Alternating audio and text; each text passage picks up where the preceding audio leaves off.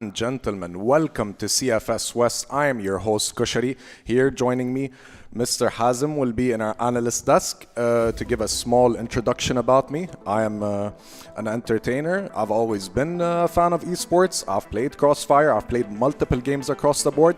And here today, we want to be discussing the standings. But first, let me just tell you a little bit about myself. I grew up in Dubai, in Norway, and I recently moved to Egypt to aspire and be a host and analyst in the games that I love. Mr. Hazem, how are you?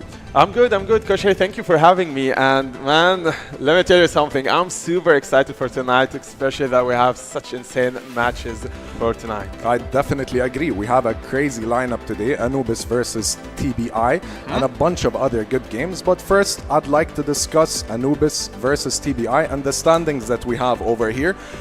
What was your experience? Since Zika, I have big shoes to fill, of course, the standings as well is very important, and I missed the first few days. But however, I'd like you to give us a brief about previous matches. Man, I mean, looking up for the standings, it's been hard for TBI, man. Like, I'm a friend with Penguin. Speaking to Penguin, he was like, okay, this is our season. We're going to get this win. We're going to be the first or the second, even the third on the standings. But man, look at them, 6th place. It seems hard for the boys, for sure. I mean, every game they play, it's always a difficult matchup for them. It's always hard for them to, get the first map or even the second one or even make us reach a third map. They always choke within the last few rounds. Yes. They do play good. We do see Hunt, we do see Dirty, Penguin doing their own games. But at the end of the day, they just choke at the end. And that's for TBI, but for Anubis, they started rough, man. Let me tell you this, first week for them, it was super rough. But moving on to the second and the third week, insanely well played by Team Anubis. They are doing such great job. We had an interview with Sad. He said, man, we had a rough week, but hey, second week and third week, it looks promising for us. And yeah, he promised, yet delivered, man. Now they look insanely good in the 4th place. Yeah, I mean, Saad, he's considered, in my eyes, a disciple of Snare, one of the best snipers in the region, possibly globally, let's say the least. Here's some highlights that we'd like to show from the previous matches, and definitely a lot of clutch plays and precise precision with a bunch of utility that only the best players in the world would possibly be able to land and execute. Yeah. One thing is about Entropy, the team that we're seeing the highlights of. You have such insane names, such as Awesome. It's so difficult for me actually to see them on the 8th place, the last positions. Because when you see someone like Manison, Vez 40, Bevan Gainer, the boys are insane, just insanely good. But when you see them losing match after match after match, it's so hard for me to honestly. But it's not about EYG tonight, it's about Anubis and TPI, at least for the first matchup, Koshari. I'd like to ask you one thing. Go ahead. Do you think the element that TBI is considered a new organization, let's say approximately 2 years old, compared to Anubis, who's been around since 2019. They played in the Elite League, which basically is considered CFS West right now. They have more wins. They even beat some teams who went up against TBI, and TBI lost to them. What are the key elements that can provide a victory for TBI, and do you think Anubis is going to have a clean sweep, or is it going to be a 2-1 and a challenging match? Well, assuming that we can see a 2-0 from Team Anubis is a hard possibility for me, because TBI, I know they're a fresh roster. I know there are some key players that have been there forever, but overall the roster is new, the roster is fresh. Judging from TBI previous games, it's not looking as good as Anubis' possibilities and chances. I don't expect a clean sweep. I don't expect a 2-0. I do expect a 2-1 from Anubis, but I do expect TBI losing because, look, about Crossfire is just based on chemistry and based on synchronization between both players, and it's just not there for TBI, man. Yeah, and here we have the key players of today's first match, which is Sad and Dirty, both representing their organizations with very impressive KDAs and other statistics. I think Sad, to say the least, Snare's disciple, multiple KDAs, very, very, very high performance throughout his career. Dirty, nonetheless, I would say is definitely the star player of TBI. Let's not forget his iconic 4K underpass Ankara, where he 3-tapped 3 enemies and quick scoped and got them the win versus Lazarus, and he proved himself. Yes, I mean, for Sad, he's been doing so good in the previous week. First week he started, it was difficult for the boys, not only for him, but the second week and the third week he was doing insanely well. I mean, for TBI, chances are there, man. Chances are there, and they can get their second win. Their place in the standings ain't the best, but hey, man, everything is comebackable for the boys. Every scenario is possible for TBI. And who knows, man, with an IGL like Penguin, when you just speak to the guy off stream, you can feel the passion and you can feel that, okay, I want to come back. I want to win against Anubis because they already lost to them previously. They already lost to ROC Esports 2-0. So now they want to get their first win. Here we have the Anubis roster with Dipsy, Doom, Penguin, with Dipsy, Sad, Travis, and Jaguar and Doom. Let's say here is the big challenge, for me at least. I don't know who will be the IGL and who will be the first entry, but nonetheless, I would say it's between Jaguar and Dipsy, some of the most experienced player. Look at Dipsy, 2-0, 2-0. It would look so bad if they lost 2-0 to TBI, but I don't think so. I mean, just highly unlikely, highly unlikely. Super highly unlikely. And look at now TBI boys, and oh, we don't have Hunt tonight, we have Avon. Avon, yes, Avon has only played regional games, but nonetheless a promising young player. And let's not forget, TBI is a new organization. They're still building chemistry and finding their flow. But nonetheless, I respect all of you. My love and appreciation to each esport player in this tournament. I wish you guys all the best of luck and Anubis, and I hope to have a thrilling match today. Best of luck to both of you. It takes a lot, man. Yeah, definitely, definitely. It do take a lot to be an esports player to shine, and man, the fact that you are here now playing against big teams such as Anubis with big history throughout the variety of games, it takes a lot from team like TBI. Look, I'm gonna give a bold prediction, man. I'll say TBI gets the first map, even before I see the first map, because TBI, thing is about them, they always get a head start on any other team. It's so hard to stomp TBI, by the way. Even if you do win against TBI, it's always close. It's always like 10-7, 10-8.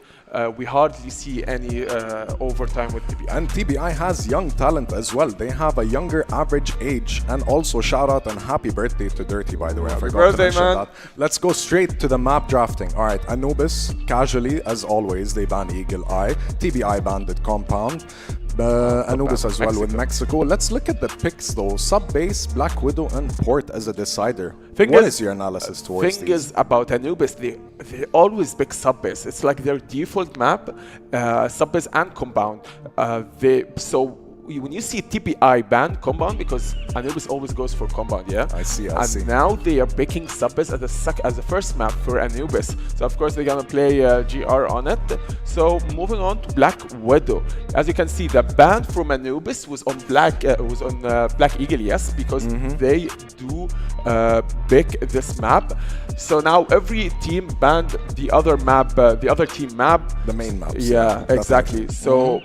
So they're trying to challenge them. They're trying to challenge them in maybe less comfortable maps compared to their main maps. Yeah, exactly. But the thing is about Anubis, they do have another main map which they picked already, which is sub-base.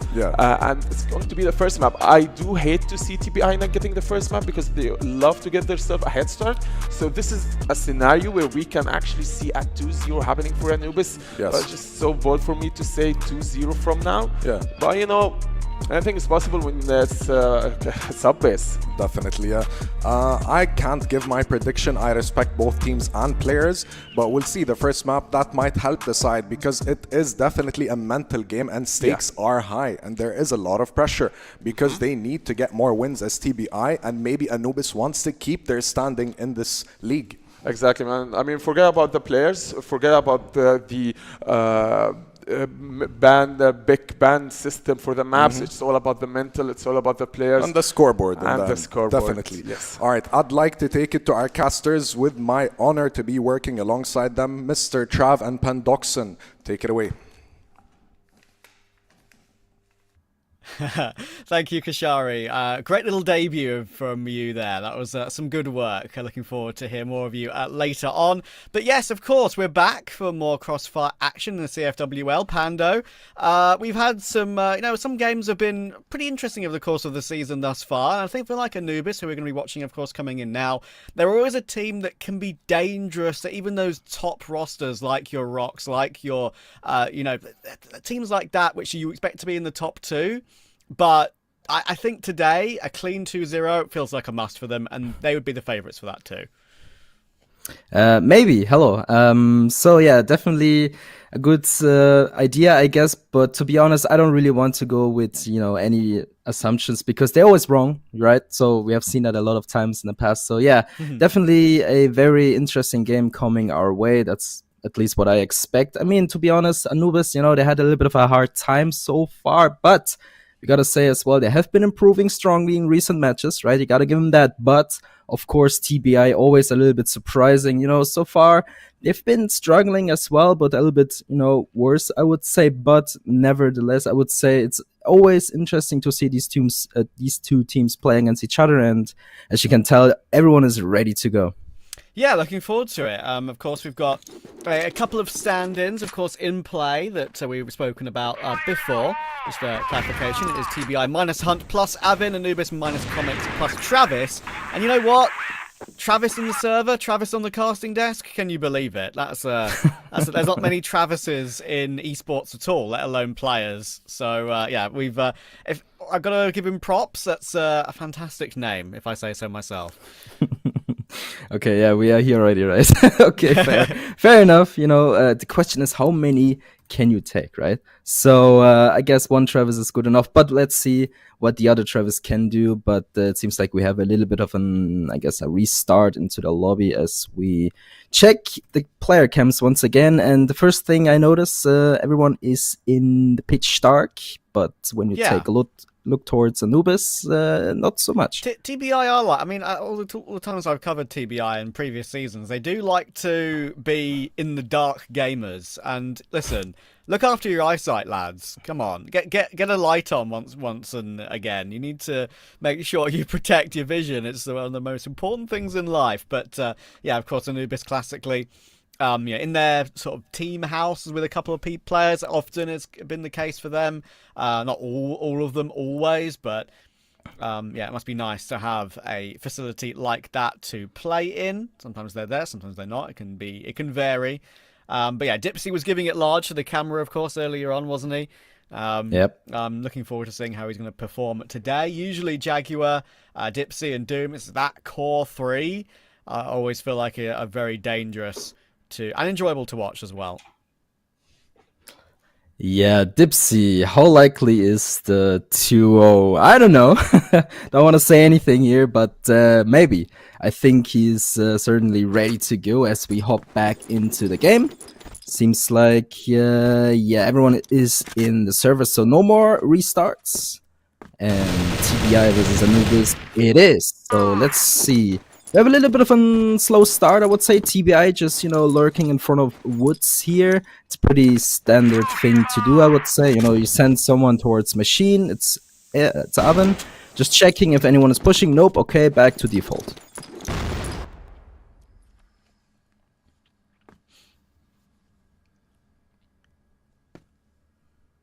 Dipsy holding aggressively. Doing a higher movement with the pistol. To jiggle with that angle. And obviously, we've mentioned it before, the desk has spoken about it too. Subbase is often a map that feels like it can be one that's in the wheelhouse of Anubis. I've seen some good performances on this map from them in the past. I'm looking to see that again today. I think it was last time I watched them, a really impressive performance. I did mention lose the series 2-1, but unfortunately for Doom, he's already been taken down early round here. Nice little push in there from Penguin and King. That's a little duo. Now Travis forced to hold a bit of an awkward off angle.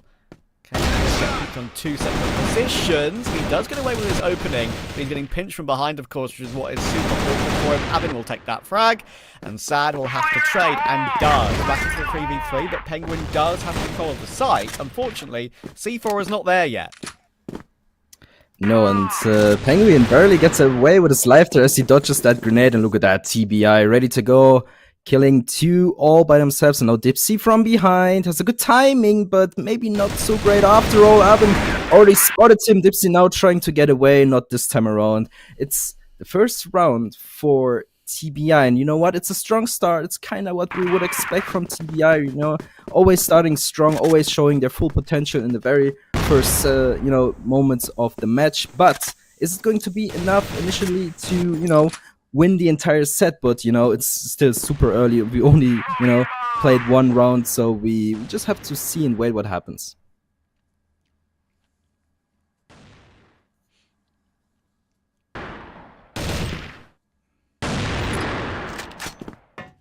Jiggling with the angle, Dirty up and down with the Orm. Now just setting up in that mid position, dropping the ball actually in the exact same position as the previous spot for it. And they're just going to reposition now, actually pretty quickly across the map. You've got Penguin looking to show presence outside that sort of B main position, and then they're taking the C4 back toward A, toward this stairs position that Travis is filling in for, of course, today. I thought we've seen some great plays from the very spot before, but Travis is so blind. You know what, though? He's done incredibly well to find 2. He shouldn't have really gotten that 2. Even 1 was a bit of a minor miracle. He'll be delighted with that hold. Now, Doom playing with the angle. Adam on the side, and Adam will just pre-fire him. Back into the 2v2 as Sad will trade. And again, C4 is available a bit closer to the site this time. So they should be able to get this plant ASAP.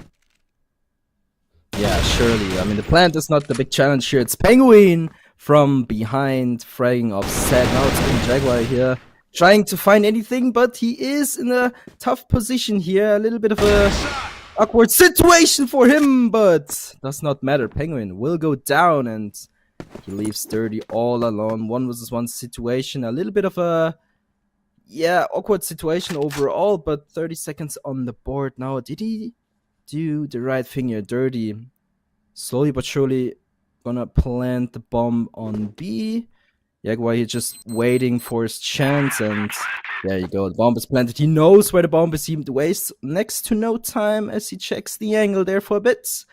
But as you can tell, Dirty already in a much better position here. Good position for an AWP, to be fair. But Jaguar here, you could tell he's really ready to go. And now slowly but surely checking the side. Oop, no one there. No one to be seen. And Dirty just waiting for his potential. The bomb has been ticked, but does not matter too much. And he didn't even see him. And this is probably it. There's no way that Dirty won't win this round. The timer's ticking. No chance. And there's the quick scope. Real great play there. The classic little, as soon as you get the bomb down, playing after plant position, get yourself into an angle where you can jiggle for information to see whether he's sticking that defuse or not. And realised it at the very end. Lovely little quick scope. Time was pretty much too low anyway. I think if he held it, it would have got it. But of course, we all knew Dirty was going to peak. Great work. Early game from TBI. Again, they go for that push down the stairs strat. But in the end, it wasn't where the round ended. A good reset to recover it elsewhere. Dipsy does spot the information as they jump back and forth through the mid doors. See how close that is all the time? Nothing happens. So funny. All the time when someone is like hard scoping through the woods here, you can really tell how close these angles are. But Dipsy, nonetheless, picks up Penguin. A big kill for his team, and eventually he will find a second, but the smoke is good. There's nothing to be seen for him, so he just backs off. Good decision here. And now King lurking, but there's another smoke, as you would expect it. And look at this, Dipsy! What smoke? What smoke? It doesn't even matter. He just, he just kills him. And now Travis, of course, who else but Travis, right? Kills Booker as well, leaving Dirty all by himself. 1 versus 1v5 situation. I would say not very likely, but never impossible, right? Yeah, never impossible. But there's a bit of a difference between a 1v5 and the 1v1 he won in the previous round. In a second, lovely actually. Ooh. Quick scope on Sad there, but he's only got 40 seconds to make his way into the site. He's getting flanked as well right now by Dipsy. There are about to be 4 players all facing him, converging. And they won't just converge, they will convert as well. Anubis are off the mark in this first game of the day. Look at these angles, so sharp. Not even a challenge for these guys, so talented, I gotta say that. But 2-1 it is. Anubis slightly behind, but look at Jaguar here. Ooh, in an interesting position. Pushes Machine early without being spotted, but how long can he hold this angle? You can tell Aven not ready for him. He picks him off, pushes back now, and that's your first kill right there. And Dipsy, once again, fighting everyone in woods there, but is it going to be enough or not? It seems like TBI has the better idea. Picks up 2 already now. A third as well. And ooh, this round is falling apart slowly but surely. Now it's only Travis and Jaguar left alone. And look at this. Ooh, tough angle. But not this time around. Now Travis 1 versus 4. The exact opposite. -1, I guess. But look at this. Just so clean from TBI. Yeah, good work. Peeking off each other's contact. Making sure they're not giving away any kills for free. Penguin doing a wonderful job there. Jaguar did rush in when he knew the information of where Booker was playing from, but couldn't do anything about it.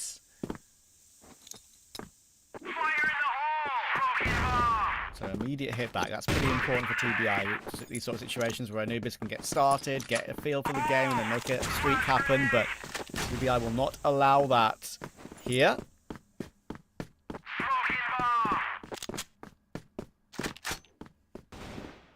Well, it's always interesting to see on Subbase that, you know, everyone is trying to get as much map control as they can get early on. It's pretty much the machine fight all over, pretty much all the time. Not always though, but most of the times. And look at this Penguin, hello! Dipsy not even ready for him, and now everyone backs up. Hello, thank you very much for the entry, and let's reset here and look at this. Oh, it looks perfect actually. Everyone is just backing up, you know, let's go back to our default and, you know, work from there. And you know what, Dipsy, you know, he has found some good entries here and there, of course, but he's always pretty much dead after it. So I'm not sure what the issue there is. Maybe he's just too confident, you know. As soon as he gets one, maybe go back, you know, change your positions, be more surprising, I guess. But surely he has another idea for the next round. But right now, TBI looking super strong. Jaguar ducking and diving. The information of players working their way in toward B. And right now the setup for Anubis is okay, but it all depends on timing with these sort of positions, and Avin can work his way through while Doom is distracted by Penguin, and that's a brilliant timing on that. Doom will get removed now. Jaguar is under so much pressure and they get completely overwhelmed. Sad is miles away from the equation. C4 planted on B. And there's no saving in Crossfire, but you may as well save your KD at this point, because he's not going to be winning this one. Oh, no, probably not, right? I mean, once again, tough situation, 1 versus 4. We have seen this, like 3 times now? I mean, twice on, you know, Anubis side and once on TBI side, but still a kind of weird thing. And a pretty common thing that people like to do, especially at like major events, right? Like CFS or whatever. They just use the time to communicate, to speak, to whatever they do, right? So even though Sad dies here, and, you know, you can make, you know, some fun of him, yeah, he's like hiding, whatever, but they use their time like pretty efficiently, right? So they use a little bit of a timer to go over their mistakes, as you can tell right now. And it's just a matter of time, really, if that little bit of a conversation helped them out or not. But TBI, again, I have to say it, very surprising right now. But also one thing you have to, you know, consider is that the BL side of things on Subbase, a lot of teams prefer that side because it's like super hard to hold for the GR side, right? You can pretty much entry all over the place, kind of hard to hold, but this is probably why a lot of people prefer that side. Yeah. Let's see if that reflects on the following rounds in the game as well. And yeah, I think overall TBI looking a lot cleaner. As you can see there, some laughs and giggles from King when we went to the player cams for TBI once they'd cleared the final player. And immediately after he does that, he's like, yes. Serious face, back on again. Immediately goes back into the discussion with the team.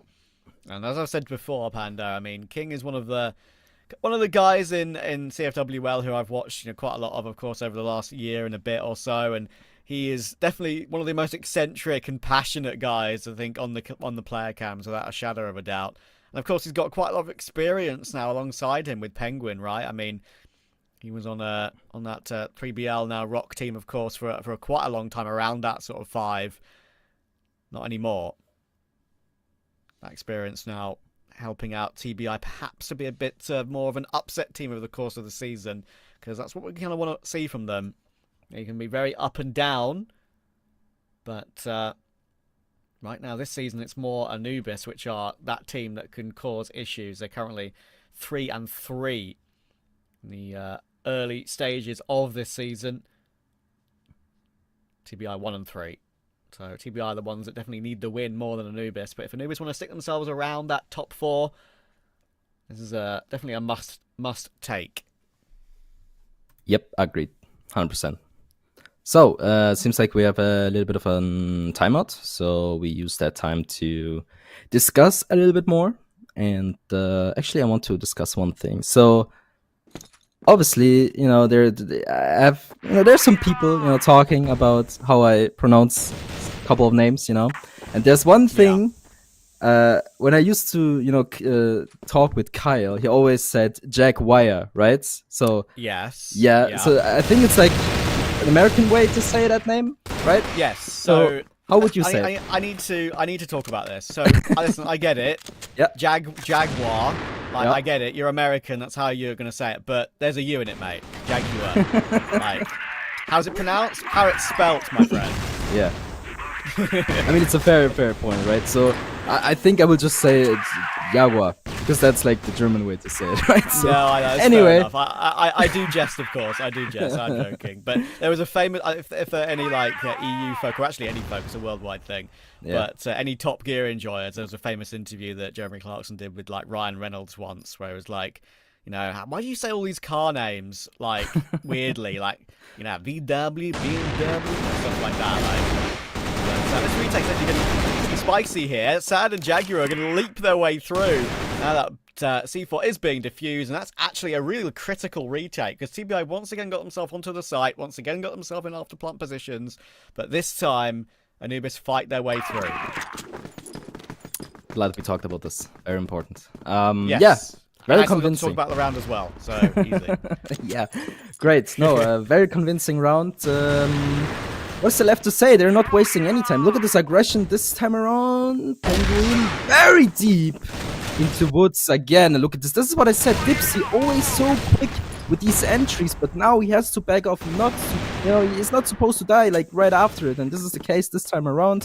Booker now trying to fight Travis, and this is the case. Picks him up with all the pressure in the world. Now he has to do some more magic, but not this time around, as he gets killed right here. And once again, we see this position, and let's see if TBI did their homework or not, but seems like it will not matter this time around, though. I think I saw Dirty sort of half check it earlier on, so I think they are aware that's a spot that they do like to play. There was no one there in the occasion he checked it, of course, as the way the game goes sometimes. Now out there, behind Sad, didn't realise he was in that position, and now he knows where Jaguar is as well, because he got the information of him trying to trade. Decent util to push him away. Now he's pinched between Dipsy and Jaguar, but it's an important headshot from Dipsy to immediately take him down. So they're starting to grow into the game now, our Anubis.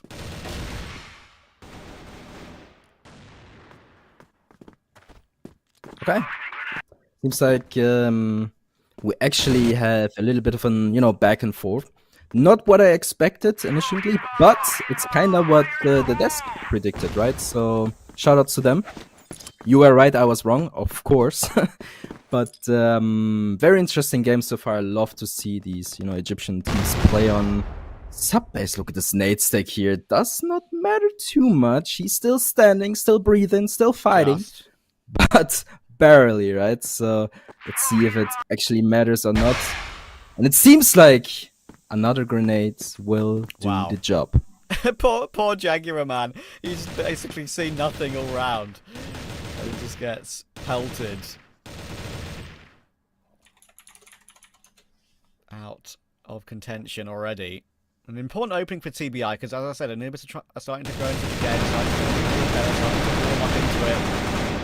Smoke will be checked by Avin. Make sure there's no one playing behind. I think he's aware that things are in that right corner. There's the pre-fire, but Dipsy ducks and dives and gets the kill. It's a huge hold for him, and getting 2 is amazing from that position. They knew where he was, and he gets away with it. It keeps it in a... I say keeps it. It recovers it into a 3v3. Look at this now. Whoa, Penguin! Peekaboo play once again. The grenade will finish set off. And that's actually quite sad for him, isn't it? So, yeah, definitely a strong little bit of a frag. Then look at this, they're still not done dancing and, dirty. Good for 2. Finish the round with a, great fashion. You can really tell how focused these players are, right? Pitch black, only the screen in front of them, nothing but pure, I can almost not describe it, but it's very interesting to see in comparison with Anubis, of course, right? But 5-3 it is, TBI with a strong start, but let's not forget BL side of things, so we will just have to wait and see what happens on the other side. But right now, TBI, very surprising for me. Yeah, it's super solid. I am impressed for sure. Penguin will try and wander his way forward here. He might be going a little bit deeper on that one, a bit faster than Anubis were expecting. He will go and look for it now, but Doom does the right thing and jump spots him. However, Jaguar again taken down already, and there's lots of pressure being put forward here by King. He's trying to run Sad down. He's helped up by Avin. He does get himself a kill in the end. The trades all come through in good fashion for TBI, playing as a pack, playing that great prep position. For Penguin as well, lurking all around, and a big smile on the face of King. He is loving life at the moment, and so are TBI. They're in control at the moment.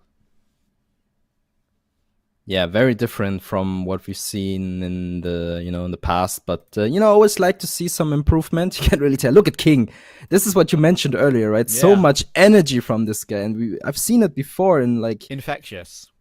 It's just, as soon as King starts speaking or motivating the other guys, it's just some kind of aura, right? All over the place. Everyone feels the hype around him, and especially considering they're close to each other right now, physically, right? So it just has to be some kind of aura in this room right now, which everyone is you're picking up.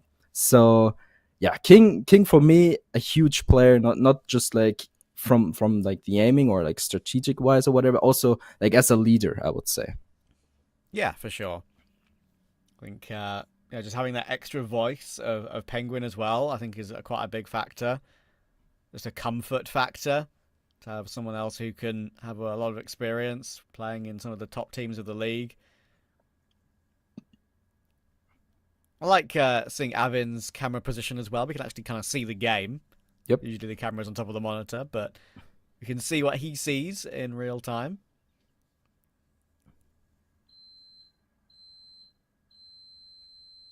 Yep. Seems like we are joining back into the game.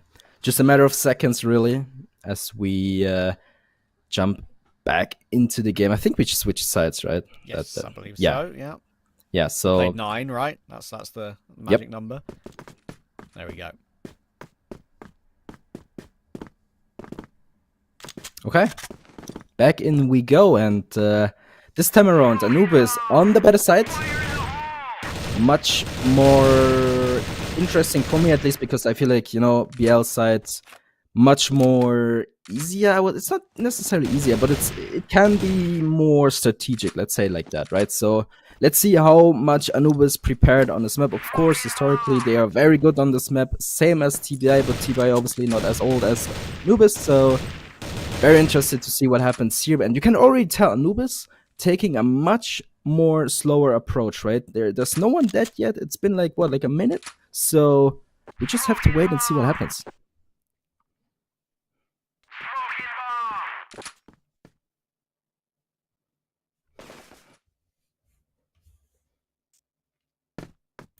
Okay. Working our way forward.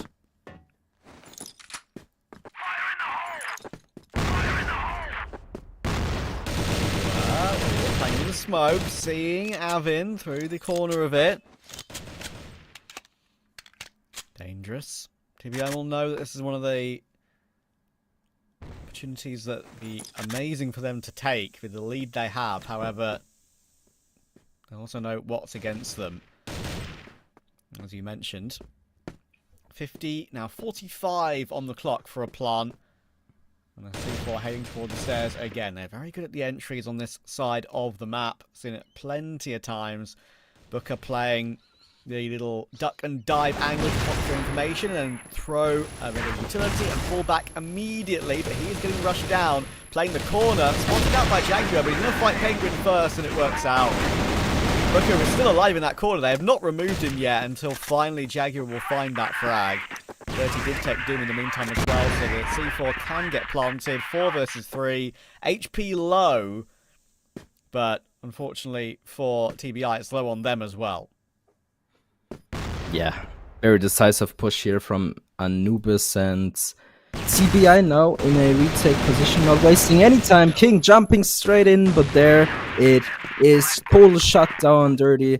Not really able to get much done here, but overall, Anubis, you know, pretty much what I've expected from them. You know, it's the outside of things. Really, I can't say it enough. It's really something you have to mention. And TBI now, they need to prove that they are super prepared on this map, because, you know, if you are not able to hold any pushes, you will have a hard time. But of course, with Penguin on the roster here, I feel like, you know, they have to be prepared. They have to have like counter strats, whatever, right? So whatever it takes, they will have. And Dipsy, first one to actually pick up Penguin here. It's a little bit unfortunate, but it's not the end of the world, as Travis maybe... No, never mind. Okay, I thought maybe Booker is a little bit closer to these stairs here, but this is not the case. And yeah, again, overall, I would say Anubis has a much more slower approach, which isn't necessarily the best thing to do, but right now it works perfectly against TBI.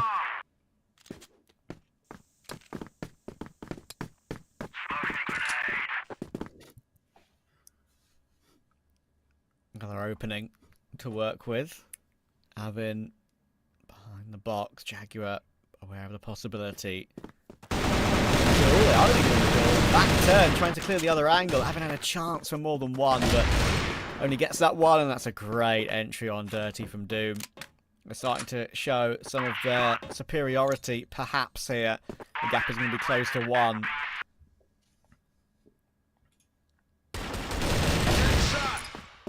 Hang on. Yep. There's a chance.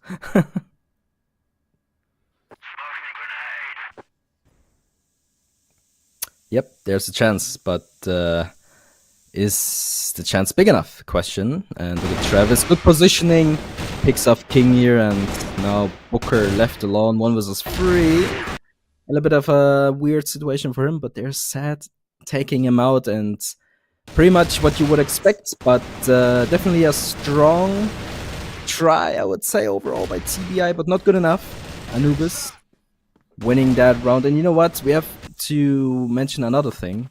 This is Anubis map pick, right? So Anubis should be the better team on paper, I guess, but right now I think it's the 2nd round in a row, so one more for Anubis to make things more even. And once we go that way, the question is, can they stop that snowball? It's a weird thing for me, at least, but TBI, they have to answer quick now.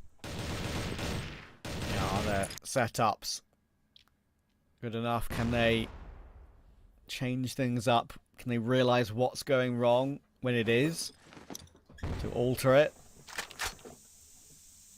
Sad holding the line. A lot of pressure in this mid position. Again, looking to push down the stairs toward A. Only really one player here right now. It could be very awkward. There is a flank, but Penguin's being checked by 7. That's the big one. But now Booker now needs to multi. not going to be able to do much with that. They are running them over right now. Every single position I feel like they're in, every gamble that TBI take is not paying off.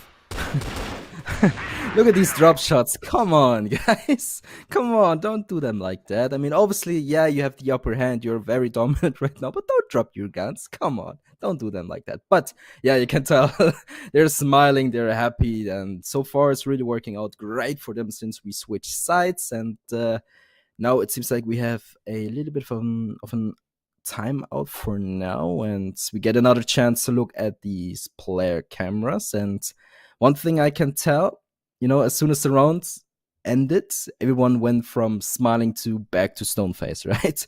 And of course, on the other side of things, TBI have a little bit of a discussion. You know, they have to change something, and as I would assume, it's probably the coach talking. We had this before, right? So as soon as everyone is just not talking, just listening, we have a coach in the back just talking. And yeah, timeout here from TBI, a much needed one in my opinion. And what can they say to make things more likely to go their way? Both teams playing with stand-ins today. We're Avin and Travis in the action.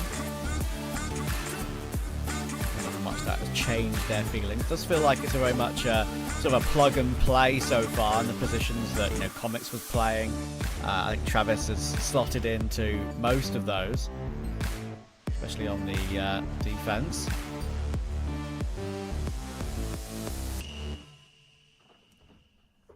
Yeah, see that? That's what I'm talking about, right? Yeah. Discussion. It's happening. And 20 seconds left for that timeout. And for some reason, Dipsy is having a lot. He's having a lot to say right now. Not sure what is going on, but yeah, why not? I guess. So let's talk about this, right? So Travis now in the mix for now at least, right? So how would you rate his performance 1 to 10 so far? I would say so far he's slotted in and done everything that's probably been asked of him so far. I haven't seen any whiffs. I haven't seen any, you know, egregious pushes. I think he's played really solid so far. I'd give him a good 8 out of 10. Ooh, that's pretty good. Yeah. Obviously, you know, the 9 and 10 would mean if he was like going 10 and 0 or something ridiculous, but that's always a bit unrealistic. Mm-hmm. Yeah, I think he's so far. I feel like he's slotted in and done everything right for him. No bias because of the name, I promise you. Yeah. Penguin. No. Go ahead, sorry.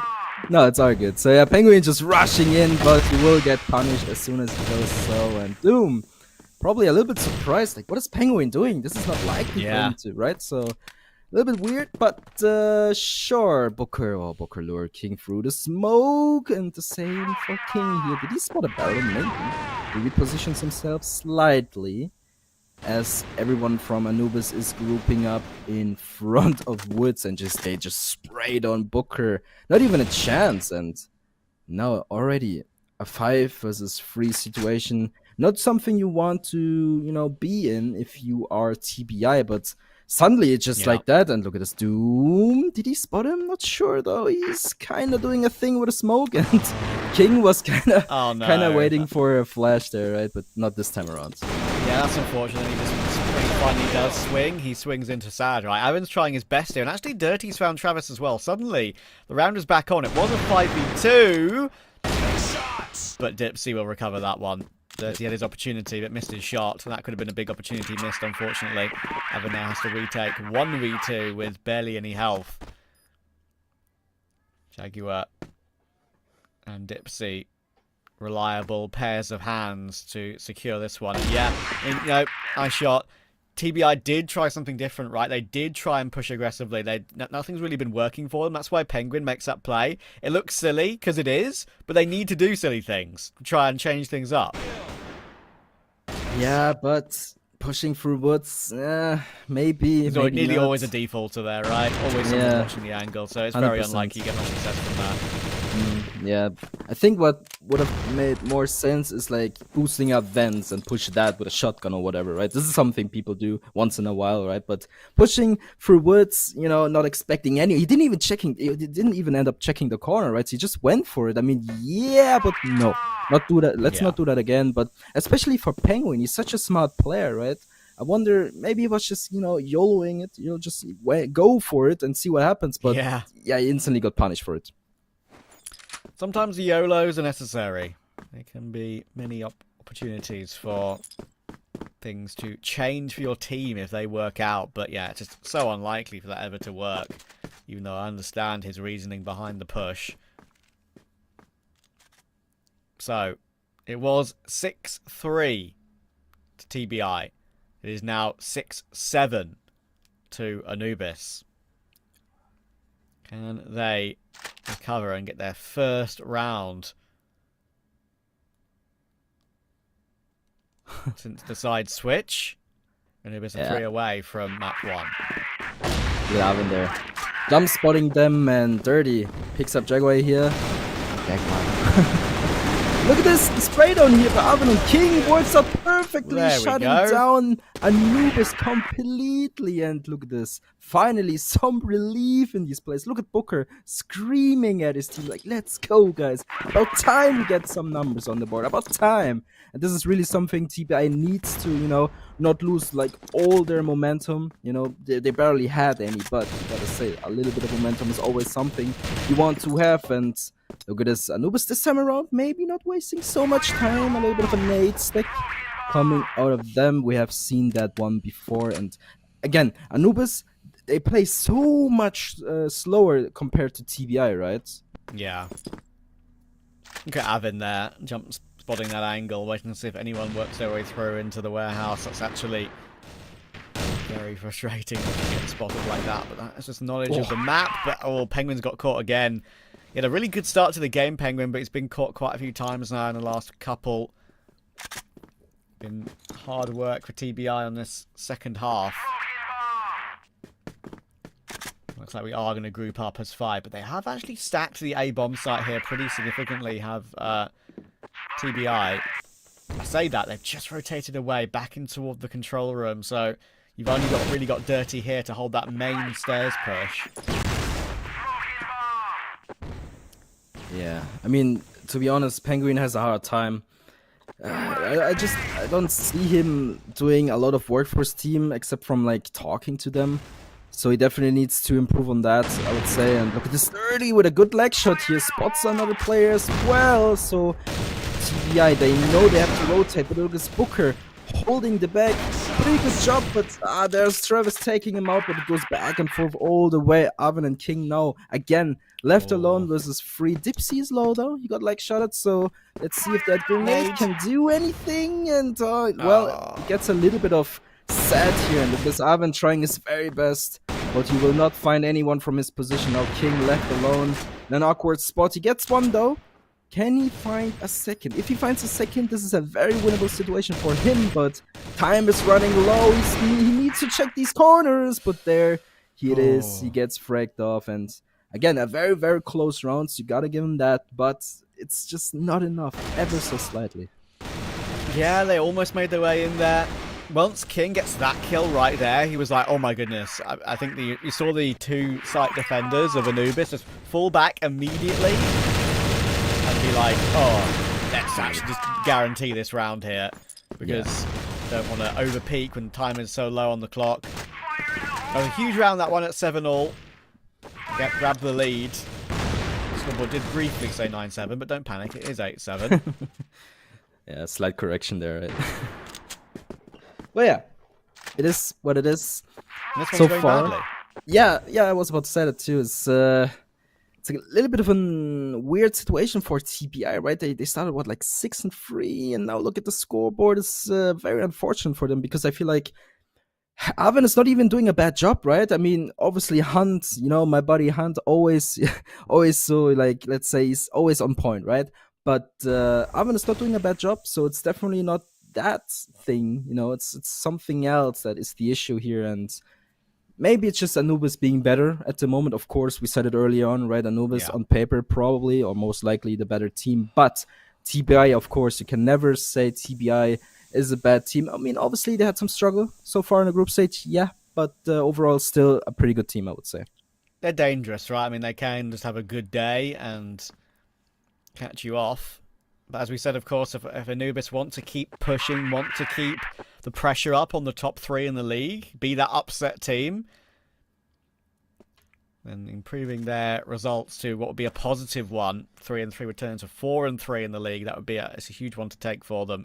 TBI do need just to get this win purely for some confidence in this particular season. And they will be taking this round. There was never really any way in for Anubis in this one whatsoever. Penguin has held the line, and Booker will find the last. That is what you want to see. They're still in contention here. The early start from Dirty really set them up. Yeah. Maybe Penguin is listening to me when I said, yeah, he's not, having the greatest time. Look at him. Sorry, but here we go.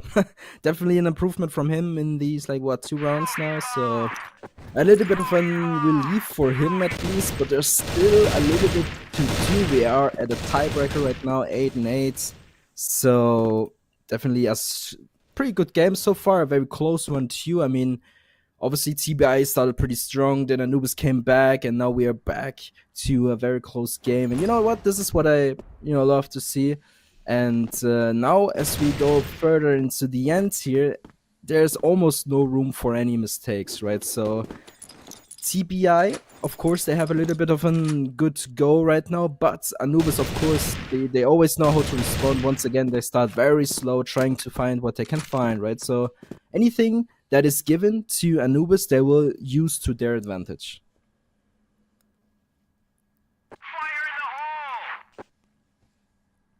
Quite a lot of progress here.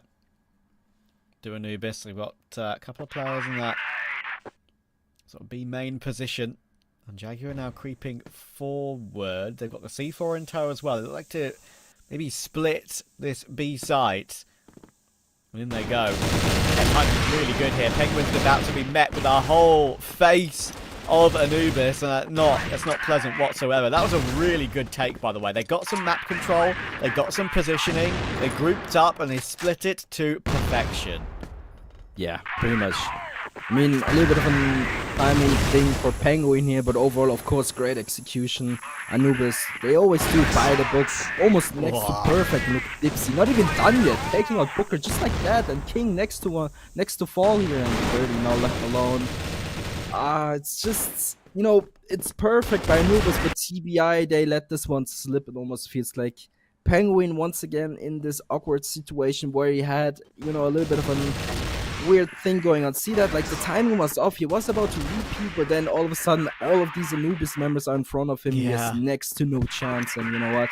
9-8. It's unfortunate because, he did just want to reface to check for information, and unfortunately for him, the information is literally 4 players. Anubis found some brilliant timing on that one, and once they realised they got themselves into that position, they didn't waver from their plan, right? They stuck with it. It's almost like they had that one strat in their back pocket. If we can get control of this position in the map, then we're going to go here straight away. And it could be done and dusted here. Can Booker hold the line? Oh, he's out of bullets, but Dirty's here to support. We could be going to overtime. Travis will finally run him down, and Dipsy finding King is huge. The trades are still thick and fast, but Dipsy! Ooh. Oh, the kill on Dirty is ridiculous, but he does run out of ammunition toward Avin. It's a 1v1, nades going either way. Travis versus Avin for either overtime or the completion of the map.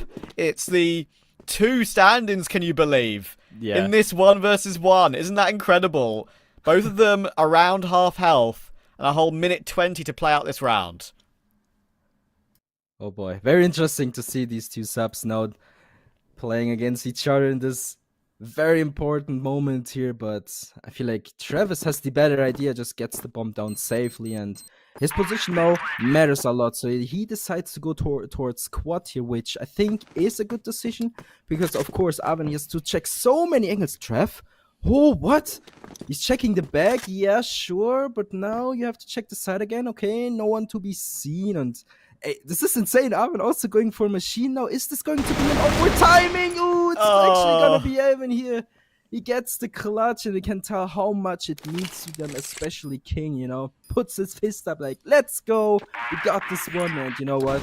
It is going to be a very interesting game. It continues to be very interesting. It continues, and it will continue. Indeed, Travis will be upset with himself there. He had an opportunity to close it out then and there. He tried to play a very unpredictable position, like very far away from the C4. Don't blame him, really. It's the battle of wits between the two subs, like you say. What a situation to find themselves in. But now we go first to 13, or perhaps even that golden round. Who knows? It has been back and forth pretty much the entire way. Well, overtime, huh? Yeah, so overtime against, you know, pretty much anything I would ever expected. But I gotta give them that. TBI and Anubis, so far, they both have a very, very strong performance. Again, I will repeat myself, but TBI, they started off strong. Then Anubis came back, then the game went close, and now we are here at overtime. And, you know, this is where it all matters. This is where it comes down to, right? So they need to have some, you know, some ideas, because now I would say their playbook is pretty much empty right now, because they use pretty much whatever they wanted to use, and now it comes down to these very, very close rounds. Yeah, that final round of regulation was actually a bit of a stunner. It was back and forth the whole way. Probably the most entertaining round of the game. Dipsy really tried his best, didn't he? I mean, he was spinning on the top, back and forth, doing so much work. But we're going to get going now for overtime. And, of course, we switch sides again. So time to see if Anubis can remember what went right for them on the defense. Because, of course, if you remember, they didn't look too hot. I agree. And you can already tell how much faster TBI plays, right? Already in front of A down here, ready to go. The util will come down. Now Travis completely blinded by the lights. But we've seen him perform before, not this time around. No performance from him there. And TBI takes the side with fashion. But there comes all that fire from above. All that grenade. Oh, these grenades really hurt them. You can tell, look at these HP. Like, oh, a lot of damage being done here. Now King in a very, very good position here. Good off angle, I would say. I wonder if anyone is going to check him, especially since he's like kind of in the smoke there, but the smoke will eventually fade. And look at this. There's some movement happening. Oh, King completely blind by the lights, but it will not matter. Sturdy picks someone up. He gets a second. Booker now trying his very best to find Dipsy as well. And this is the case, but Sad's still alive. 10 seconds on the board. Can he do it? Can he do it for his team? Alvin dropping his pistol just to, you know, whatever. But yeah, that's a round. Oh, goodness. Another wild one, but a great recovery again. I mean, I thought for a second once the close position of King did get removed, they would be able to work their way back in. But, you know, TBI remembering the basics, what went right for them earlier on. They know that Anubis weren't perfectly solid on that first half, if you remember. Feels like a long time ago now. But yeah, I think we've got a fantastic opportunity, and that is a wonderful opening from Penguin. Dipsy goes for the peak, gets punished for it.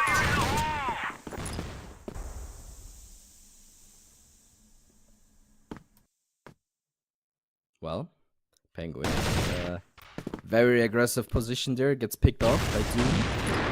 That now trying to hold off this push. He gets a leg shot though, but Travis is doing so much. Look at this. Double headshot for him, and you can tell TBI a little bit stalling with the push here, but Dirty just trying to find whatever he can find. The angle is sharp, but it's so hard to hit. Booker goes down, and now Dirty left alone. 1 versus 4. Again, I've seen this a couple of times, and wow, what a shot here with the pistol. And yeah, so pretty much I would say we see a repeated, you know, game so far, because obviously they switch sides, and you can tell, okay, TBI plays much more aggressive, but of course Anubis, they are so prepared, they have a lot of strats, and This is why it scores at 10 right now. 10 out of 10.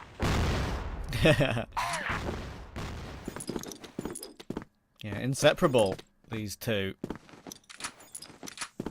Sub-base is a map that you rightly said earlier on that both of them can be good on and have shown good form on in the past, and actually proving it on, in some occasions, on both sides, right? They've shown good moments and the entirety of the game thus far. Mostly the attack, though, of course. 2-6-3 halves obviously got us to that 9-all.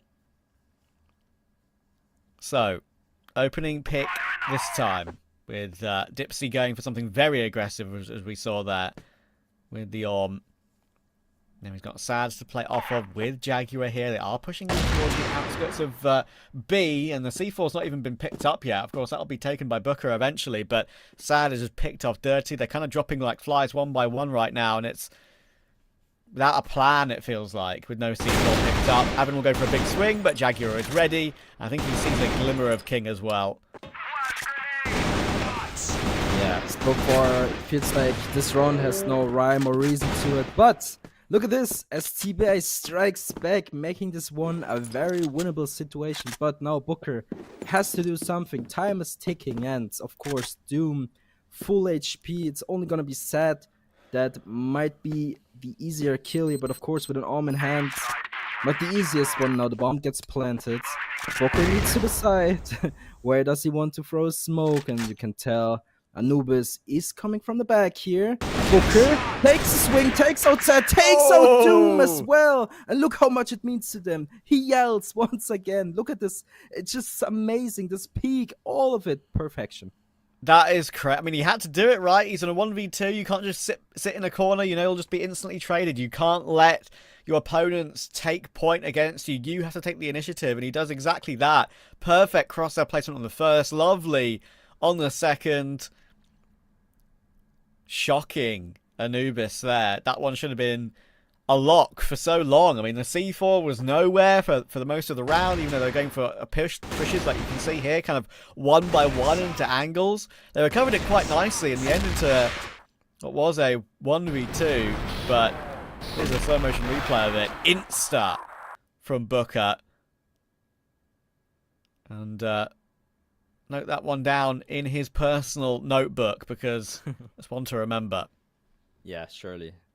Someone clip that. Thank you. So yeah, what does it mean for Anubis? It's an awkward round to lose for them, of course, because, you know, they pretty much had it already. It was theirs. All of a sudden, it's not. And of course, with that clutch, it always happens here and there. You know, nothing you can really do about it. You know, they grouped together. They went for, you know, the back push from Woods towards a down, but sometimes it's just not meant to happen. So, of course, shoutouts to TBI. They are much needed round for them, pushing them further to the, you know, finish line. But the job is not done yet, and Anubis, surely they have something in store to answer, and I feel like pressure is on now. It is. It is. I feel like this could be a much longer series than we thought, especially if TBI take this map of sub base. I think that would set us up for maybe 3. We'll see, though. I don't know if, I'm sure you probably caught a little bit of it the other day when we had that Mexico third map decider, right? That was pretty crazy, a rare one. Mm-hmm. But none of that madness today. But we could still have some crazy deciders. Does feel like it could be heading that way if TBI get over the line here. We'll see. Booker playing with the angle, waiting for information that would come down toward his position. We know that Anubis were very solid on their... Oh, okay, on their attack. But yeah, they've actually moved back away now. C4 back toward the position of Doom. He was kind of like just spotting it for a while now. He's got 2 teammates there, so he doesn't need to do that part of the round anymore. So he's going to move away. Spread across the map right now.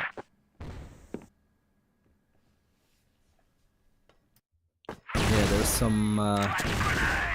something is happening. Anubis just, you know, pressuring towards a down to get a rotation, and so far it seems like it worked out perfectly. Look at this rotation coming out of TBI, and Oh, well, Anubis a little bit stalling with the push on B long here towards quad. I feel like they could have, pushed, but of course it's easy to say when you have the map wide open, right? So Penguin here picking off one player all by himself here, making this one a more even situation. Look at the time, 25 seconds now on the board. Booker in a very key position here. Are they gonna check here? And it's a very, very common spot. And Booker, good for 2 in this round. Once again, is falling apart as Dipsy also gets spotted in the vent location. And of course, there's nothing he can do. He could go in, try his very best, but of course, this one goes all the way to victory for TBI. How many big moments from Booker, man. I mean, as you say, common angle, but maybe that late in the round with however many seconds there was left, like 12, 13, something like that. Maybe it's just something you don't consider because you are hurried to look for a plant. I think that would have been tight either way because the setup was looking strong enough to deal with it. Booker steps up again. A bit of help from Penguin on that third. Anubis had a couple of opportunities, if you remember, to get this one done, but now TBI have some of their own. Yeah. You know what?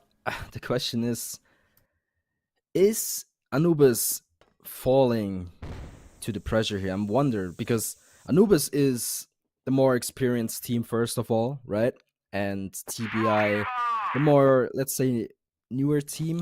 Obviously, they have some experience as well, but you know what I'm saying, right? So Anubis in a very difficult spot now, 10 and 12, and Oven already good for 2. Can he find a third? Not this time around. Doom takes him out, but it's a big kill for TBI. 2 big kills for TBI, and you know what? This round is far from over, but Travis still fighting with Penguin there. That's one. Can find a second. Not this time around, as Dipsy takes him out. Okay. This is the chance for TBI. But a 3v2, and look at the help on Dipsy. Surely he goes down. He absolutely will. What an opportunity. Just Doom to find. What a map. Very fun watch so far. An upper angle for King. Will be very disappointed in himself. He didn't complete that kill, but surely one bullet anywhere will get it done, and Dirty will sort it out. Booker, wow, goodness me. He did so much work there at the end of that game. Don't forget Avin's 1v1 clutch against Travis as well in that last round of regulation, right? The 2 stand-ins, the 2 subs going up against each other on sub base, funnily enough.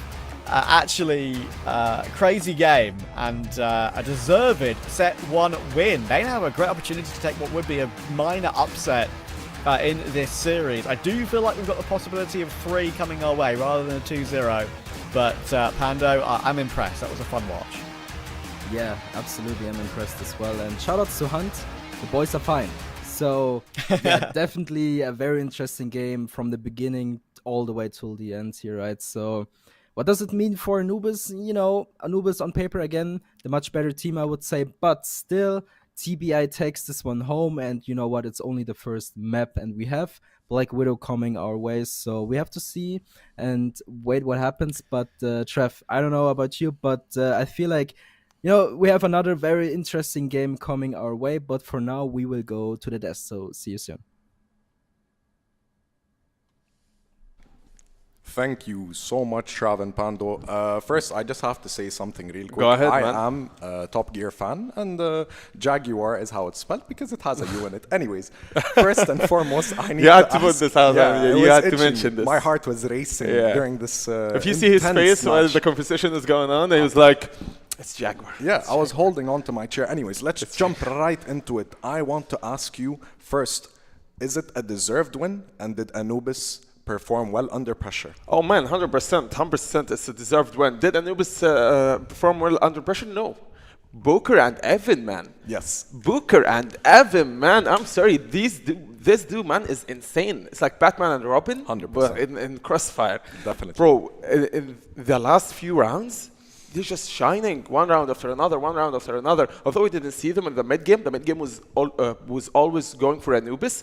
So the early game was going for Team TBI, of course. Yeah. It started with, when we were on the 4th round, Koshari, 4th round, it was 6-1, the score for Dirty. On attack, yeah, because it's an attack map nonetheless, yeah. Exactly, but you don't get to see someone with the 6 kills, 1 death in the start of the 100%. first map.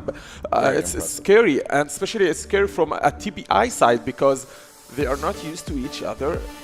Man, you're lucky, by the way, because this TPI performance is just one of the best. Yeah, this starting experience of had me holding on to my chair yeah. every single round, especially after the timeout that I think Anubis had, and Yeah. then they started shifting it up a little bit because I noticed that Doom as well and Dipsy, if I'm not mistaken, yeah, they both swapped a sniper on defense and got a lot of value from some minor recklessness that came through from TBI, and they were extremely patient on defense. Yeah, they were.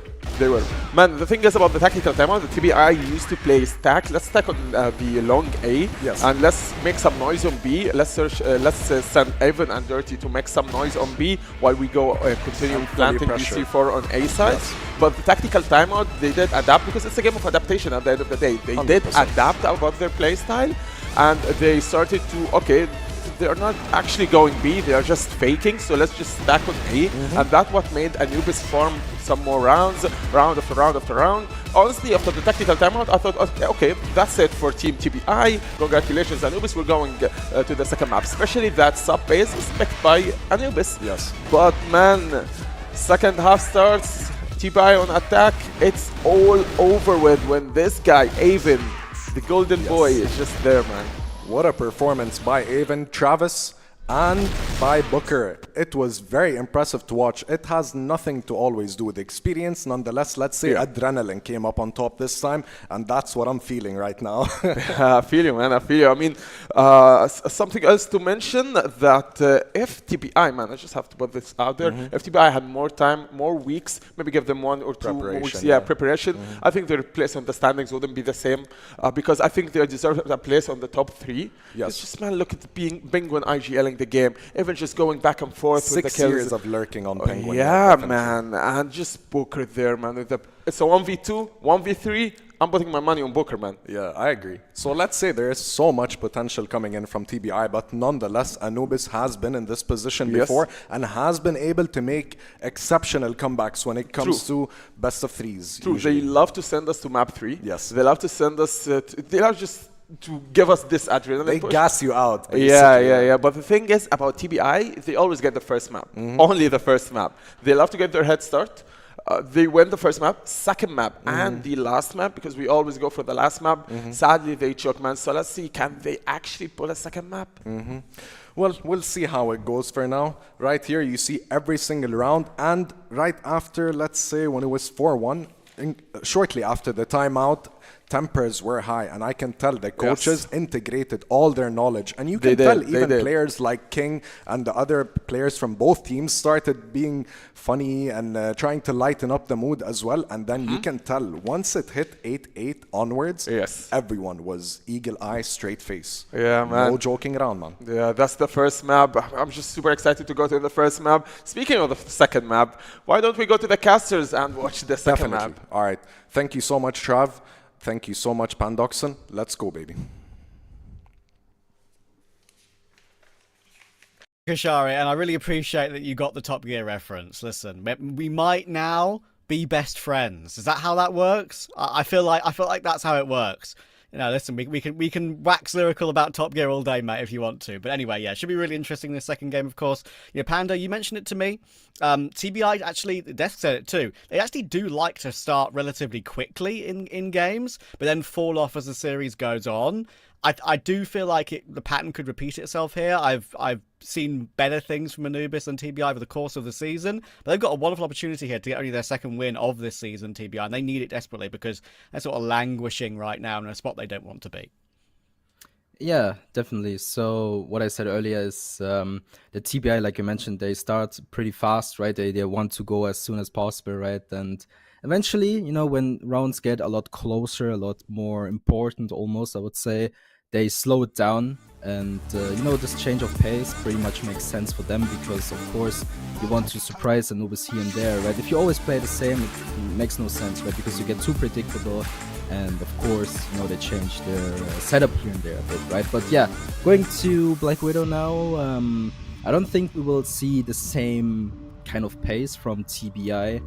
But I feel like we're gonna see the same pace from Anubis, because Anubis, also historically, I would say, is one of these teams that like to, use their full time, slow down, play standards, play, some peekaboos here, but never ever, instantly rush in. It's a very rare thing to see, and I think it will prove itself here once again. And look at this, TBI, right? So TBI already very aggressively. Anubis is trying to get some map control, but they will fall back as they, just, give up on that position. And it's pretty much what you would expect. Yeah, playing on the front foot very quickly and already starting the game hot, with King getting the opening and damage to Jaguar in the meantime as well. I was talking to Laz about this lot in one of the game weeks last week, I think it was actually.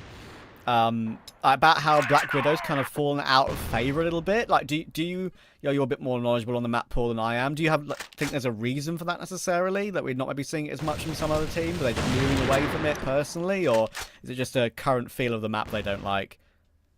Yeah, it's a good question. I can't really tell you why, because there's always a reason, of course, but the reason why they choose certain maps is always different. 1 month ago it was because we are good on that map, right? But the next month it's like, what, maybe we just don't like that map anymore, right? So okay, tough question for me, to be fair, but there's certainly an answer to it. Penguin, good position, gets to Dirty with a follow-up. It leaves now, well, it did leave Jaguar in a clutch situation, but doesn't have enough fangs and claws to deal with that. They'll get taken down, and a great start for TBI. Maybe they're continuing where they left off. They seem very hyped, very up for the game today. And who knows, maybe the fact they're both playing with subs, of course, is in a situation where maybe it does favour one team over the other, even though neither Travis and Avid could be blamed for any of the situations they find themselves in. I feel like they both played quite well. But, it can change setups, change feel, change vibe sometimes as well. Sure, of course. And this time around, a very, very slow round, right? We have some nades here and there, some utility being thrown, but of course, everything has to, slow down eventually, right? So this is the case as we are 1 minute in and no one really has died yet. It's only Booker with a little bit of damage. And let's see. They're just grouping out in front of B, and you can tell Dipsy there with the fake, potentially getting a frag on the rotation here, but it is, of course, the rest of the squad to make a move here to, make an opener. Otherwise, it could also be, Dipsy jumping in first to make everyone rotate, or they do it at the same time. There's so many possibilities of executing. You can tell it is going to be four of the boys jumping onto B. Now Dipsy slowly just wasting a little bit of time as he jumps down towards camp. But I think maybe got spotted. There you go. Dipsy picks him up. This is perfectly executed by him. He gets two. That's so huge. But now it's a 3 versus 2 situation. Booker and Alvin, of course, in a clutch. And of course, it's going to be a very tough one because, getting back onto the B side here is something that you don't do all day. Look at this Armin trying to get onto the side here, but of course, 15 seconds on the board. They have to make a move eventually. On top of all these boxes, will get one, will get the second, and of course, Anubis gets this round. Yeah, it's just retaking is so difficult, isn't it, in that sort of situation. Dipsy did a great job of dropping down, not just getting the 1, but getting the 2 as well. And then retaking, as I said, when you've got that crossfire set up, when you've got players holding every single angle, there's no way in really. So, immediate answer back, and a pacey start to the next round. That's a really nice choice there by Doom and Jaguar. They choose to go through together, through the mid doors. They've smoked the cross. Lavin now is wondering where they've got to. Put himself in a good position if they are to run through that mid-doors position again, but obviously no guarantee of that. Penguin will get a really good response once again, actually. Spotted by Penguin. And that for A1 can do a lot of damage through these boxes, but Penguin continuing to be a menace. Will actually get a reload off and play behind the angle. Almost gets another. doing some great work early game again. We saw him early game in the previous map do kind of exactly the same thing, being a menace. He started the second map the same way. Booker will find Jaguar as well. It goes to 2. But Doom with a quick trade to make it evens again. So it's almost like you mentioned earlier, right? The pattern begins to repeat itself. Same with Penguin, right? So in the beginning, he has a pretty good performance, but he potentially might, fall off a little bit here. But maybe not, just the beginning. So no need to assume anything. As said, picks King. Hello there. Very good frag, now leaving Booker alone. And Booker, in the middle of no man's land, is really... I think he was about to flank, maybe. Not sure what his position there, was meant to be. But nonetheless, 1 versus 2, Doom and Set, of course, going for the cross play here. Very good one. I would say it's almost unlosable for them. But if Booker is able to find Set early on, it could have been a winnable situation. But of course, Doom, helps his friend here, secures the round. And yeah, what can you say about that? I mean, Anubis, they're starting to, improve. They had a little bit of a rough start almost, I would say, but now they're here ready to play. Look at this. Ooh, there's no one wasting any time. Anubis actually with an aggressive play, question mark. Yeah, that's a couple of times I've tried to put that into practice in the opening of a round. Previous one, of course, I managed to take that mid-door duel. This time they choose long, and it works out both times. Previous round, of course, there was really no way back in the clutch for Booker. He's been a bit of a hero throughout the series thus far, but sometimes those situations are just impossible. Well, TBI will be thinking, do we want to go pushing for another? Do we want to go pushing, looking for information and trying to recover the round into an even standpoint again? Or do we just play our spots and hope for the best?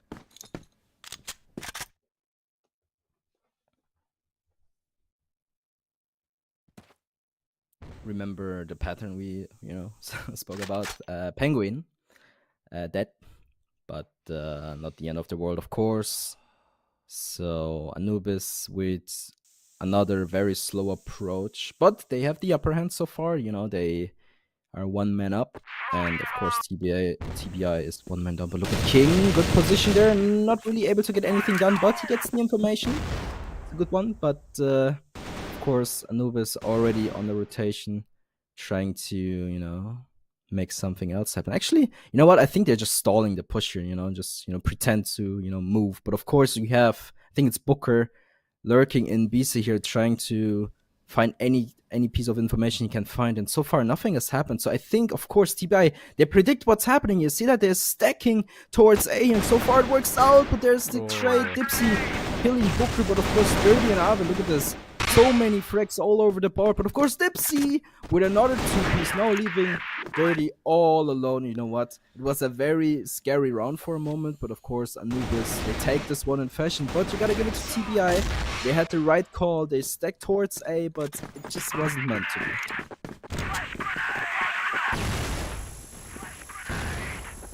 Oh my goodness, the amount of May damage Dipsy and Sad just took working their way out long was pretty insane. But again, they get the map control they wanted. 3-1 the lead, getting the important kills at the important moments. Dipsy's been very impactful in their sort of mid to late rounds where you need someone to deliver. He is doing that.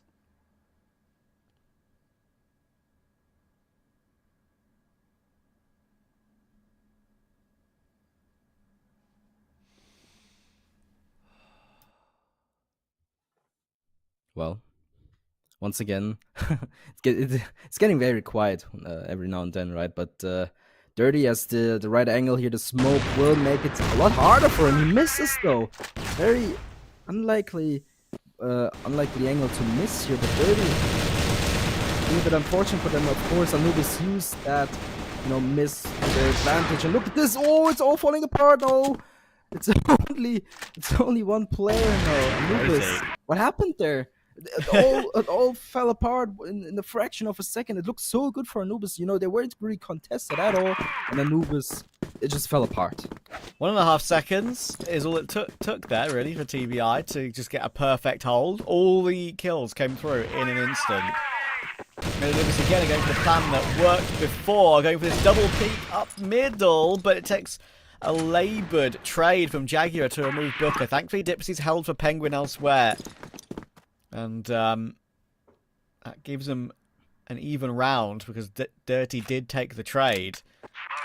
So far, actually, this game's pattern, talking about patterns that we've been on about overall, has been very fast start and then a slow mid-round. Usually, sometimes you can play kind of slow forever, but for the last 20 seconds or so. But here we've got very fast starts to each round, and this time they try and speed it up a little bit, and by doing that, they've put a clock above TBI's heads with the C4 down.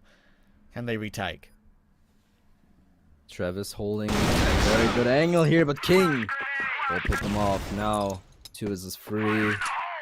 Is it going to be TBI or Anubis taking this round? So far, TBI has a good time, you know, securing the bomb site here, but of course, Anubis has the better angle here. Ooh, is it going to happen? The bomb defuse comes through Avin. He just sticks it, but it's not going to matter at all as Dirty picks both of them off. And you know what? The positioning of the bomb was quite good, but of course, you know, with the smoke in the way and of course some TBI players, it's so tough to actually secure it. And you can tell they were really trying to, you know, to stop him from defusing, but not this time around as Dirty secures the round. And what can you say? It looks so good so far, right? Very, very close game as we had on Subways, right? Oh, Dirty was feeling it there. Obviously, after that previous round, after a great play, a wonderful hold of his teammate to allow the defuse to come through. He goes for something a little bit more aggressive, feeling himself, and I'm afraid gets caught this time. Penguin trying to work his way forward with teammate support, pushing the way through. They do like going for plays like these, but hang on, it's awkward. And Evan will get taken down, and now I think, even though King does respond with 1, they know where he is, where he got that kill, and he's about to get caught by Doom. So, not really any pause taken in that round. Anubis do hit straight back with good openings all across. TBI try and respond quickly with that aggression, but doesn't pay off. Yeah, no, not this time around. It kind of feels like TBI too confident with the round that they had earlier with Dirty clutching. But so far, again, I would say a very close matchup. Can't really tell what the reason for that is. Because again, I feel like on sub-base it was a little bit more, you know, more towards Anubis, but overall still a very close game. And now on Black Widow we see the same thing kind of happening, I would say. Of course, Dipsy here with the first frag here picking up Alvin. Not the end of the world, but you can already tell, I feel like Anubis is playing not as slow as they used to before that, right? So a little bit of a pace changer, like I mentioned earlier as well. So definitely a good change because TBI, they need to be prepared for that, right? So right now, it's a little bit of a weird spot to be in, but the Penguin actually taking him off here. Look at this King. Now has so much to do, can't really quite get it done. Now Penguin trying to prevent his push, but what can he do? All by himself. But look at his HP. So low. Doom and Travis. What can they do? He gets at least 1. But now Dirty. Sets up Dirty. Yeah. In the window, and he's made it a 1v1, and now I feel like he actually has a slight advantage. Rightfully switches to the rifle. Travis playing in the corner of the doors next to the smoke. Probably hears him rotating all the way around. Actually, the knowledge of that audio cue at the beginning, at least, obviously too far away to hear now, but he probably has an idea of where he wants to go with this. Could even plant A if he wants to. I think he's heard the fact that Dirty might be going for that full rotation all the way around to try and catch him in the back. But Dirty is already realizing that Travis has exited the situation and has gone off toward A. Yeah, smart decision here by Travis. But Dirty has the right call. He is probably assuming, might be on the ground, might not be, but Travis gets the frag here, secures the round, and you know what, so far, Travis, I gotta say, he's really stepping up for Anubis, right? Of course, he's the sub player, right? But still, of course, might be the name, right? But overall, very good performance so far from him as well. I gotta say, Avin, you know, maybe not the greatest performance right now, but overall, I would say he's really stepping it up course, replacing Hunt there for a bit. But yeah, it's definitely working out super great for these substitutes players right now, right? Yeah. I need to know what Travis's real name is, if it's actually Travis or not. If anyone, I'm sure someone in chat knows. Feel free to let me know what Travis's real life name is. If it's not Travis, then you are fake and a fraud. I'm joking, of course. Dirty. We'll remove him from this round. 3v4 here for Anubis. They actually have control of the site, and they can go for a plant, which is why TBI just biding their time. They realise what's going on here. They can go for a retake with all 4 together once they've all rotated in, because they've got 2 on the big flank. They've got King and they've got Booker in a position that is trying to be held by Sad, of course. But he's alone doing that. They're going to have to hurry it up now. They're going to try and push him down, but Sad is just too strong. Goodness me. Those 2 flanking players get destroyed, and Penguin is left in the open, and he won't be waddling anymore. Another round for Anubis. Yeah, I mean, what a fashion, right? I mean, goes back and forth all the way. Of course, Sad with a quick double kill there, and so does Doom. You know, just like that, no problem. But yeah, 6-3. We see a little bit of a change happening. Remember, on Subbase it was the other way around, but of course we have to mention a lot of factors to that. So yeah, 6-3 it is. Anubis has the upper end for now, but still, I would say TBI has a good performance so far, but of course, you know, it's just that little bit of an extra thing that is kind of missing, right? So TBI, they need to come up with new ideas. They need to come up with something that Anubis isn't ready for. And aggression certainly isn't it, as we, you know, kind of saw in the last couple of rounds. So Anubis, what can they do to maintain their, you know, not dominance necessarily, but to maintain their, what's the word, Travis? It's like some kind of Comfortability? I think that is a word. Maybe, yeah. So that's something you can say missing. comfortability, you can just say comfort. I've heard a couple of people use that. I know, it's kind of a situation of, look, they've actually got a pretty comfortable 6-3 lead now, but we know what happened previously. So, yeah, it's 6-3s can switch around very, very quickly. And it just will hold for Avin as Dipsy gets that kill. But again, Penguin does some good work there to recover it into an even standpoint. We've got a minute to go. Rotating round. Jaguar playing with that angle. And you've got 2 players going toward A. That's the C4, though. And it's being held by Sad. Now that 1 player is on his own. King needs the kills, and he's going to get the kills. That was the only way he was going to work his way through. Then, obviously, Penguin realizes that Jaguar is going to be rotating because they've seen the C4 on the ground. And that means that actually a good recovery by King and TBI.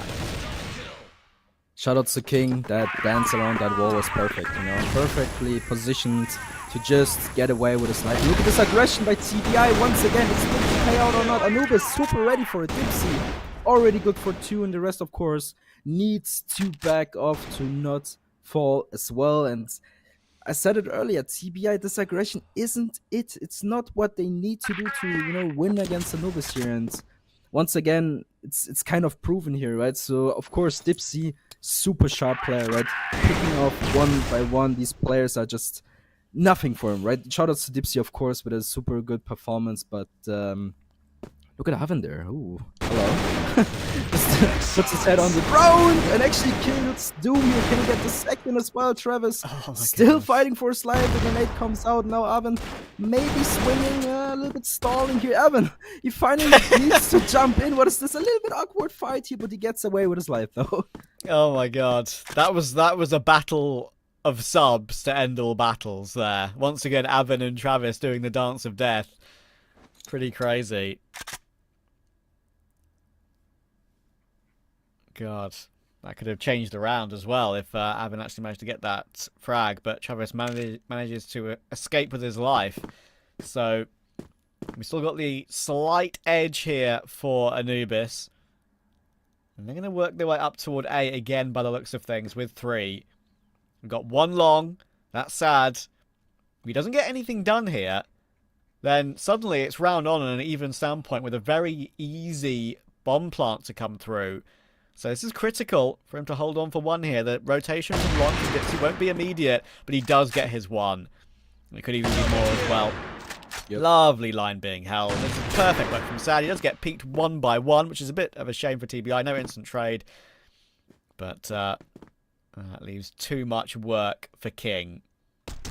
Yeah, King left alone. I've got to say, it is a very common sniper angle, and you course, just have to be prepared for that, right? Just one by one isn't it, right? No matter what. So gotta say, it's not the greatest idea from TBI here. Of course, a good positioning from Set, also hitting all these shots, not easy to hit, right? So definitely a good round from him. And overall, of course, you know, Anubis still here, still fighting, but TBI, they tried their very best. But so far, I would say the last couple of rounds haven't really worked out in their favor. You know, the aggression isn't it, the late push isn't it. What can they do? I'm kind of wondering what is there left in store for them.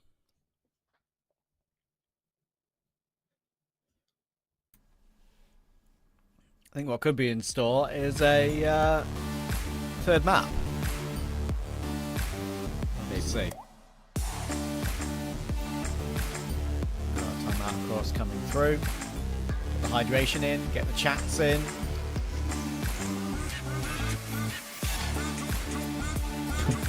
Yeah, we have a little bit of a timeout from TBI here.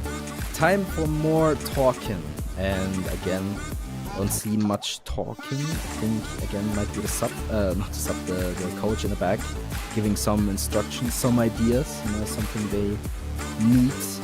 And it's always nice to see Arvin here.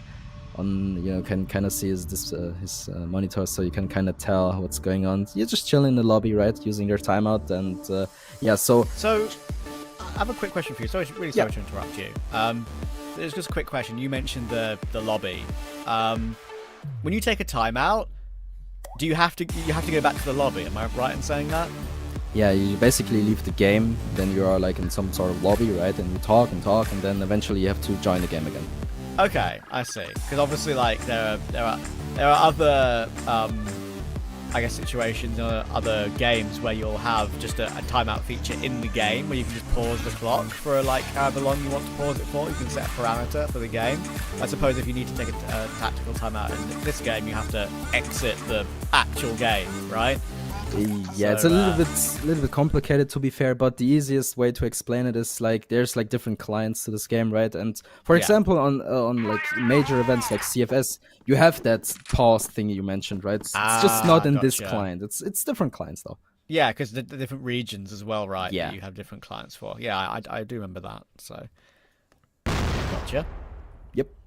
Right. Anubis a 3 away from that third set decider.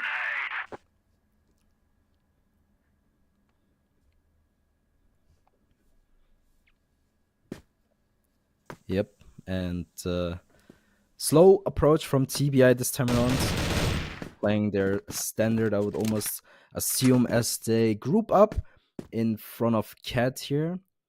This is interesting, as you can tell, because Anubis has a triple stack on Cat, and it's gonna be a little bit awkward, but Penguin good for 2. Can you find a third? No, Set trying to save his life by running away, and you know what? The idea from Anubis was good, but the execution from TBI was even better, so now it's all up to Anubis if they can hold down this push, and so far, it looks like they're gonna do it dirty. No left and no Travis!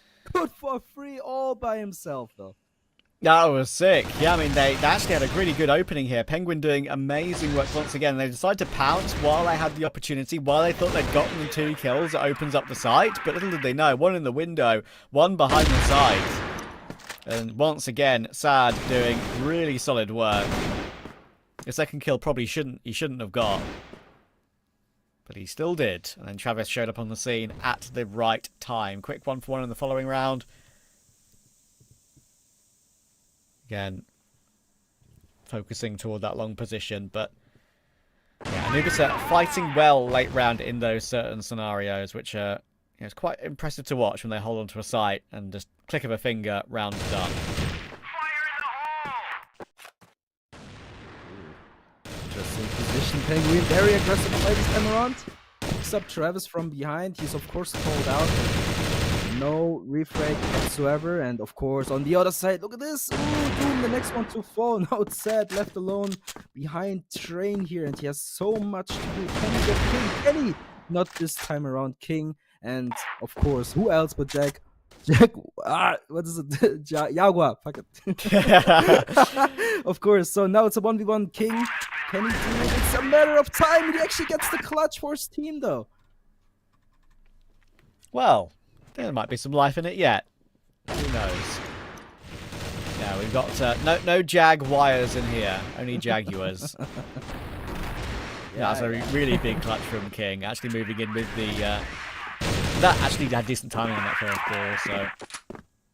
Listen, that should have been probably a 9-4, but we're at the 8-5.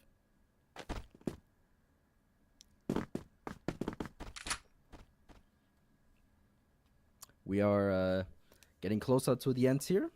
8-5, of course, Anubis leading the charge here. TBI still looking for an answer. As, of course, who else? But him pushing along here, holding this hallway here. It's very interesting to see. So what you see now is Anubis having a lot of map control, right? So they know, of course, Along is completely open. This is why you can see Sad is holding the cat push, because like this is what I meant, like this is the sniper angle you need to hold, right? So perfect setup here from Anubis. TBI a little bit on the spot here, I would almost say. Of course, nothing has happened yet, but Anubis has great map control, and TBI, they kind of need to fight something here, so they have a little bit of map control themselves. But look at this. If they group up in front of Cat, and they are actually able to, you know, jump away from Sad or even take him out, right? So this would be the perfect scenario here for TBI, and we are slowly but surely about to see what happens here. Yeah, they're all prepared. They've got the control here, where it feels like maybe without necessarily being spotted. And Saddle this time missed the shot. They have that first player jumping in to bait contact. And it gets them some progression up and toward the site. Swarming it now. Dipsy stuck in the window. Can't really peek because he's just going to be a dead man if he does. C4 down. In a 5v5, relatively unusual. We have a full 5v5 retake here. And Dipsy was just having under the window. You just can't go through there. There's no way through. 25 seconds, you're going to try and make it through, but you just know how that's going to work out, don't you? Dirty will get the second. King and Booker sharp with some help as well. And it leaves Travis in the open. He'll get swung by Penguin. And that was a very well thought out burst that almost felt like it was never going to lose.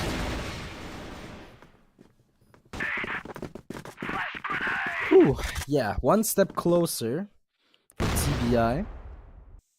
And of course, Anubis still comfortable with 2 rounds in the lead here, but don't get too comfortable, guys, because TBI is on a run. They're ready to go, and of course, they're really trying their very best. Look at this Dirty. Very good. Like this boost. You don't see that all that much. I think it's a very rare one, to be fair. I haven't seen that one in a while, but let's see what they can do. A little bit of an nade stack happening, but of course no one to be close. And yeah, TBI at this point just, you know, peek and play, see what you can see, grab a little bit of info, but in the end they just go back to the standard, let the clock run down a little bit here before anything will happen. And look at this, very aggressive play. Once again, Penguin. Ooh, it's a very cheeky one. Travis takes him out, but there's the instant trade from Dirty. And this is what I mean, right? So they let the clock run down a little bit, then something weird comes into Penguin's head. You know, he has this idea that no one really expects, right? And this is the case here, but it's just not working out quite well today for him, I would say. But of course, his team always there for him, trading him out. And Booker now clearing is not quite able to do anything. Doom here will go down. Of course, there's Sad looking for the trade. Booker, ooh, and he actually gets traded though. Yeah, Dim was incredibly low, so he was always probably going to go down. And now Sad obviously has to be worried about Long. King will jump through for his team to try and bait the contact once again, but nothing doing on this occasion. It's a perfect hold, and Travis has been very important for a lot of these. Another multi-kill from him. Holds the line perfectly. Spots the final kill of King, and takes it with open arms. Now Anubis have multiple set points here to send us into a third, and they've already started off this one with an opening thanks to Sad. He's got 7 since that little tactical pause we took a couple of rounds ago. He's been very, very solid. Will we go to a third map, though? It seems very likely so far. Anubis really stepping it up on Black Widow, but it's not over yet. 3 rounds to go for TBI if they can make it. And look at this. Oh, he's blinded by the light. Dipsy So blind. takes him out. And this is a big kill for them. But of course, on the other side, of course, King taking out Travis, opening up bomb site B. And now the smoke needs to come out. There it is. Jump through. Get the bomb down. But look at this. The bomb is in the bag. It's down. And of course, you need to pick it up to plant the bomb. Look at this Booker trying to pretend to, you know, he's just trying to defend everything he can. But Abin, good for 2 already. Can he get it done? Now Doom and Sad in the clutch. They are already on site, but it's not the end of the world, of course. But something needs to happen here. Anubis, can they get the spawn? You can already tell it's Doom in the back. And if TBI takes too long, he will actually have a chance of a backstep. But look at this, he's just chilling in mid right now, and it's not really working out. Time is running low for Sad, and now Doom left alone. Because they actually took a little bit of time there, Avin and King, right? They just paused for a second, they showed some presence in mid, and they were like, okay, we actually have got a whole minute to play with. We could go back to A if we wanted to. But in the end, they just decided to walk back B. It works out well. Big wide swing from Doom, but not going to work out. TBI still alive. And yeah, we're going to see some of that here. That's that opening door there. The flash was really impressive. And then sort of mid-round was very awkward. Sad back at the site. If he gets 1 and goes down, it sets up a great opportunity for the clutch. But tough position to put yourself in backside box when you've got the Orm, of course. No place to fall back to if you miss 1 shot. So TBI clinging on for dear life.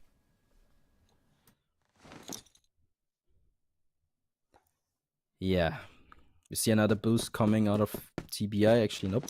Gonna cancel that. Go back to mid here. And you know what? Very early on in the round, both teams, once again, were fighting for that A-long control. But TBI remained, you know, holding it. So good for them. But you can tell A-long is completely open. It's only Sad now holding potential push. But you can see a little bit of a change from Anubis. Again, double stack towards Ket here for the potential push, and it's not gonna matter too much. But TBI, what can they do? I mean, they are on the spot here. There's almost no room for mistakes whatsoever, right? So 2 rounds to go to overtime, right? And that's a big ask for them. Anubis, of course, they don't want that to happen. And now Travis all alone on B here. Can he hold down this potential push here from TBI? It's only Dirty, ready to go with that flash. And look at this, Travis. Is he gonna peek that? Is he or not? It's so awkward. He peeks, then he gets 1, he gets 2, almost a third, and now it's all falling apart for TBI here. Yeah, it's gonna be a really tough hold. Dirty wants to peek the doors because he knows he needs to get 1 kill back to make this round doable. Look how low Booker is. That's the biggest issue. And Dirty! Oh, Doom at the drop on him. How's he spun on that one? That's a bit of a choke. The round's turning just like that. Now Sad has to 1v2. They're both incredibly low. I think he probably realizes that. But now he's going to force his way out. He gets the first, but now he tagged down so low. It's Dirty versus Sad, and Dirty will remove him. Mad round again. Penguin hands on head. You can see how he feels about watching that one from the sidelines. Oh, my word. That is, I'm afraid, down to the whiff from Doom. And the insane shot, to be fair, from Dirty to recover it. There it is from his POV. That was insane. Yeah. Penguin is not alone with that one. Very, very interesting rounds all till the end there, right? So it could have been, you know, pretty much both ways here, right? TBI was very close and Anubis was very close, and it went back and forth all the way. But in the end, of course, TBI gets that round. 1 more round to go for a potential overtime situation. Of course, TBI, this is what they want. But of course, Anubis, they have to answer with something, right? I mean, Travis is already dead on the floor, and it's not looking great. I've got to say, TBI, they're really stepping it up. They really make it a tough tough game for Anubis, and so far I like what I'm seeing. But this last round, insane. I'm almost speechless. It was really nice to see. I'm amazed that we could be going to more overtimes here. Who'd have thought it? There's genuinely a world. 4 remain on Anubis. Travis getting caught early round has been a pretty critical part of the team as a sub today. He's played very well. But down early in this all-important round. Dipsy will thankfully respond. 4v4, 50 seconds. C4 around mid, and looking like they're going to try and team up to entry that B side of the map. They might have long control with Dirty, but obviously with the Orm, he can just play a fake, play with noise. Don't be quiet about it. Try and still be a nuisance, but he will move away now. And B will be the answer. 30 seconds. Anubis, can they hold on to get this one done in regulation, or do we have a second overtime in 2 maps? Dipsy with 1. King will look to entry in. He's doing it kind of alone and does really good work doing that alone. He takes Doom out. Now, with 14 seconds for the C4, it's still going to be awkward. There might be a gamble coming in here, perhaps, by an Anubis player to deny the C4 plant. Booker goes for it, but no, he's allowed to get it. And now 2v2. Dipsy and Sad versus Booker and Dirty. And they're going to go for the retake kind of separate by the looks of it. They know one player is separated. That's Dirty in middle. Sad trying to creep underneath that position. Very aware of that possibility, I think. He's got all the way behind him. Look at the shifting. He's making so little noise about this. And the game is right in front of his hands. Oh, the patience. How calm was he? And thankfully, for Anubis' sake, we avoid another overtime. And Pando, we're going to set 3. Yeah, that we do, and it's the last round, again, it was very, very close all the way till the end. Very good trigger discipline here, I gotta say. It was, it's not an easy thing to do, especially in these high-pressure situations. So, of course, congrats to Anubis here. They did it pretty well. Of course, it was a tough fight against TBI. They really stepped it up big time. You know, comparing it to, you know, all these games they had before. And what can I say? It's looking really good for TBI so far. But of course, we go to map 3, so what can we expect? Yeah, I mean, they're battling well, right? That's the most important thing about TBI today. They might have lost that second set, but they actually really impressed in the way they went about that recovery. And that final round could have gone either way as well. It just so happened that, incredible trigger discipline play with just the absolute calm and zen mood to go for that flank all the way behind. Dirty was still looking for it for so long. Maybe his spidey senses should have tingled. Maybe he should have looked behind him. We saw 1 or 2 moments of that earlier on already, right? With how he managed to flick and get Doom on the retake on one of those previous rounds, right? But he couldn't do it again, I'm afraid. And with that 1 kill coming in towards the site already, that left it impossible. He wasn't going to turn around in time, and that was round over. So, yeah, I think a 3rd set is actually what we've deserved from this particular series, because TBI have played very, very well. But yeah, for now, we're going to throw it to a little bit of a break. And when we're back, the desk will be having a quick chat about what we just saw.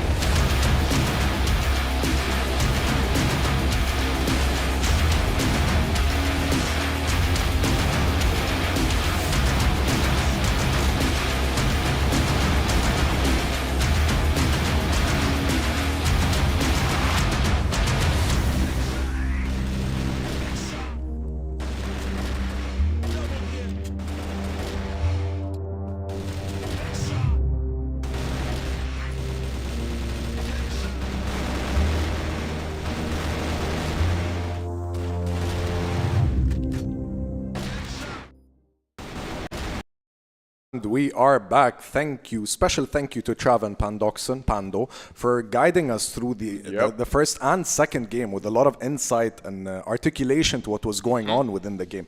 I'll send it to you, Hazem. Explain to me what happened. Man, a big question that should be asked to Anubis Gaming. Why is Travis subbing, man? Why is he subbing, bro? I mean, when you can get like every round, you start up with 4 kills, you start with 2 kills, even the tactical timeout. Look at my notes, man. Yeah, you can't see it, but it's full of Travis.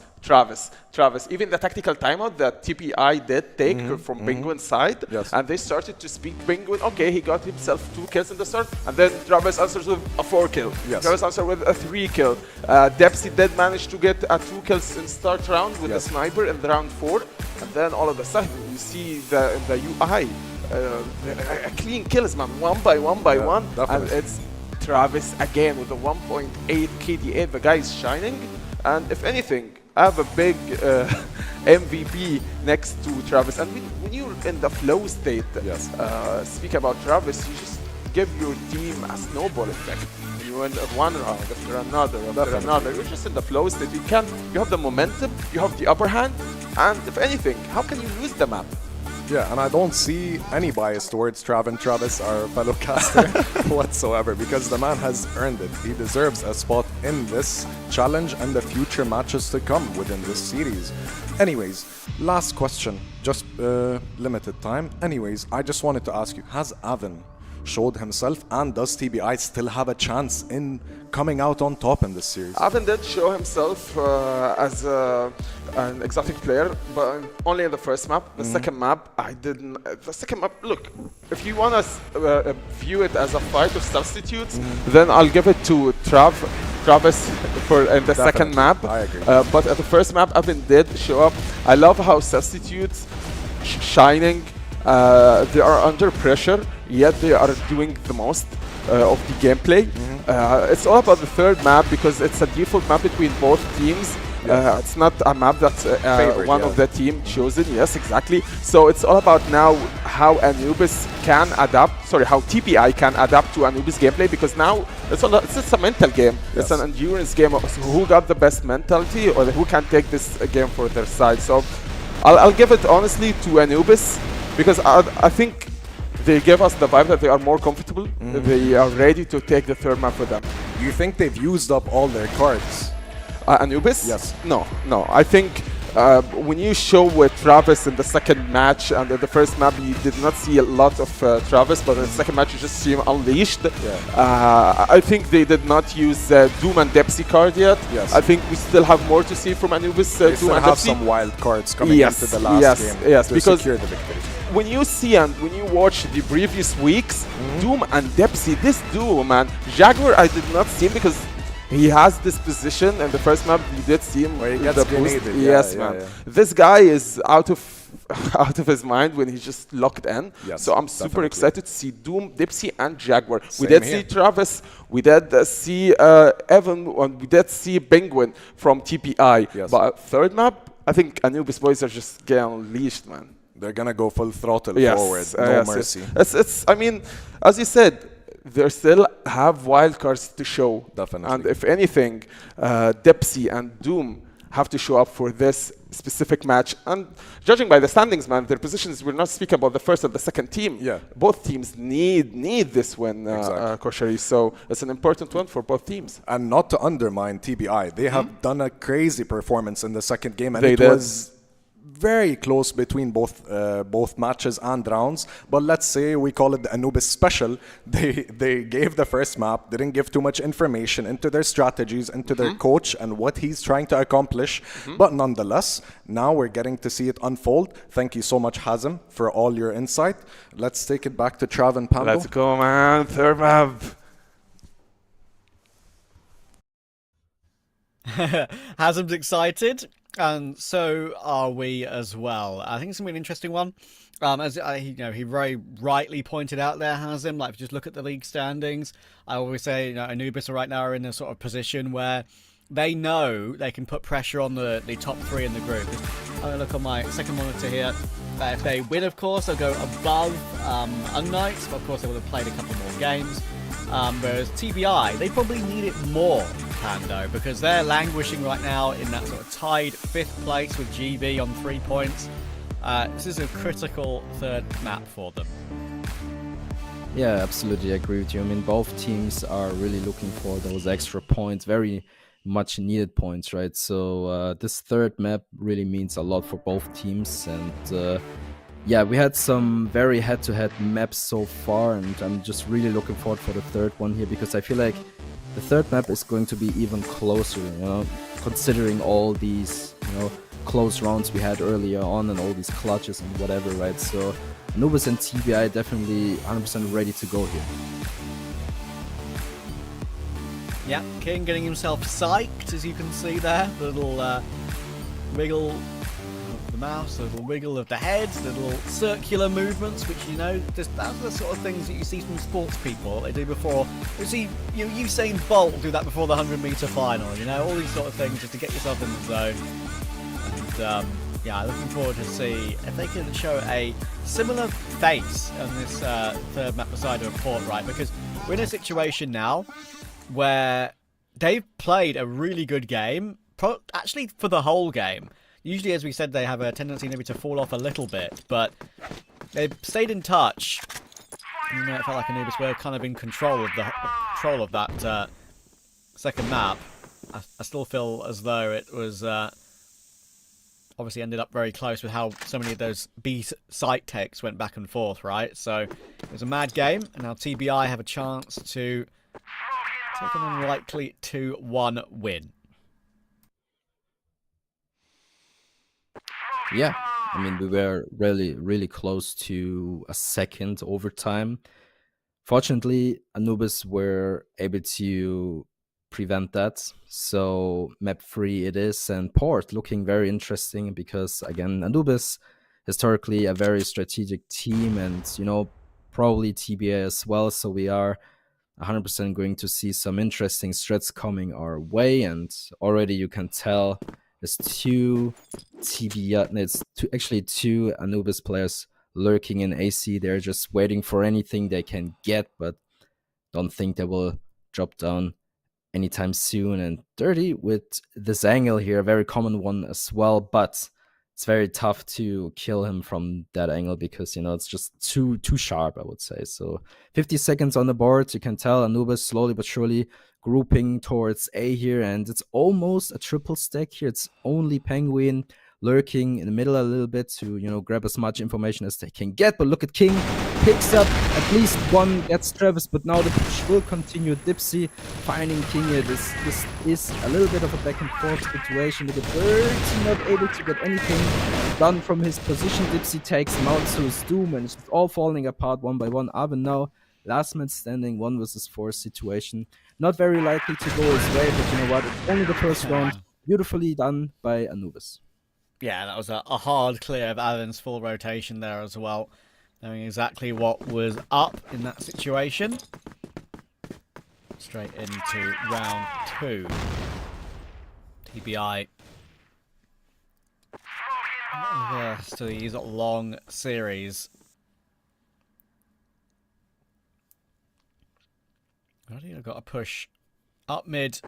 Penguin holding this off angle behind the boxes.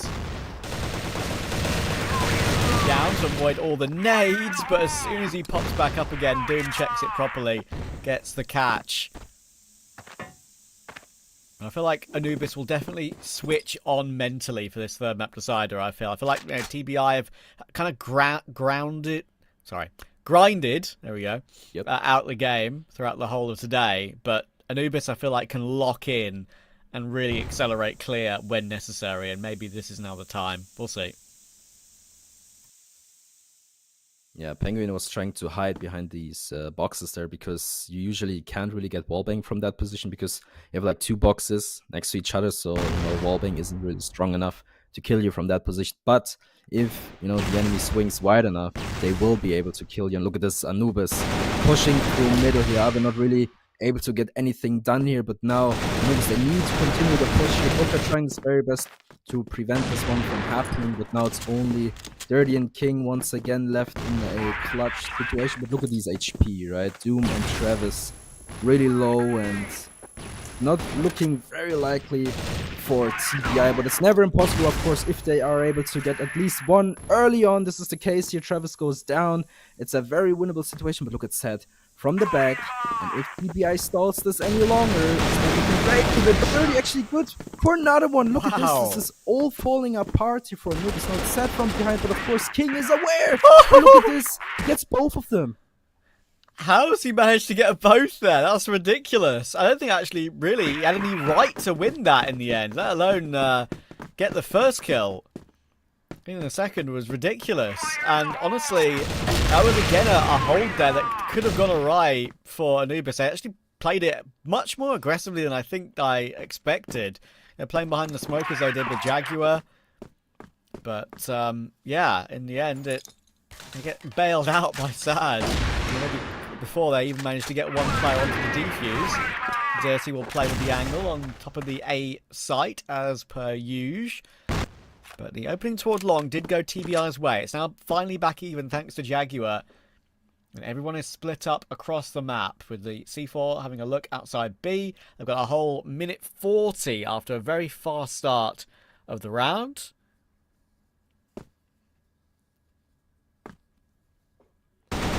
Jaguar looking for some more, but not this time around. You gotta say, you know, Penguin still with that aggressive playstyle, he instantly pushed along. He was able to find at least one, I believe, but was instantly traded out, and you know, the trade wasn't really in his favor, I believe, but overall, still a good attempt. I gotta give it to him, but look at this now. Jaguar left alone in this clutch, and he's able to get it down, and you can see it means so much to him. He yells towards his teammate here, I believe it was Dipsy. So definitely a very good performance from him so far. And again, Anubis looking very strong, and TBI still waiting for an answer here.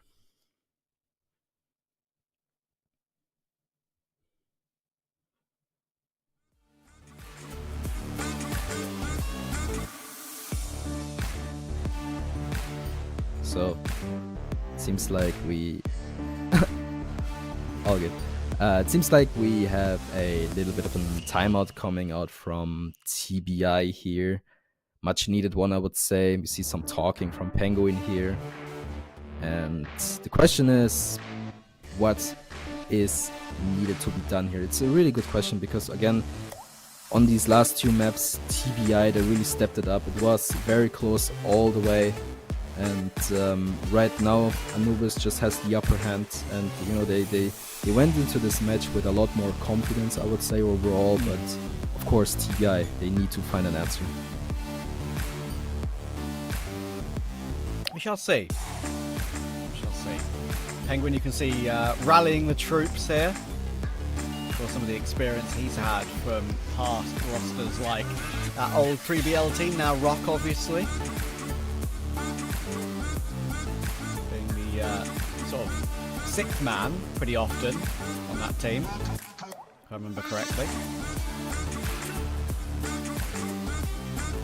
And, yeah, it's been pretty interesting to see if he can get some inspiration going.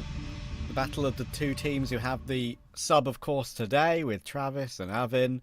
Travis has had a pretty solid game overall. Has him on the desk saying, why is he a sub? He should be playing. If he's got form as good as this, well, maybe this is like somewhat of an audition. Who knows?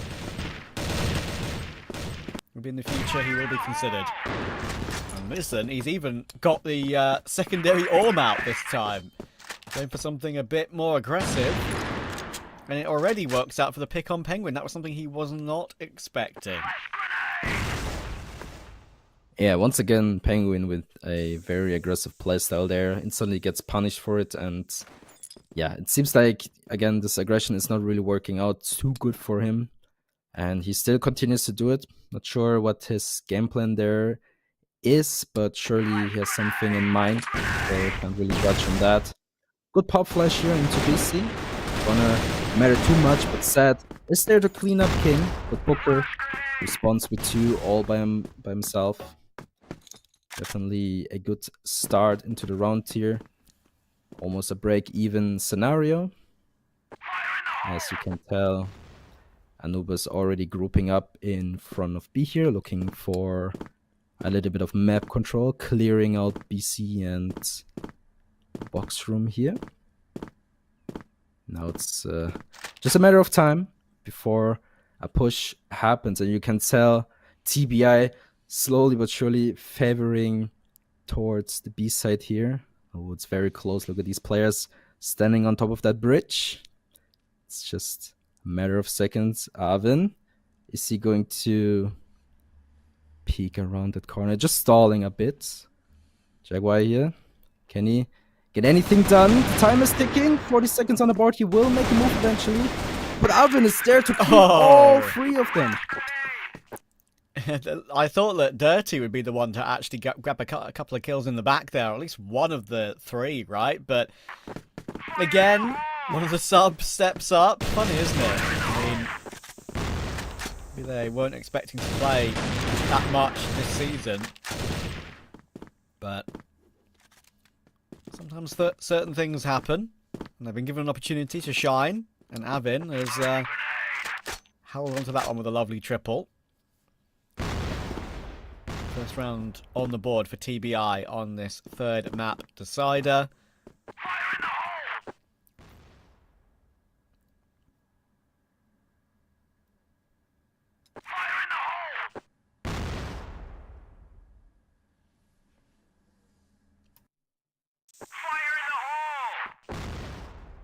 Yeah, a little bit of a setup coming out from Anubis here. Slowly. But you can already tell Dirty on the A top position, ready to go with his arm. Is he able to find anything? If he gets at least one, I would say it's a pretty good outcome. But there's King, already good for 2. Can he find a third? Not this time around, as he gets traded out. And now it's all up to Penguin and Dirty here to prevent this push from happening. Dirty already doing a good job. But Dirty is now left alone on the bomb site here. Booker needs to help us find out. There he is. Gets at least one now set, left alone. In a 1 versus 2 situation. Not very likely for him. Bomb is dropped. He's completely blinded by the lights. And you can tell. Finally, some more responses here from TBI. Let's rock and roll. Are we rocking? Are we rolling? I think we are. TBI are back in the game. Again, is that the mic was a bit hasty here? Yeah, we're going toward long very quickly. Dirty will take that opening kill. Thankfully was in the right position at the right time for that. Jaguar will go down, very wary of the ladder, but Travis gets him while he creeps his way up. Dirty will go down. Now good angle being held, but run down by King. And actually a good recovery here by TBI. The trade's still going in their favour, and they continue that way all the way until the end of the round. Good hold. Suddenly, 3-3 out of nowhere. 40-second round. Very untypical for Anubis to instantly push, but eventually it has to be done, right? You have to change the momentum every now and then, and TBI with a great response. Now we are at a tiebreaker here, 3-3. So, gotta give it to TBI. Great improvement. On the other side, of course, Anubis. They started off very strong. Now that TBI is really, doing a good job, they have a little bit of a struggle, I would say. So, of course, something needs to be done from their side.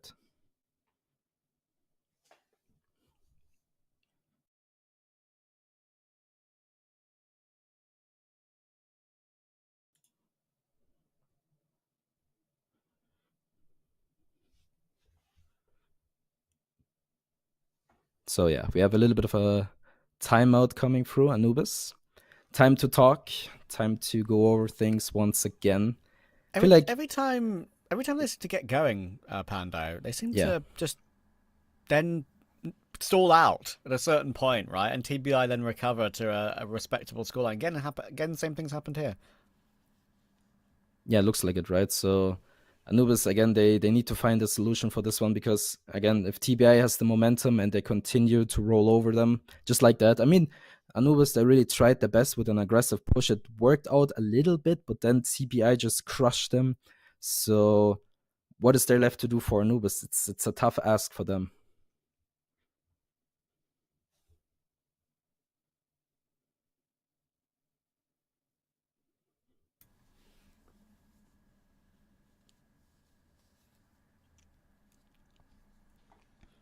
Yeah, they need the chat. After everything that's gone down, TBI just refused to say die in this series. Penguin trying to rally the troops to get them going once again, and they are doing that. 3 starts, 3-round response.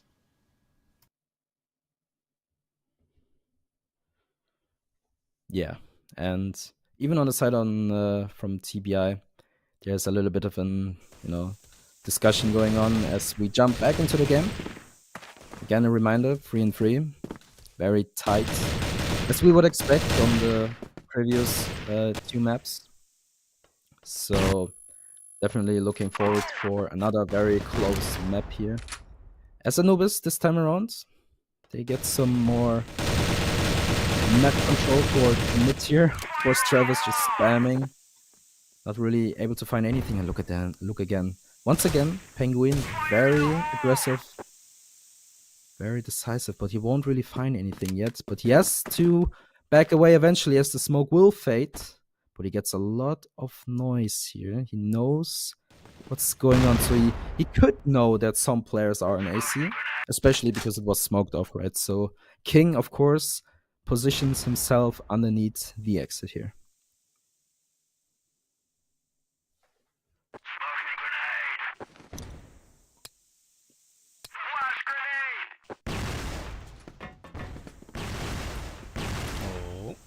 Lots of information being heard. Gavin will go peeking, Dipsy will go down, nothing as well, and there's Booker going for the reface. Lovely headshot on Jaguar. C4 is down, and with Sad, everyone to worry about, there's nothing really he can do. And there's that little pause coming through there, didn't seem to do anything. Don't forget, of course, if you pause and have a chat, it doesn't mean the opposite team can't have a chat either. Yeah, definitely. I mean, a pause always has 2 sides, right? So once again, if you struggle, you have a little bit of a talk, but of course your enemies also can have a little bit of a talk, right? So it goes either way. And so far, I would say TBI doing a fantastic job. Continues to go, so I mean, a little bit of a spray down, but eventually Dipsy goes down, but Doom is there to trade him out, and yeah, very, very quick turn of events towards mid here. It's only been like 30 seconds maybe. So it's a little bit awkward, I would almost say. TBI now. It's like they're a little bit pressured there. I mean, Doom, look at this. They're just running towards along here, try what they can try. Look at this dink here. King now low HP. A very good outcome for Anubis here, but I don't think they know.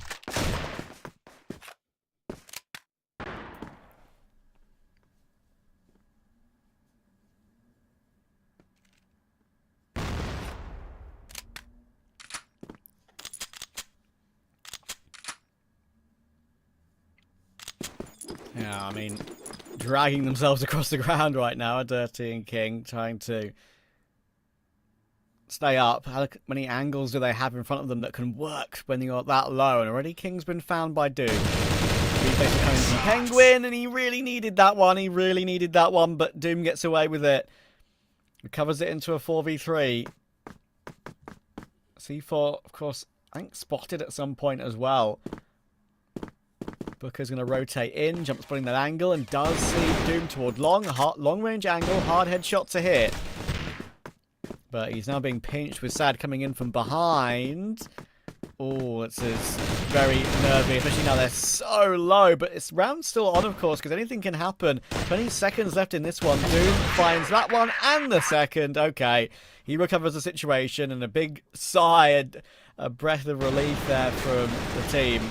That was actually a non-negotiable round, that one. They had to find it after such a favourable start.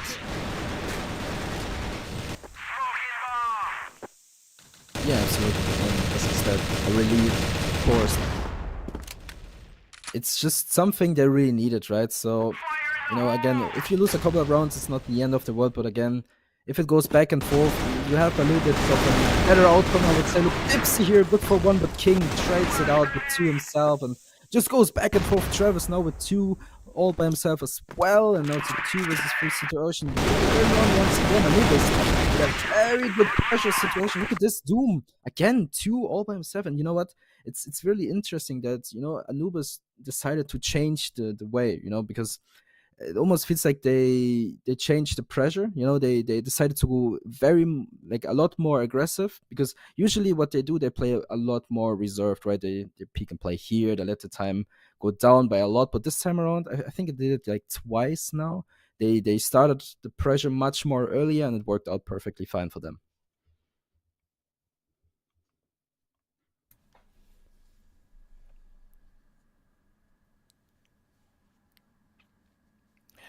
It's hard to go back to the drawing board sometimes when you see something and you think, oh yeah, it's gonna work, and then it doesn't work, and you're like, oh, they've countered us perfectly.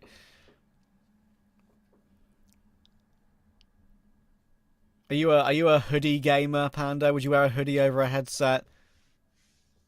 It's a look. Well, I don't think so, no.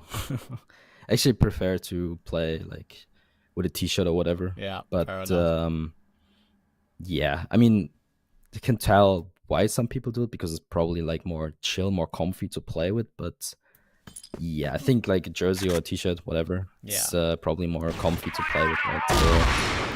This is something some people do, and Sad starts this round with a kill onto Penguin.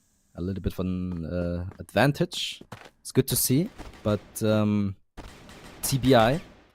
it's not really likely for them, because usually, you know, it's more like a Anubis thing, like especially Dipsy, to go down first, especially on sub base, if you remember. But this time around, it's gonna be Penguin. Yeah, it's a great opening catch from Sad. And he saw a pixel, but was able to deliver. Hasn't been as much pressure over toward the B side of the map so far. I feel like in this game as a whole, been very A site focused, which is maybe a little bit unusual for this map. We know how that both sites are pretty evenly distributed when it comes to. I feel like when you look at the numbers, maybe you could see that they're pretty evenly distributed in terms of which and what round they're attacked on. Probably like similar numbers in each half, but yeah, I'm surprised I'm not seeing as many plays toward B as I have seen in some of the other games I've watched in the CFWL this season, because we're going back toward A again here. Booker, King, and Avin as a trio working their way up the ladder, up toward long. But there is a big defense ready here for Anubis. You've got one player on site, you've got one behind the grate below in Travis, you've got a very quick rotator in Doom as well, and they're already a pick down. So how do they work their way back into this? 30 seconds for TBI. They've already lost Booker as well. It's now a 3v5, and Doom will hold the line for even more. Nothing's working out in this round, and Dirty will only get the one. Anubis now have a tiny buffer to work with. Yeah. You know what? I feel like the situation was a little bit awkward, because King was like blind for like a long time. What happened? Look at this Ipsy! Very aggressive, and so is Doom, and it works out perfectly fine. It's crazy. Not wasting any time. Anubis, super aggressive, and all of a sudden it just looks so much better for them. And yeah, just to recap the previous round, I feel like King was blinded to way too long, basically, what I'm trying to say. So he had to stall his aggression, and so it gave Anubis a little bit of a time, the opportunity to react on it, and it worked perfectly fine for them.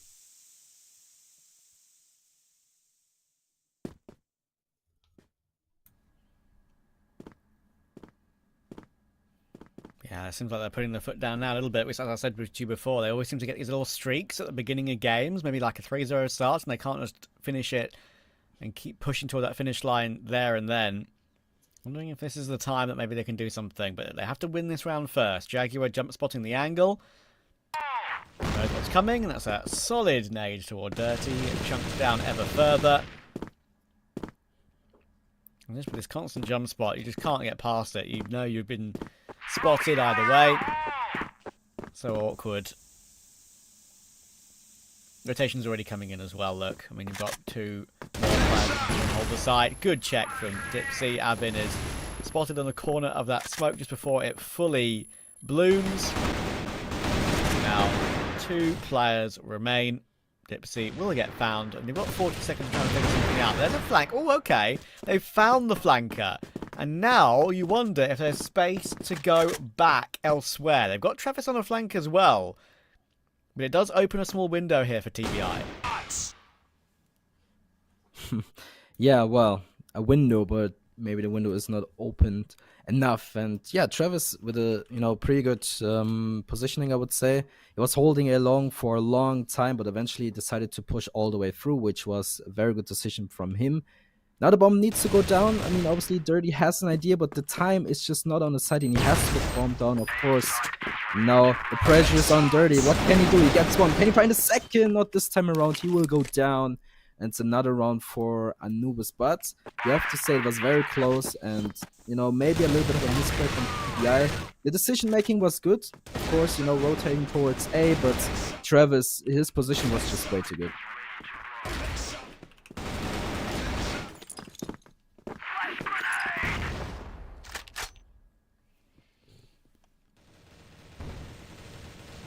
Three away from taking this one 2-1.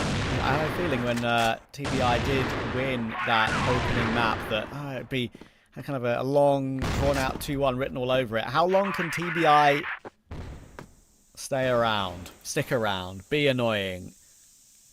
Because Anubis right now are putting their foot down. But early damage toward Jaguar, but no more than that from Avin.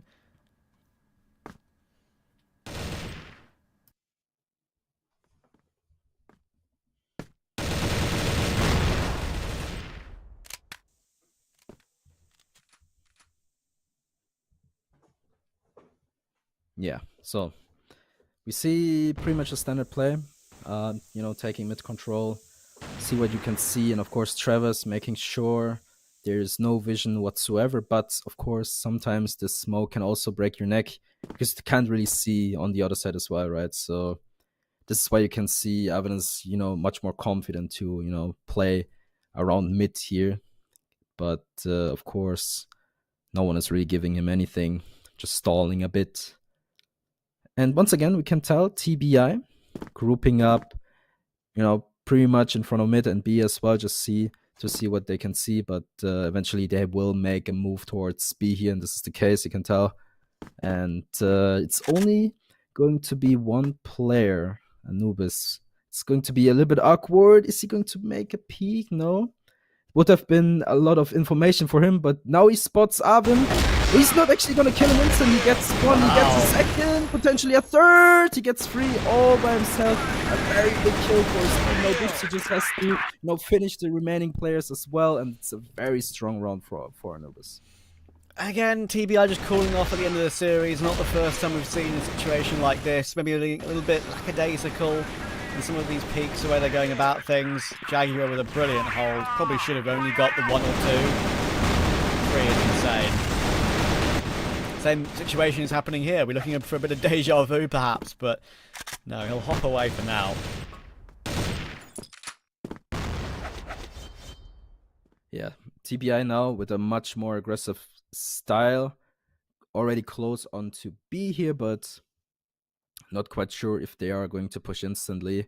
Doesn't really look like it, but now, as I can see, Dirty also slowly but surely coming their way.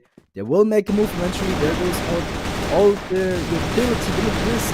Avin already that king trying to make everything more possible, but look at this. Oh, good for 2. Can you find a third? Maybe the hooker gets Travis, but there it is, the third kill. Now it's only Dirty left alone. I mean, what a performance here, right? So there's one more to go, not this time around, but they're set all the way from the back, securing this round.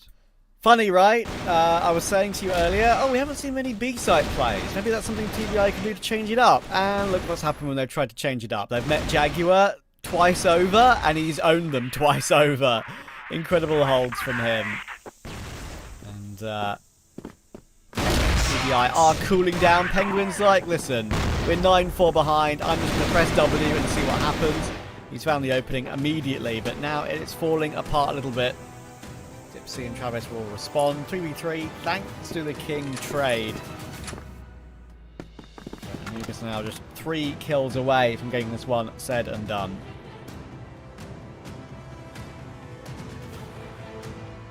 yeah. Penguin once again with some very aggressive gameplay here did not really work out in his favor though, but maybe that is something for King. I mean, you can tell Travis, you know, already pushing towards King. It didn't really work out in the end. Penguin, not sure what the plan there was. Maybe it was a little bit of a frustrated move and can't really tell, but in the end we have to, you know, admit it. Anubis right now is really stepping it up. They really want those points on their name, and yeah, there it is. I mean, what a fashion, right? You can tell. Yeah. It means so much to them. It's been a lot, you know, it's been a lot of back and forth. It was very close until the very end, but in the end, it is going to be Anubis Gaming. Yeah, and that means they go 4-3 now in the group stage, and it does mean that they'll even themselves on points with the likes of Gaimin Gladiators, a chance unKnights can get themselves up to 12 points as well by the end of today. Sure, Anubis have played more games than unKnights. unKnights already played 4 before their match tonight.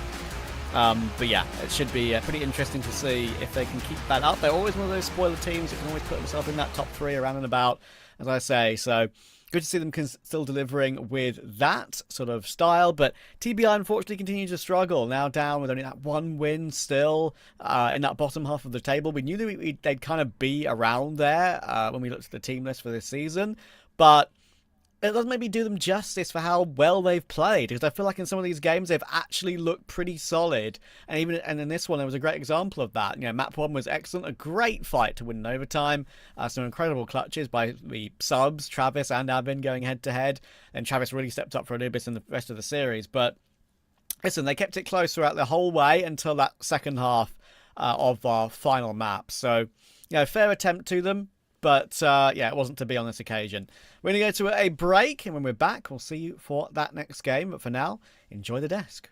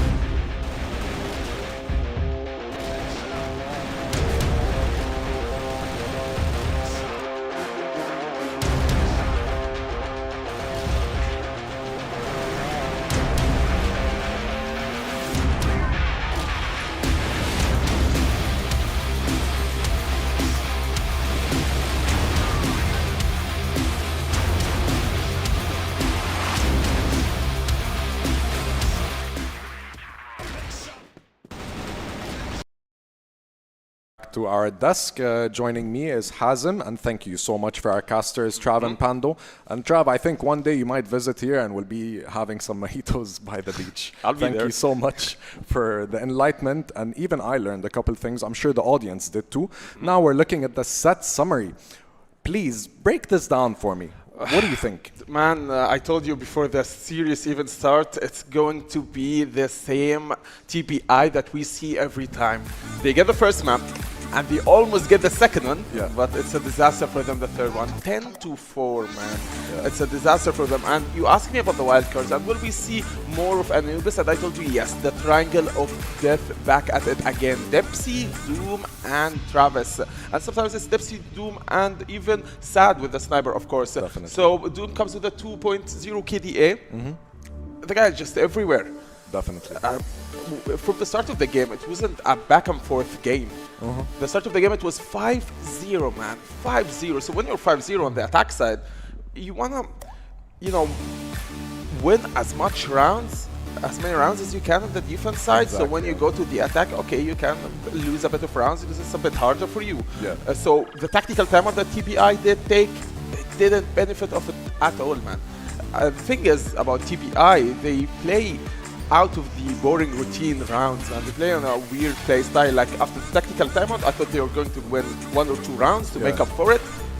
No, that did not happen. Penguin did play aggressive. They were playing on defense, by the way. 5-0 the score. Penguin tries to play a bit aggressive. He tries to push his way on the along, gets sniped by Dipsy, and it was easy for him. Speak about Dipsy. Now, let's discuss a little bit about our MVP, Dipsy. Of course. The Egyptian Pharaoh. The crazy stats, very good KD, very good overall rounded player, and hopefully we're going to be going to an interview with him soon, but I just want your intake on how he played in all 3 rounds combined. Listen, man, I already told you, this guy is the head of the triangle of death. Him, Doom, and Travis.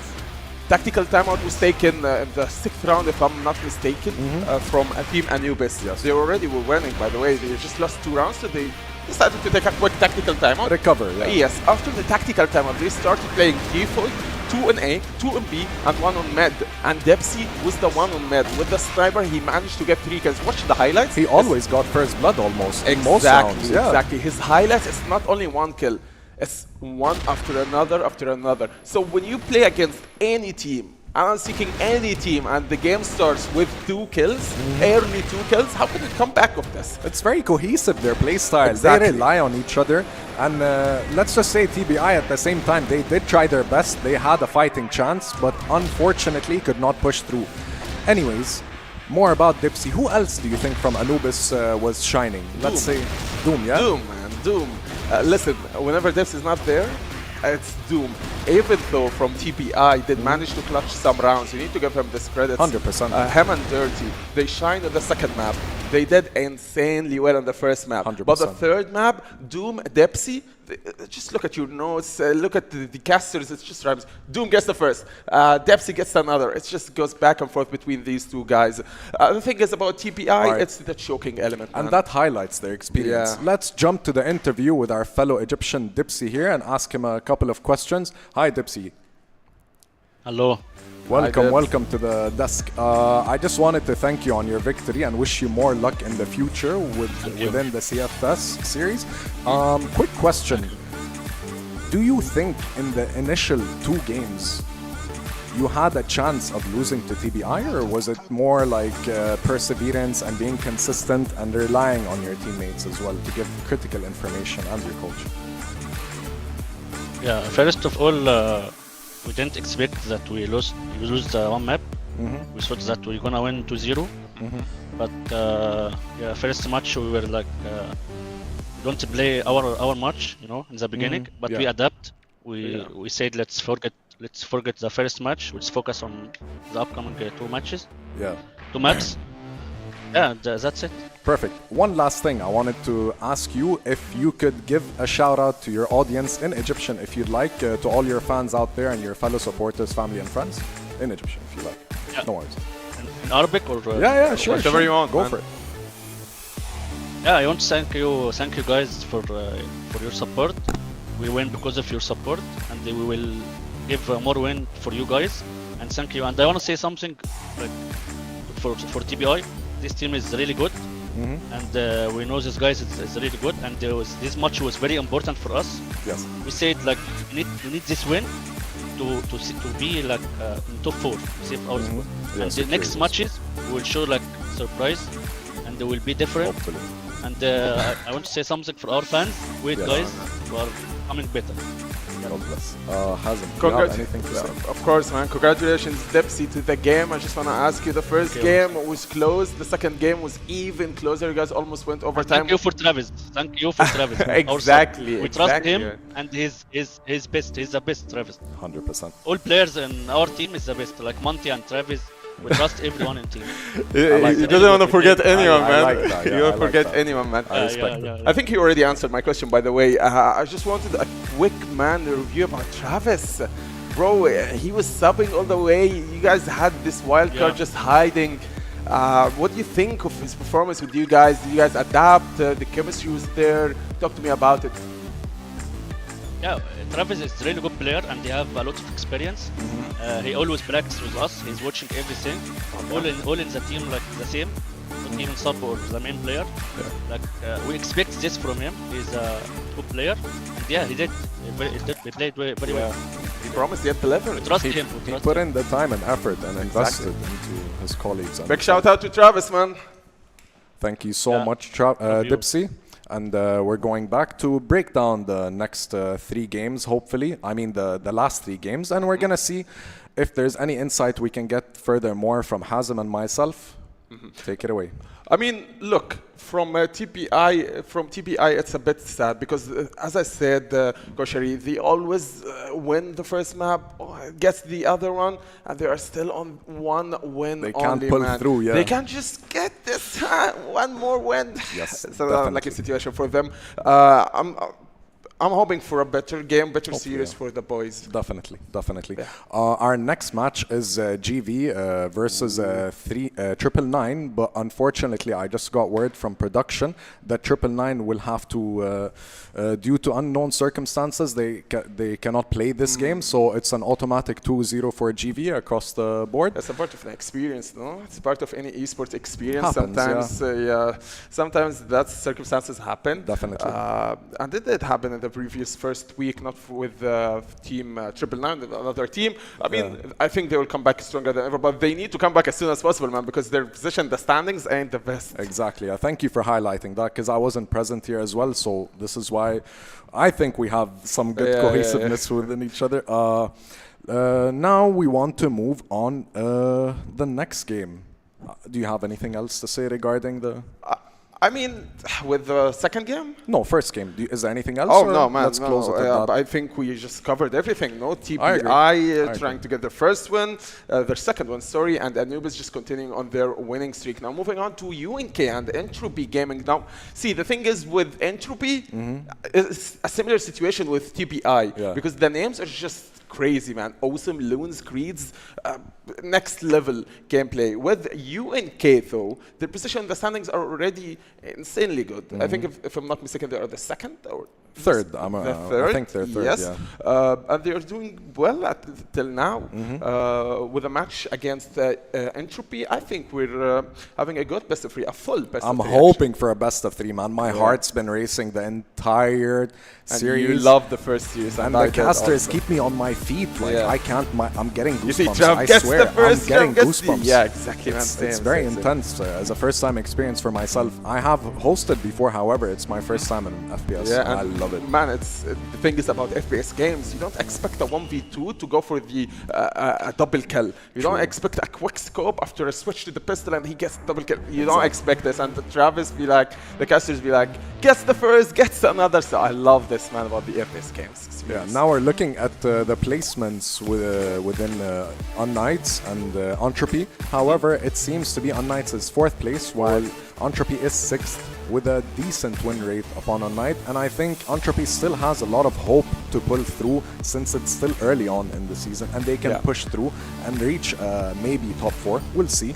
What I love about the format of the league is you don't expect the 6th place not to come as the 2nd or the 3rd by the end of the league, because every game is close. And what I love about the West League is the 8 teams that are participating. It's not a big gap between both. There's no stomps. It's always close. Speaking about close games, there's close key players too to score. Alucard and 40. I think Alucard, I think they both are exceptional sniper players, not just in this region, but some of them did manage to go abroad a couple of times did amazing performance compared to all the other players in the region who play the same guns and have the same tactics. Very patient, very calm, very composed when it comes to this, and that's why it reflects on their stats as well.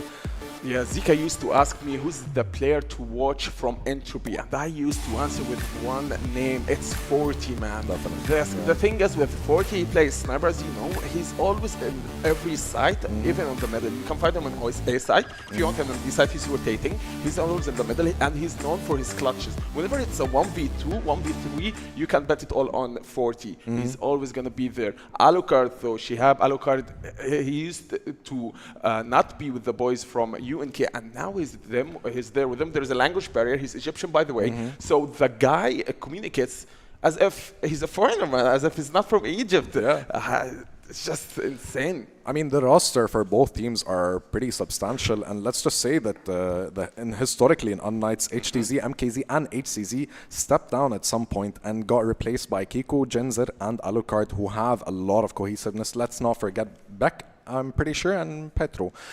Yeah. This is gonna be a match that I was looking forward to, and sadly we couldn't watch the previous match as well, but nonetheless there's a lot that's gonna be going on and a lot more to observe and watch. Yeah, the thing is with UNK and Entropy, it's a series where your mentality is like, okay, we're going map 3, okay, we're going to watch a really good map that's going back and forth between both teams. I think, if I'm not mistaken, both teams did play against each other, if I'm not mistaken, in the first week, and it was a win for UNK.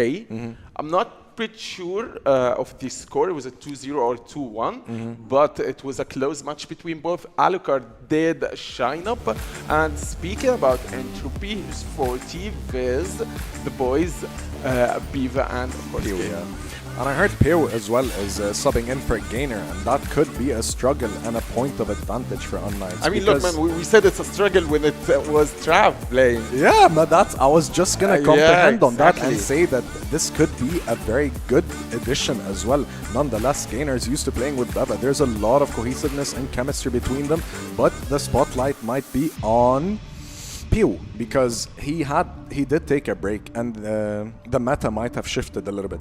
Now looking at unKnights, what do you think? Alucard, Beck, man, every time you look at Petro performing, every time you see Kiku, you know there's something intense going to happen, because Kiku's known for his last minute clutches and their slow pushes, and when it's 50 seconds at the counter, you see the side just invaded with the unKnights players, and that's what we love to see from Kiko. Beck and Petro the same. I'm super excited, and my eyes are on both subs. So, and let's see if the team captains as well can help carry their team through a lot of communication and accuracy, let's say. Do you think we would see something like Aben and Trav, but this time with different names from UNK and Entropy? More than possible. Nonetheless, these are still professional players. Sub or not, these people have invested their time, their hours, every resource they have to reach this stage and possibly further. Like it or not, man, the eyes are on them. And I think they're used to it, right? Like, these aren't rookies, you know? Even speaking of Hunt in the last match, he was 16 when he went to Worlds, and he was 18 when he went to China. Man, 16. That's an accomplishment in itself. 16 was... We're excited for the first match, and we're also excited for the map Vita that's coming within seconds. I'm expecting Compound to see from one of the teams, and Ankara the same. Speaking of Ankara and Compound, both are there. From UNK, that's a back on Ankara.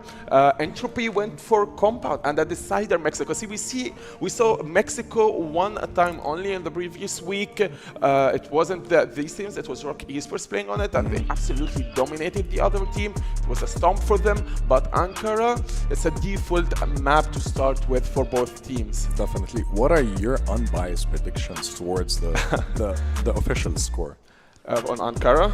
Yeah, it seems like David and Goliath a little bit, but nonetheless, I always have hope that it's not just about the rankings. It's not only about the KDA or whatever, but at the end of the day, I think Entropy might have a chance to at least take it to 1-1. Of course, man. Of course, they do have a chance. That's why I told you the 8 teams that are competing, the level is just close. Yeah. Okay, except ROC Esports. Honestly, bro, there's levels to this game still. And ROC Esports just on top of the creme de la creme of the tournament. True. The thing is about first map, okay, you want me to predict a score for the first map. I'm going to go a win for unKnights, judging just from based the on players. On their picks yeah, as well. They picked that map because they're confident. Exactly. Forget about the standings. I forget about the players themselves.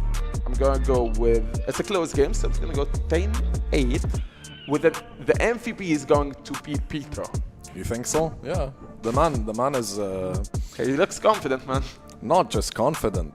He I don't know where to start. I'm speechless, man, because both teams, I respect dearly all the players. From my limited experience in CrossFire, they've always outperformed themselves in most games back to back to back. So let's wait and see how it's gonna play out. But nonetheless, we'll see how Gainer and Pew balance with the absence of a main roster player. But it's fine. I mean, not just... what do you think about who's going to be lurking and obviously first entry and stuff? It's pretty standard, you know, and this can make a huge impact on the game based on the maps they picked. Man, thinking of UNK and Entropy as a whole match is a best of 3. When you see the first map, Ankara, you just start to think of Petro lurking left and center with 40 just holding the sniper on the map, waiting for rotations. Obviously, Gainer is not there. The thing is, with Gainer, he used to be see, the thing is with this team, UNK, they're only two Egyptians, UNK and Gainer, Biva and Gainer. We used to call them the golden duo, casters and us, because they are always together, man. They hold sides, they hold push sides together. They are always on B. Yeah. Whenever it's they are attacking, they split push. Let's go 2 mid, who has Biva and Gainer, and the rest go to the B side. C4 planted, it's the post plant. They are there together. So Q entry now, there's no Gainer, and there's only Biva. So it's a bit tricky when you think about it. Now it's a double-edged weapon, as you said. At this point, I think subs are the strong point in exactly, in man. this series. Look, listen, if the substitute tonight in this game managed to perform instantly better than the original players, I'm gonna be shocked, man. Like, why are you guys subbing at this point? I mean, at the end of the day, they have subs, but these are very reliable subs, and they're all a team. And off-screen and off-stream, they play together all the time, I'm pretty sure, regardless of what we see. All right, now, final prediction. 10-8 UNK, 10-8 UNK. All right, I have hope in Entropy. I wish you both teams good luck, and let's move to the casters. Thank you so much. Thank you. We are back for our last game of the day, of course, the last BO3. And yeah, I think really from all the teams and times I've watched unKnights Pando in CFWL, I feel like if they don't take this 1-2-0, there's either been an overperformance from Entropy or an underperformance from unKnights. Yeah, I mean, I'm glad you bring it up. It's gonna be an interesting game nonetheless, but still, of course, you gotta give it to unKnights. I feel like they are probably going to be the better team, at least on paper. It's something we have to mention, right? But of course, Entropy, they want this win as well. They need some points, right? So with Pew, joining the squad for this, best of 3, it's going to be very cool because, I haven't seen Pew in a while, and I'm really looking forward to see him play. Yeah, I mean, obviously another forced stand-in situation with Gainer not being able to play tonight. And yeah, the desk was right. It's sort of a day of the subs at the moment. I mean, Travis played incredibly well. Avin had his big moments as well. Just remains if Pew can maybe do the same here.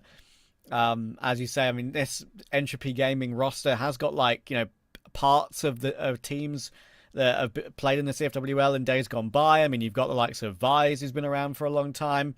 I think overall, as they spoke about on the desk, Beva's been around for ages as well. Always kind of played those spots with Gainer very, very often. But they don't have that today. We're going to be jumping into map 1.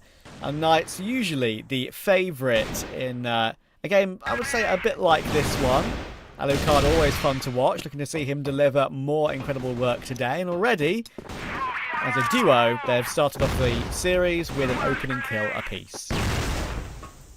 Yeah, and unKnights starting off this round with a great grenade towards mid, you know, taking a lot of damage, giving a lot of damage towards Entropy here. And of course, back catching Vice off guard is really something you are looking forward to. And yeah, overall, a very strong start from unKnights here. And it's really a question if, you know, Entropy is ready for this unKnights roster, because again, on paper, unKnights is a very strong team, and Entropy, they haven't had the greatest performance yet in this group stage, but they're still improving themselves day by day. So let's see how this push is going to work out as Menacin picks off Beva, but the trade is pretty much there instantly, and now it's Spew and Menacin looking for whatever they can find. Because Spew, they're getting Kiko, and of course Jinza is there with the trade now in a very awkward situation, but it's only Menacin left alone, and of course the support will come through, and it's gonna be Jinza, you know, getting that last and important kill. And you know what? It's the first round. Yeah, solid in their back pocket already. Are they going to be starting as they continue, or mean to go on, I should say? I do get the impression this one is going to be a 2-0 compared to the series we saw earlier. TBI, you know, Hazim mentioned it. They just have this thing about them where they start well, get really close to the 2-0, but then just fall flat at the end of the series. They can fix their overall form over the course of a BO3. Maybe they'll become unbeatable, because they always seem to get that start so cleanly. But when it comes to unKnights, I do feel like they're one of the more solid teams in the league. They're always around that sort of 3rd place, 4th place position. You can drop the odd game maybe you don't expect them to drop, but you know, they're always sort of just behind ROC and Gaimin Gladiators. Obviously, previously LCK, and previous seasons it was usually those two that were top 2 on nights, would occasionally provide a bit of an upset and get themselves slotted into that 2nd place in playoffs, but not so far this season. Staying closer, of course, with Anubis getting that win, it puts them up in that conversation as well. Pew will get a quick trade on toward Beck there, only 1 for 1 in round 2. Yeah. So Vice didn't really check the corner there, but, you know, not the end of the world as he is instantly traded out. So not the worst play, I would say. It was more or less worth it. Taking out Beck is a huge kill. But of course, Entropy, they have to make a move eventually as the timer is going down. 40 seconds now on the board, and don't really know if they have decided yet where they want to plant a bomb. And Menacin holding down A long might be an indicator, and this is the case. Yeah, everyone is grouping up in front of A, which of course unKnights is super prepared for. I'm not sure if Kiko saw anyone there, but now he surely heard it. 20 seconds now on the board. Something has to happen, and Menacin is the first one to get a double kill here. Can he find a 3rd? Not this time around, as Jinza takes him out, takes out a 2nd, a 3rd, maybe a 4th. Not this time around. Alucard gets it done, and what a performance. Beautiful hold. Beautiful hold. That's what we expect from that position. It always feels like quite a favoured one. If you let them get up the stairs, it can be awkward. But stop before they can get any further. Lovely pick from Alucard. 4-20 jump across the angle, gets punished for it. Pietro gets one as well. Early 4v3.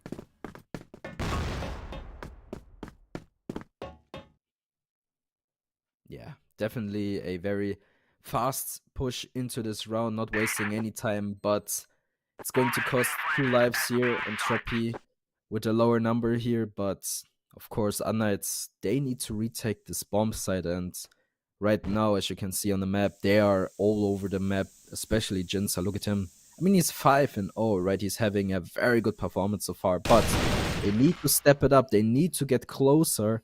Otherwise, you know, they have to run a long way towards the bomb. And the timer, 15 seconds. They need to push eventually. 10 seconds now. Menacin, can he get anything done? The timing is off, but there's Pew. Good for 2, and not this time around. Yeah, unKnights takes this one in fashion. It's very close, though, but they will win this round regardless. Yeah, 1.7 seconds to spare, around and about that level. Sometimes delaying retakes like that can often be the best way to do it, because Entropy would be thinking, okay, where are they? I want to look to see where they are. Like, I kind of want to get the drop on them. I need the information, but delaying it as a retaker can make that after plant uncomfortable, and it did shift them around a little bit. Managing to get it in time. Free smoke for the entrance toward A.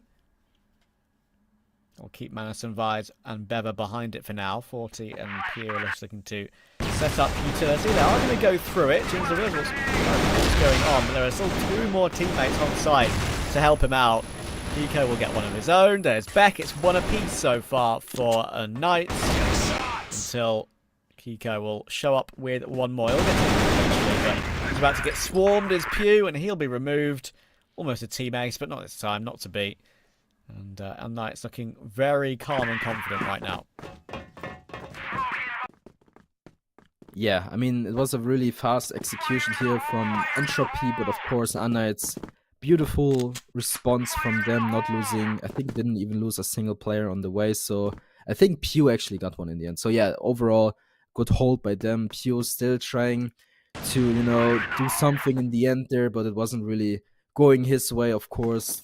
Too many enemies in front of him, and yeah, I gotta say, so far, again, one of these subs. I mean, it's Pew only, right? So he's doing a okay job so far. Obviously, 4-0 in the back, but still he's putting up these numbers, and the rest of the team, they also need to step up, because otherwise, unKnights, they're super prepared, super strong with their aiming today. So a hard nut to crack, I would say.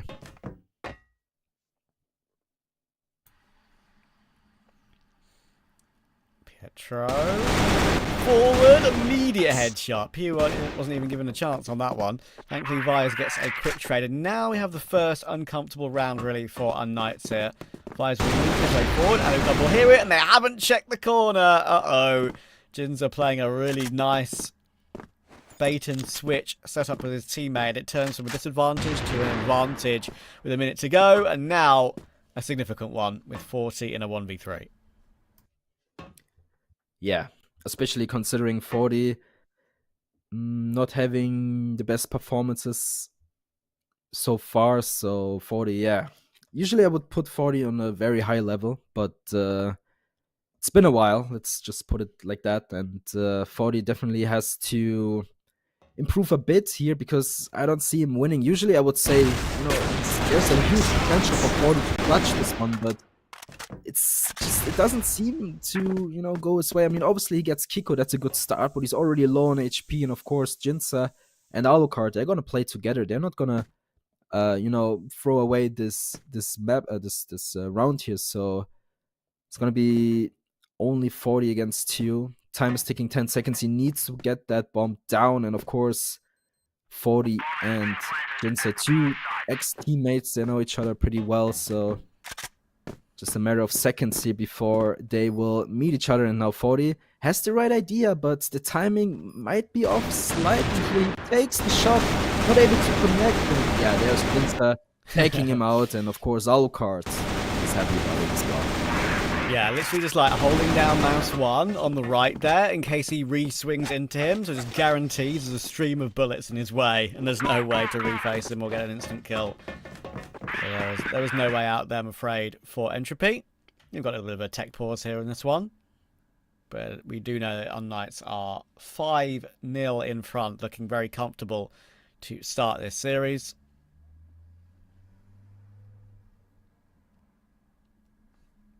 Yeah, so far, what can we tell? A very strong dominance by unKnights, pretty much what you would expect from them, but of course, Entropy still looking for an answer, still looking for anything to respond, and not sure what the issue is. Usually, maybe Entropy isn't one of these top teams, right? I mean, again, they've been trying to improve themselves, by a lot, but so far, unKnights just looks so much more dominant, and just very, very tough for them to find anything. But one thing I want to mention here, huge shoutouts to Jinza, of course. He's really putting up these numbers, and I got to I met him in person, right? So I know it really means a lot to him, and he's really putting up all these, you know, strats and numbers and whatever it takes to be a good player, right? So he's definitely up there. Yeah, that's always good when you hear it from the horse's mouth, as they say. No, you can believe it. The Knights are, as I say, in a very solid position in the league so far this season. They've played 4 games. They've won 3 of them on that 9-point level. I think obviously the league is yet to be updated on Liquipedia, but Anubis are now above them with a 4-win, 3 losses. So obviously they've played a couple more games than our Knights, so our Knights can go back ahead of them here, and then we'll still have a game in hand. ROC, the only unbeaten team so far in the league this season. 5-0 start for them. Only losing 1 map, I believe. Yeah, Knights will know this is a situation for them where they can keep the pressure on that top 2, because there was a bit of a gap forming already, even though we've had like maybe 3 weeks of play. That gap between the bottom 4 teams and the top 4. Entropy, unfortunately, in that bottom 4 with that 1 win and 3 losses. GV, of course, reminder, will, I think, jump up to that 6-point mark because they get that 2-0 forfeit win over 999. So if you are looking at the Wikipedia league standings, they do have 6 points, not 3. Back in the game now, and Knights 5-0, looking to continue their path toward that 12-point mark of their own. Yeah, so back in we go. It seems that Entropy is not wasting any time as they throw some utility towards Kiko here, not doing all that much, but certainly makes them rotate towards A, which is another good thing for Entropy, of course. Still very early on in the round, don't get me wrong, but look at this. I mean, the map is wide open for them. They could just, you know, slip through mid and work from there, but of course, they need to find that opener, because without an opener, you can't really get the bottle open, right? So it's going to be Alucard. They're going to be testing. Oh, no, never mind, actually. They decide to fall back. Never mind. No more Alucard action there. Seems like they are going to group up in front of A once again, and hasn't really worked out, I would say, really good so far, but maybe now, maybe they have another idea, and of course they make a lot of noise, and Jinsun knows. And back should rotate eventually, and this is the case. It's now Entropy on this attack. Can they get it done? They get 1. Kiko trades it out with 3 all by himself. A 4th as well. 40 takes him out eventually, but wow. That was so much work from Kiko alone, and now it's 40 against 2. It's also going to be Pietro and, of course, Alucard. 2 of the best players. I mean, everyone in unKnights is really good, but this is going to be very tough for 40, though. Yeah, he's going to fall back to pick up the C4 as well in that corner of the stairs, or the entrance to the site, I should say. So that takes some extra time. He's worried about someone flanking already, holding that C4 in that position, but he'll clear that out and see that's not the case. Pietro and Alucard are just playing together, waiting for him here. So I think they will be probably allowing him a plant. He's going to give it a look, but won't see anything. So we'll realise they're giving him respect to go for this hold. They'll now know where it is, of course. Got to hold the line. Early missed shot. They'll know where he is now. Can they get Alucard and Pietro into the action together to play a trade setup? Or will 40 have a chance to quick scope some fools and take an unlikely clutch? There's the first. Now dancing with the sidearm. Alucard struggling, and 40 will hit the headshot. That's the star power of the man we spoke about in the pre-game. He can deliver when it is necessary, and it was absolutely necessary there to get their first round on the board. After all Kiko's heroics as well. Yeah, I mean, to be fair, 40 missed a very crucial shot there, but he clutched it out eventually anyway, so very good performance from him, a much needed one as well, a little bit of an, you know, confidence boost, if I'm allowed to say it. So Entropy finally with a single round on the board, still looking, yeah, much like, you know, unKnights is having the upper hand, which they do have, right? But maybe Entropy finally has an answer to it. I mean, it was very close, but a round is a round, you take those. So what's the point here? I mean, another free stack from unKnights here towards A, and you can really tell, Entropy likes to go towards A because, B hasn't really worked out that much, but maybe now. But of course, they know Alucard. He has to be somewhere. He's not on A, so eventually they have to run into him. And of course, you don't really want that to happen. Like, look at this! Ooh, Vice a little bit unaware that Pietro picks him up, and this is a strong start. And it seems like they're not wasting any time. Beva follows him. It's not the best decision in the world. Beck takes him out, though.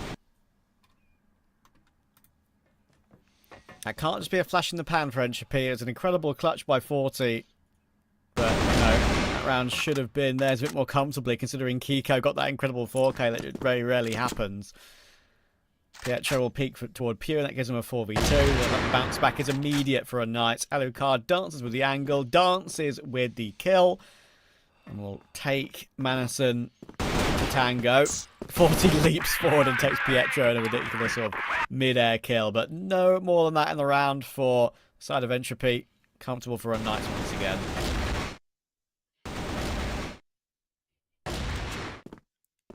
Yeah, so Trev, what can you say about this one? So far, really gotta give it to unKnights. They came prepared and they are still delivering to the very best.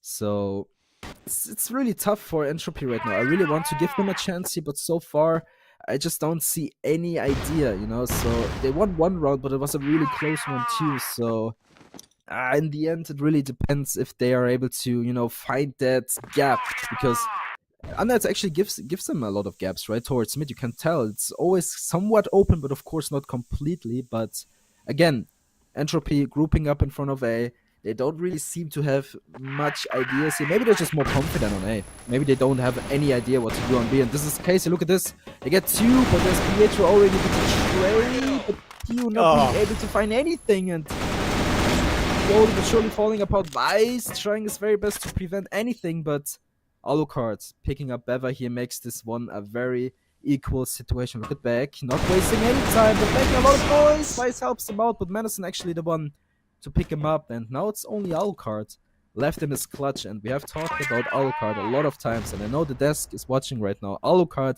clutch master, right? So I give him a very likely chance to win this one, but of course, Vice and Manison super prepared, they don't really need to rush anything. They have 1 minute almost left on the clock, and a lot of time to work with. So the question is, what are they going to do with all this time? I'll get the C4 down now. That will put a clock above Alucard's head. He's looking to retake from the same position. Pistol would be the way to go, perhaps, because these two players aren't exactly full health. Vi's below half, but playing the headshot angle will mean that won't mean too much. He'll have to hit a headshot. He sees where both of them are coming from and almost flicks back. Thankfully, Manison does swing and take it straight away. It's a round they had to win, and they will get away with it. The two-piece opening was amazing. Then Pietro somehow, look at that, actually on the running fadeaway. I did see that from Q's POV. It was ridiculous how Pietro got that kill. I was on the running fadeaway, grabbing that second to actually give the random opportunity. But as soon as they entried and left Alucard alone, it's always going to be difficult for him to win that one. Yeah, you're absolutely right, by the way. They are heavily focusing A. Barely any B plays so far in this first half for Entropy. Yep. So, this time around, I mean, again, they started with some utility towards A, but now very quickly they are moving towards B, and it's Pietro, pretty much the only one defending. Of course, you have Alucard on bridge, but it was smoked off. Now the smokes fade, and Alucard, good for 2. No one really checking the corner. Pew just passing by, instantly gets punished for it, and now it's Vice trying to, reduce the damage a little bit. The bomb is dropped as well, and Alucard is unstoppable right now. He gets the triple kill. Manison now left alone. Pietro pushing a little bit too much, but to be fair, you gotta give him that. 1 versus 5. You can do some risky plays here and there, but of course, don't overdo it, otherwise you're gonna lose this round. But yeah, obviously, they're gonna win this round. Again, beautifully done. It's, again, Entropy, they have some answers, they have some plays here and there, but for me, it almost feels like they played a little bit too random almost. It sounds disrespectful, but again, it almost feels like there's no, rhyme or reason to it. So I don't know about you, Trev, but they need something else. Vaguely one-dimensional, maybe would be the way I'd describe them, but mainly because they're focusing on one site the majority of the time. Listen, unKnights are the better team. We all know that, but Entropy have the individuals that can shock, and as we saw that with 40 earlier on. Yeah, I mean, I just think I've been mainly impressed with unKnights a little bit more. They've had some of those big moments with Kiko, even though that was a round they lost, actually. But, once Entropy have got themselves into a position to actually win the round, like when they're in that 2v1 or whatever, they usually do the right thing and get it sorted.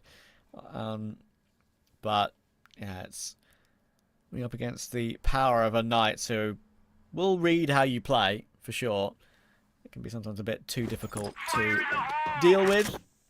It means that they're well on their way to the opening map here. I think, obviously, as well, I had first-hand experience, my first experience of watching Mexico last week when I covered the matches with Laz on one of the game days. Like, that is a very, very heavily favoured defense map, right? So, Yep. Yeah, I think at unKnights, when you're the favourites, they're going to be wanting to avoid that like the plague. Yeah, probably, right? So, taking a look, it's 7-2. A very strong performance from unKnights so far, and Entropy, they have a hard time so far, but still winnable. It's a long road. Let's be fair on that one, but it's never impossible, of course. And also Ankara, it was unKnights' pick, so obviously they're gonna have a very strong performance on that map, and this is pretty much what they've been doing all season long, right? So you see a much different approach from unKnights. They go with that split push. Of course, 40 has an answer, but so is Alucard trading out.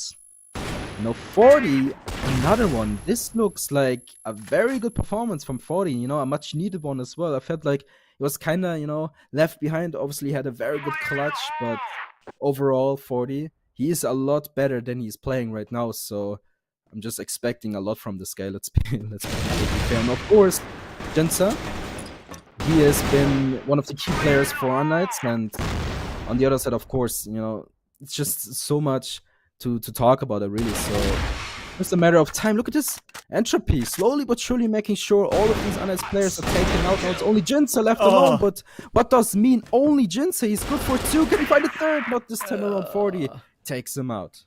Yeah, almost, but 40 just had all the information in the world and had the sound cues as well. Playing off angle that made it a guarantee. Basically got to hit one bullet. Look at the attempt hit from Jinta, spinning on the top, hitting their heads in front of him, but 40 was always going to be in his way.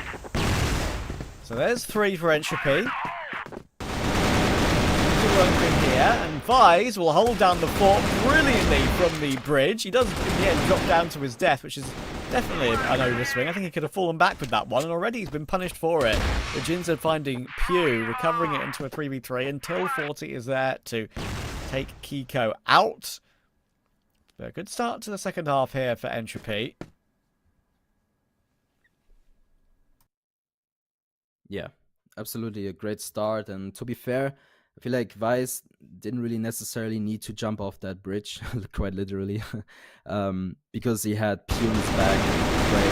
But nonetheless, kind of worked out for them, and so far the round looks good.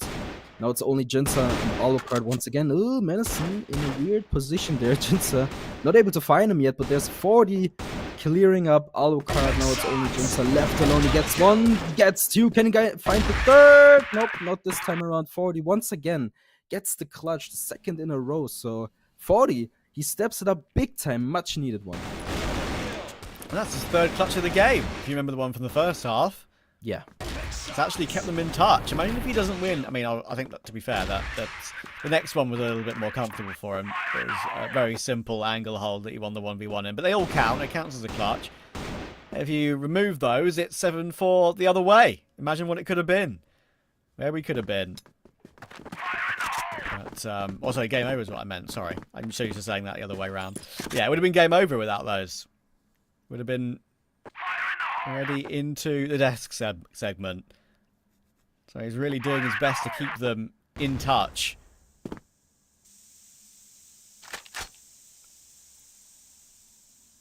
Yeah, 47-0. Quite the performance, I would say. It's something that, you know, Prime 40 would have done, like, you know, all day, all night. But here we go. Entropy finally getting some numbers on the board. You know, they're pretty convincingly taking these rounds. I mean, it's still close, but with 40 on the clutch, can't really go wrong with that. And Flash, that's a little bit awkward there, but Vice takes Pietro out, and there's the trade. Bombs down, Pew gets another frag down. Look at this bomb position. Ooh, this is bad for unKnights, and of course, Entropy now, they need to support their, you know, teammates, because otherwise they will just take away the bomb. But look at this, the trades are good. Still in favor of Entropy, and now back in Alucard, left alone, still in need of the bomb. They need to recover that one, and it seems like this one will be a tough one. Back, very close, just waiting for anything. Where is this utility we're waiting for? There he goes, the flash, and the smoke will go out. And of course, back trying to secure the bomb, he gets it. Can he get away without anything? Yes, he will. Alucard actually takes out 40 on this way, and you know what? unKnights, all of a sudden this round looks very winnable for them. Yeah, they flipped it completely. They flipped it completely. Now they've got an after plant set up, and Alucard's removed Bever as well. Manison trying to get a trade, but one able to tap him down on the retreat. Angle held, and actually Alucard does get caught this time. That's a good kill. Now a clean 1 versus 1. Beck trying to play up close. He's been spotted out by Manison, but now he's so very low. Probably 1 bullet from going down. This is actually a smart position from Beck.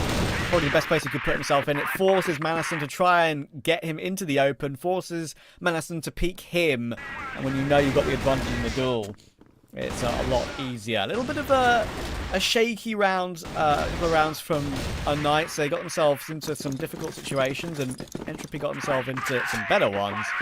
But yeah, that's definitely one round there that got away from Entropy for sure. Especially with where the C4 was for so long. Yeah. Finally, you know, Entropy stepping it up. They're playing much better than, you know, in the beginning of this game. And look at this, unKnights this time around, not wasting any time. But so far, Bever takes out the Pietro, maybe the second one of his sprays, this time around. But look at this, Madison. He swings from up top, but once again, the trades are good. unKnights take this bomb site here, and now it's all up to Entropy to retake it. And Vice has a very interesting position. But, of course, as soon as the bomb gets planted, he needs to make a move because, of course, you have Pew in AC, so his position isn't really necessary. And they will have to retake this bomb eventually. And you can tell 40, you know, he's staying there. He's just chilling, taking his time. And, oh, Pew, is he just gonna jump through the smoke? If the timing is right, he might just find Beck, and the timing is off. Beck actually takes him out, and Vice still trying his very best to Beck. And of course, Alucard, they take this round once again in fashion. Yeah, you can just rely on them so often, can't you? Sometimes they feel like there's nothing you can do against them. Alucard gets his important kill, but Beck got his double, the second one being a tasty one indeed.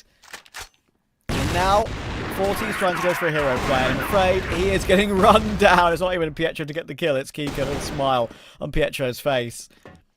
We got a big lead to work with. Just needing 4 more kills to make 1 more round happen.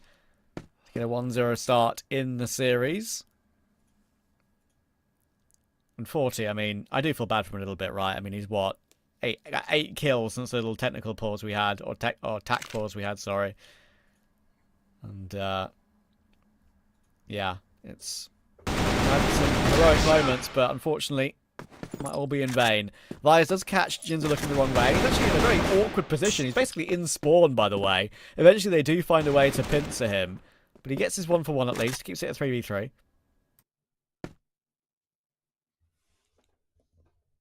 Yeah, a pretty good attempt from Vice there. He picks up bomb carrier. He's not really able to find a second one, but, you know, he was kind of switching his weapon there, which, you know, was a little bit unnecessary, but in the end, it didn't really matter, I guess. So far, we can tell unKnights, they're ready to go. Are they gonna check Manison? Not really, but Alucard trades him out, and now it's going to be Alucard versus Beva, and you know what that means. Alucard, the clutch master himself. He knows where to position himself. He knows what to do, and of course, with all the experience this guy has, you know, Beva will have a really hard time.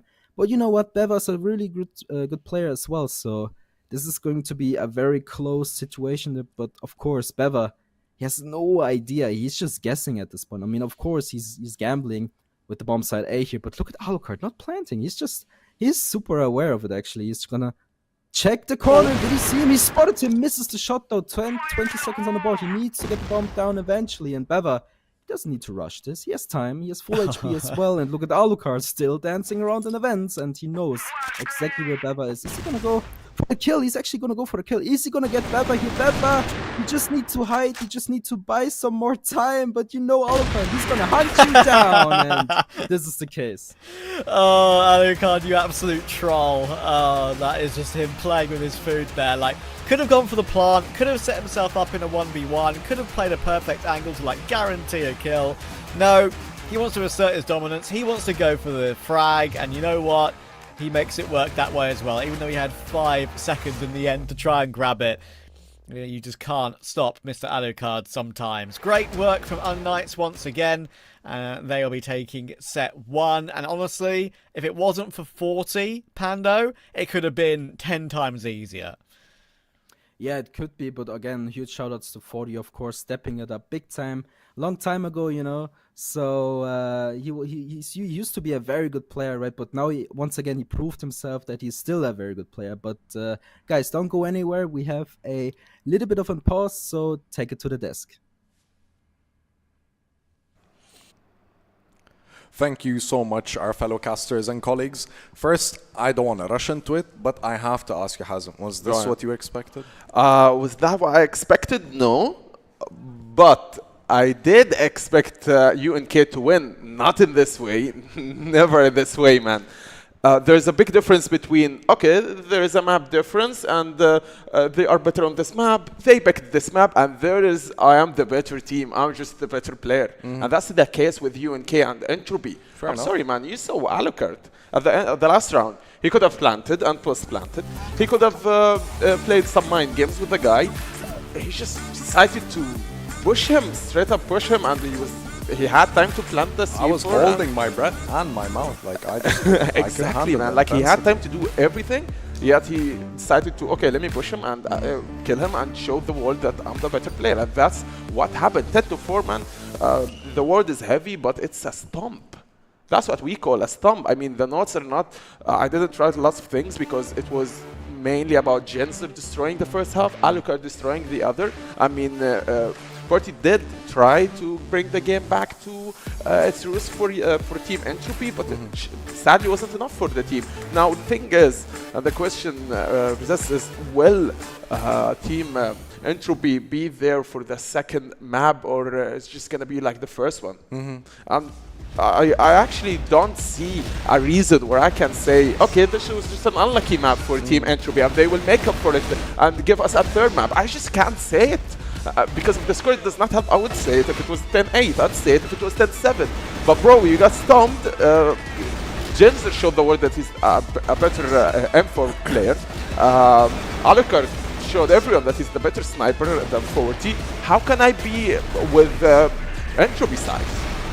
I mean, nonetheless, there is 2 very similar rosters, just like the casters did say that individually speaking on Entropy's side, they do have a lot of potential. It's just a matter of time before they can start climbing the rankings and getting to play together a little bit more, you know. There has been a lot of roster changes throughout this season as well, with all teams, none of them excluded. Exactly, but remember that we are on the 3rd, if not the 4th week. We're just... It's not we're getting started, it's the 1st or the 2nd week. If not now, then when? Will you be there the last week? And it's the same for the TBI situation. I know we've been over this game, but I love to mention it because it's the same scenario and the same situation back. It's the comeback scenario, and let me win another game and reach the 3rd game and do get myself a victory. So it's a bit complicated when you talk about Entropy, possibility for managing to get a win on this yes series. And no question. Do you think Gainer being present in this game would have made a difference? No, because you can't blame Pew on Not his at own. all. Yeah. It's a whole team game. I mean, cohesiveness. Yeah. maybe if he lost a couple of 1v1s, maybe if he lost a couple of 1v2s, 1v3, even wasn't able to flank. If he was playing a sniper, then yes, I'd blame him. But in this scenario, no, not at all, man. All right, I still have hope for Entropy. Nonetheless, great performance by unKnights, decent performance by Entropy, and let's go to our casters. Let's go. Could be the last game of the day coming in here, and yeah, I think I favoured the unKnights 2-0 before we got underway. It's looking that way at the moment. Alucard, Bex, it feels like any time some of these players find themselves in a tough situation, in a 2vx, 1vx, they always seem to find a way to deliver. So real good work from them. If 40 plays as well as he did in set 1, Pando, and continues to clutch rounds for his team, and maybe a few of his teammates are a little bit more online, I still think there could be legs to this game, but I am still committed to the 2-0 here. Yeah, maybe.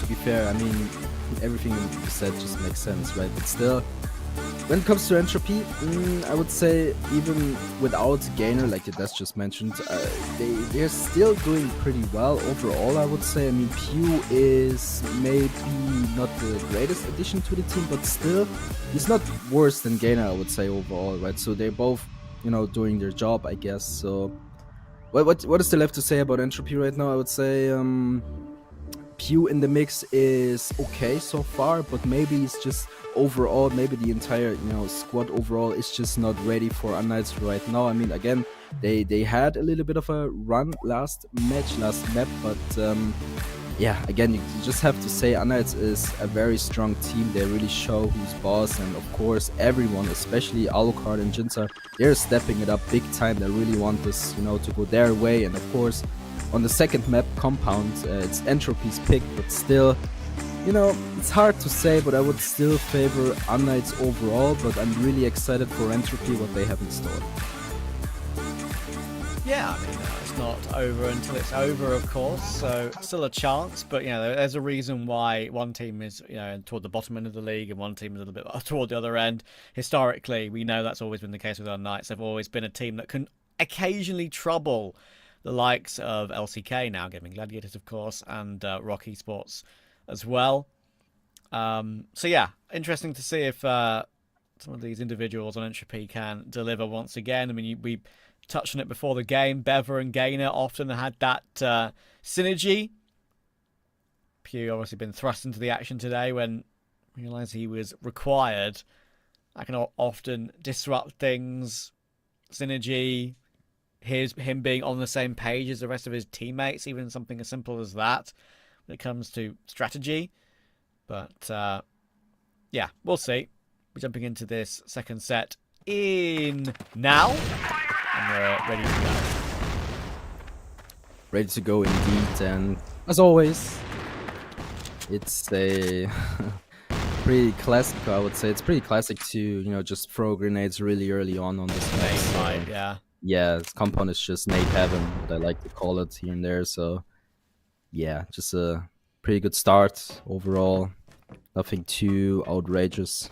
It's just gonna be some peaks here and there. Menacing, very deep, means to be long, but of course Jinza ready to go, but Bever has the answer for him, takes him out instantly. And now the question, Entropy, what is the response to that now? I mean, they have the first frag, so are they just gonna rush in or not? Because you can tell unKnights, they have a setup left and right, they're just not ready for this. Maybe Alucard completely smoked off, maybe they can get something done here, but look at this, he's stalling a bit with Alucard, good for one, can he find a second? It's all covered in smoke, not really likely for him, but look at this, Alucard proving me wrong.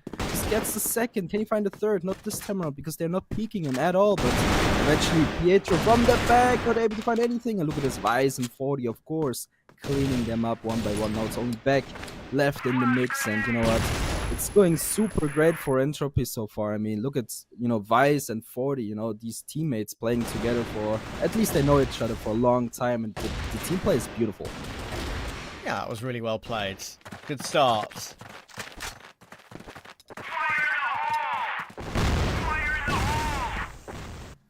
Something to work with. something to set a tone. Probably the most convincing round of the game they've actually had, and it comes at the beginning of set 2.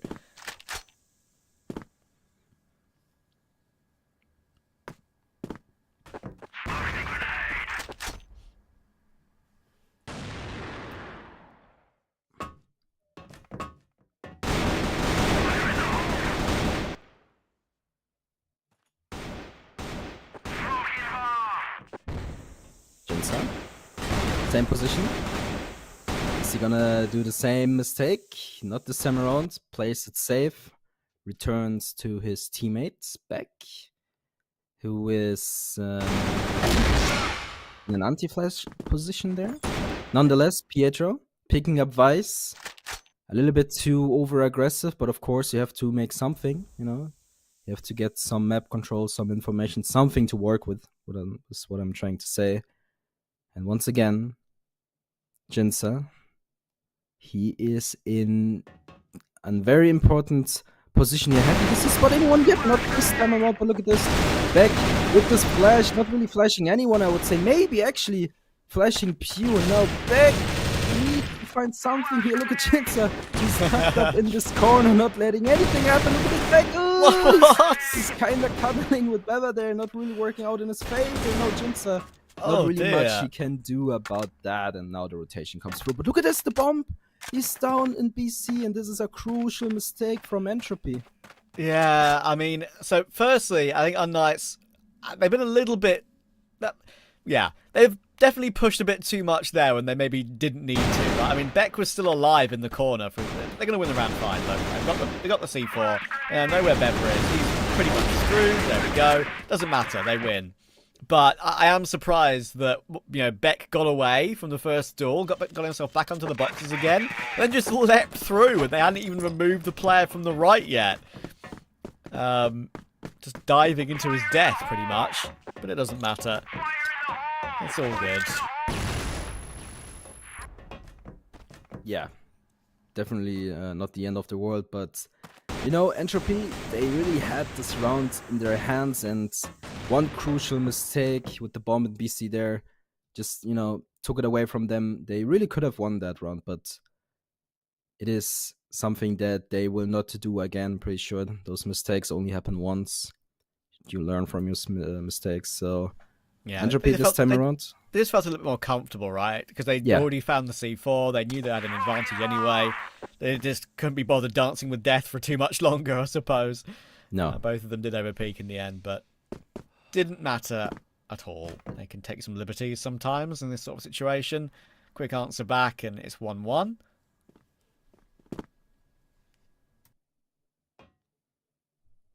Pietro now. Again, in a interesting position there. He's been spotted. Grenade goes out, flash goes out. Can he get away though? The question. Can he though? He's still dancing. No support yet, but Alucard will swing eventually. But he will miss his shot though. But it's still a very good position for unKnights. But the smoke will come through, and it's not enough for Pietro to get away. Vice will clean him up. Good start for Entropy. A man advantage, and of course, why not advance further? But little do they know about Alucard hiding, and eventually they will make a move. It will go down to an A split, but there's so much work to be done. 30 seconds on the boards.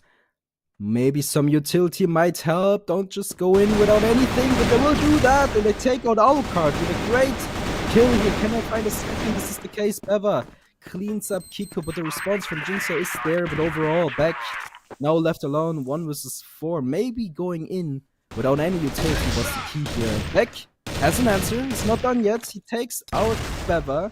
Almost takes the head of Vice as well. Maybe the grenade will do the job. Nope, not this time around. 8 HP left. Beck in a very difficult situation. What can he do here? It's a really tough one. Can he find Vice? Not this time around. And it's another round for Entropy.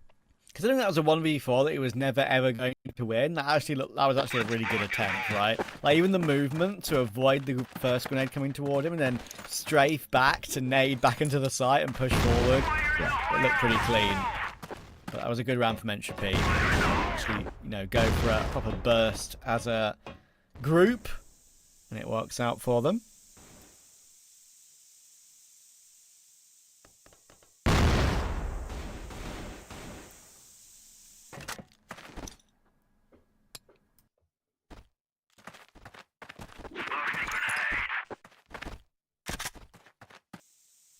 Oh yeah, look at this. I like this. Entropy. Maybe a fast push through mid. Maybe that's the answer.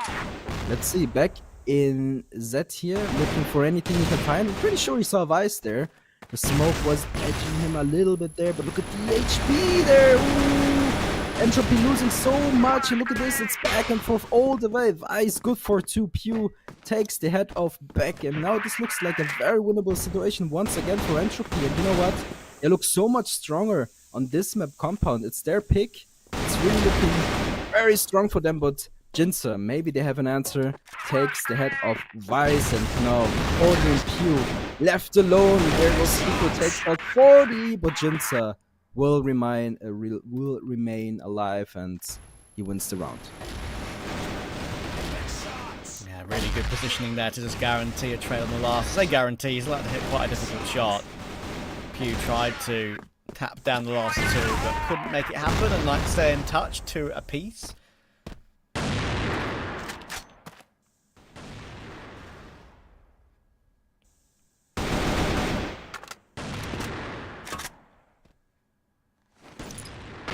Oh, Vise.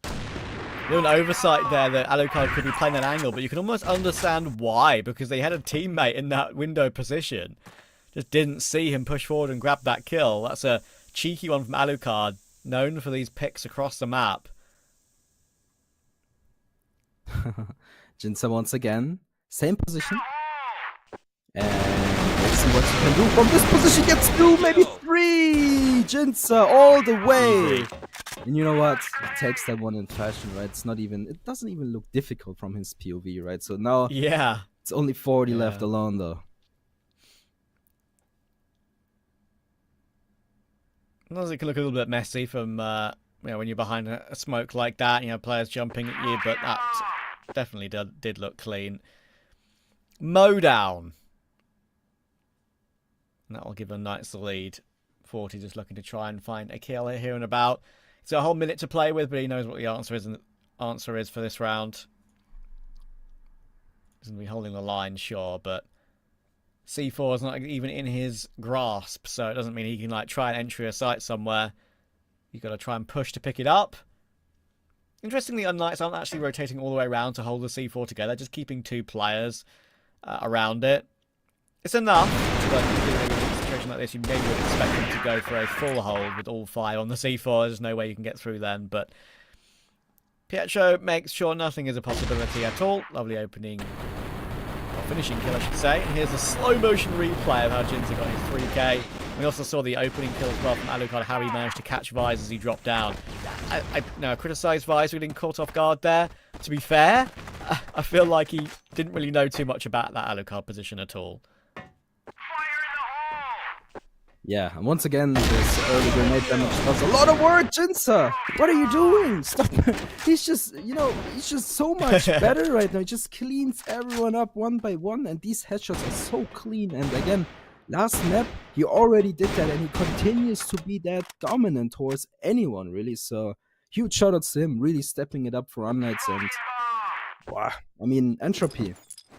Of course, they were really aggressive in that pillar room, right? So it's a little bit awkward for them to lose 2 players so fast and so quickly, right? So not sure what their plan is. Again, I feel like Entropy right now, they have a good performance so far. They're really answering towards unKnights, right? They're not being fully dominated, right? So unKnights still looking better though, gotta say that, but it's a very close game. And once again, Entropy, they pushed through mid, and they have 2 opportunities from here, maybe 3, and they're yet to find or to decide what they want to do. They got the C4 quite up toward mid, as you can see, and an opportunity to split either side they want to. As you can see as well, Beck was very far pushed up all the way to the outskirts of B, so he can maybe flank mid at some point as well. That's going to be a problem for Entropy that they might not even know about. He's creeping forward now. Keep an eye on that position of Beck. And there's the catch. 40 caught. And that just puts a whole spanner in the works now for Vise and Bever. They're kind of split up. They're going to try and go together now from two different angles. The two-prong attack on towards the A-bomb site, but Alucard's got the line. That dropped the C4 until Bever picks it back up again and will get the plant down. But there's no reason for Alucard to overpeak. For Kiko to overpeak. He's waiting for Beck and Pietro to get into play. They're now all here together. Flash will be avoided and headshot will be taken. That's 4 for unKnights.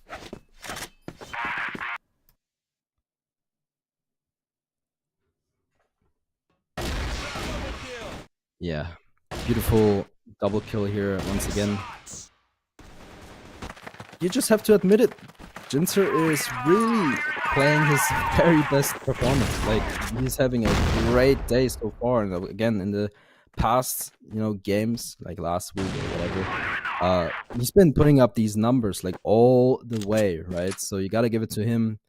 And of course, the rest of unKnights also really, stepping it up, really trying to, secure as many points as they can. Obviously, they are a, top tier team, and, they will have a lot to prove on, international stages. So looking at, unKnights right now, I feel like super confident that they might find some more victories, along the way. But for now, they still have to beat Entropy. And Entropy, right now, they really do a great job with, securing the mid area there. But after that, you can tell it's all going to hell. And it's only 40 left alone, and not a single member of unKnights, not a single member will go down. And still, Entropy, they do a great job securing mid there, but from there, they seem like they don't really know what to do. Or maybe, let's be honest, maybe unKnights is just too prepared. They do feel very prepared, don't they? Also, there's just the star power of Alucard, and especially Jinzer in this map, actually, has really changed things. It feels like Entropy had a good start, they're battling equally, and then suddenly they go through a smoke a couple of times. Jinzer is on the other side of it, and gets like a 3k and a two-piece back-to-back. Pretty impossible to deal with something like that sometimes.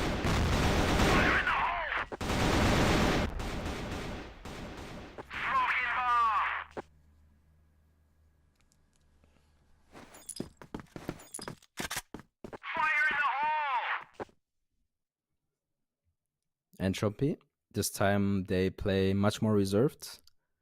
They just chill, for now at least.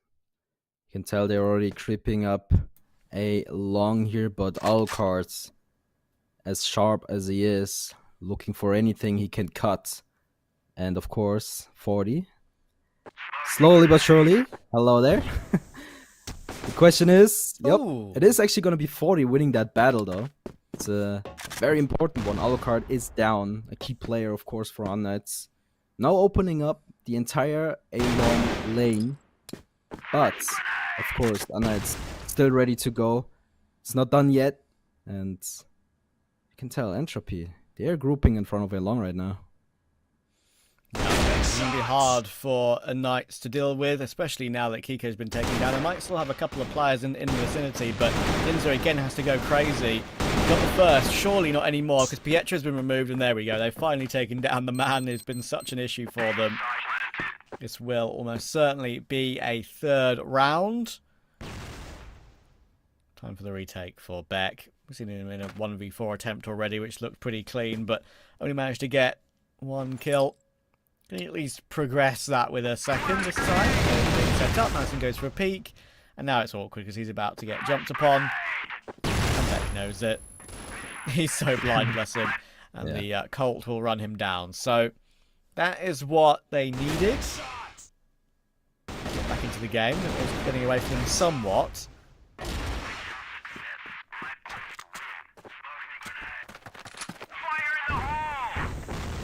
Once again, A lot of aggression towards mid here, you can tell. I think it's back very close to all of these players. Is actually able to get anything done, not this time around. Wow. 40 takes him out. It was a very crucial position for Beck. He could have, you know, done much more damage, but luckily for them, it was 40. He was ready. He took him out, and he, you know, he really prevented a lot of damage there. And Entropy, they get away with it, but a lot of damage has been done, as you can tell, by all these HP bars. And it seems like, you know, it's always Jinza on Belong here, waiting for anything. Just his opportunity, really. He's just multi-fragging all over the place. So pretty sure he's happy with that position. Yeah, Pietro will get the kill back as well to even up the round. Beck will feel upset. I mean, you saw his reaction in the player cams when he didn't get that kill, because in the end he was just caught by 40, not ready for him to be there, B-hopping toward him with the Colt out. Just so happened he hit a mid-air headshot. It happens. Okay, Jinza behind the site on B. He's the only man here to defend this one. How quickly do Entropy want to push it? Because if they push it quick enough, well, they should definitely be pushing it now, because if they don't, they've missed the opportunity. B site is totally open. Jinza tried to go for a little tap, maybe being a bit overzealous. Kiko will respond before the smoke blooms as well. So that actually gives him a chance to stay alive for a second, wait for Alucard and Pietro to get into the action.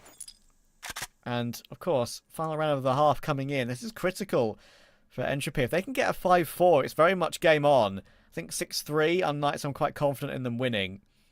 But anyway, we've got the big flank coming in here from Alucard and Pietro. Two players that have played with each other for so long. We send Pietro in immediate headshot on Manison. And now we're converging on toward Bever and Pugh's position. And they're going to get it done. Just enough time for the defuse. Retake. That was not easy.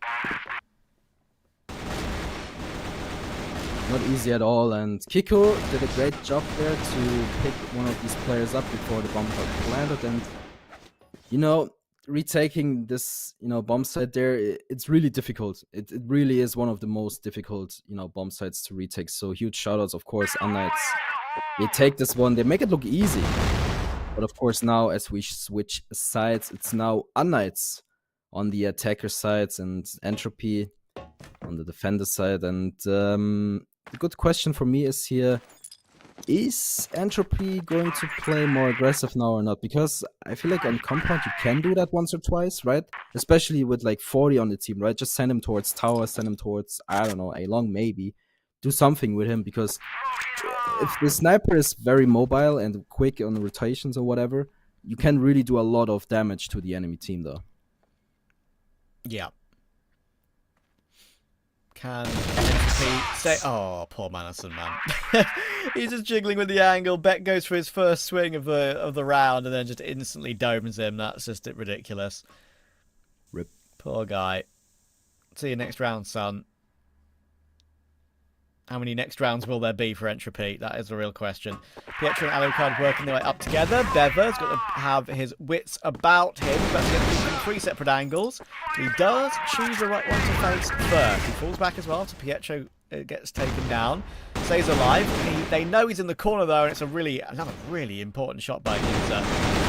Eyes on the site. We know what you can do from here, but he's not going to be allowed to do anything this time. And he even checks Pugh coming through that smoke. Good work, Jinza, again. He's up to 13 and loving life. Yeah, absolutely. He's surely having a great time so far. And you know what? Beba actually did a great job of, you know, stalling the push, but it was not enough in the end. I mean, he had to be more aggressive there to, you know, stall the push even further. But again, I feel like his teammates didn't really, you know, help him quick enough. But of course, it's easy to say, right? So unKnights, once again, with a very dominant push, very dominant, you know. I would say overall, unKnights is having a blasting day so far. I mean, everyone is really performing up to the plate there. And Entropy, they're still there. They're still trying to fight as much as they can. And they do, you know, put some numbers on the board. But unKnights, maybe the roster is just too big. Maybe it's too difficult. Look at this blitz. What's he doing? It's insane. This guy's just running and killing everyone.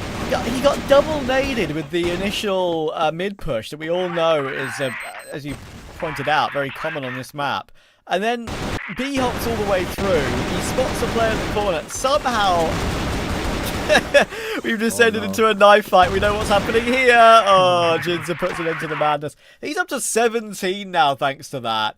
Oh, goodness. Let's have a look at I think we're going to see a replay of it. There we go. The bounce we made to do with Bevan, the little jump from the window. Visor's not ready for that, and it's just an absolute demolishing right now. Yeah, I mean, Madison spraying on that body, I kind of understand it, but is it necessary? Of course not, right? Look at this once again, 40. Ooh, very aggressive, takes off 2, but is instantly traded out. A good opener for Entropy, and I hope they can make this. Oh, look at this. I mean, there's something going on, right? So, I don't know. A little bit weird for me, though.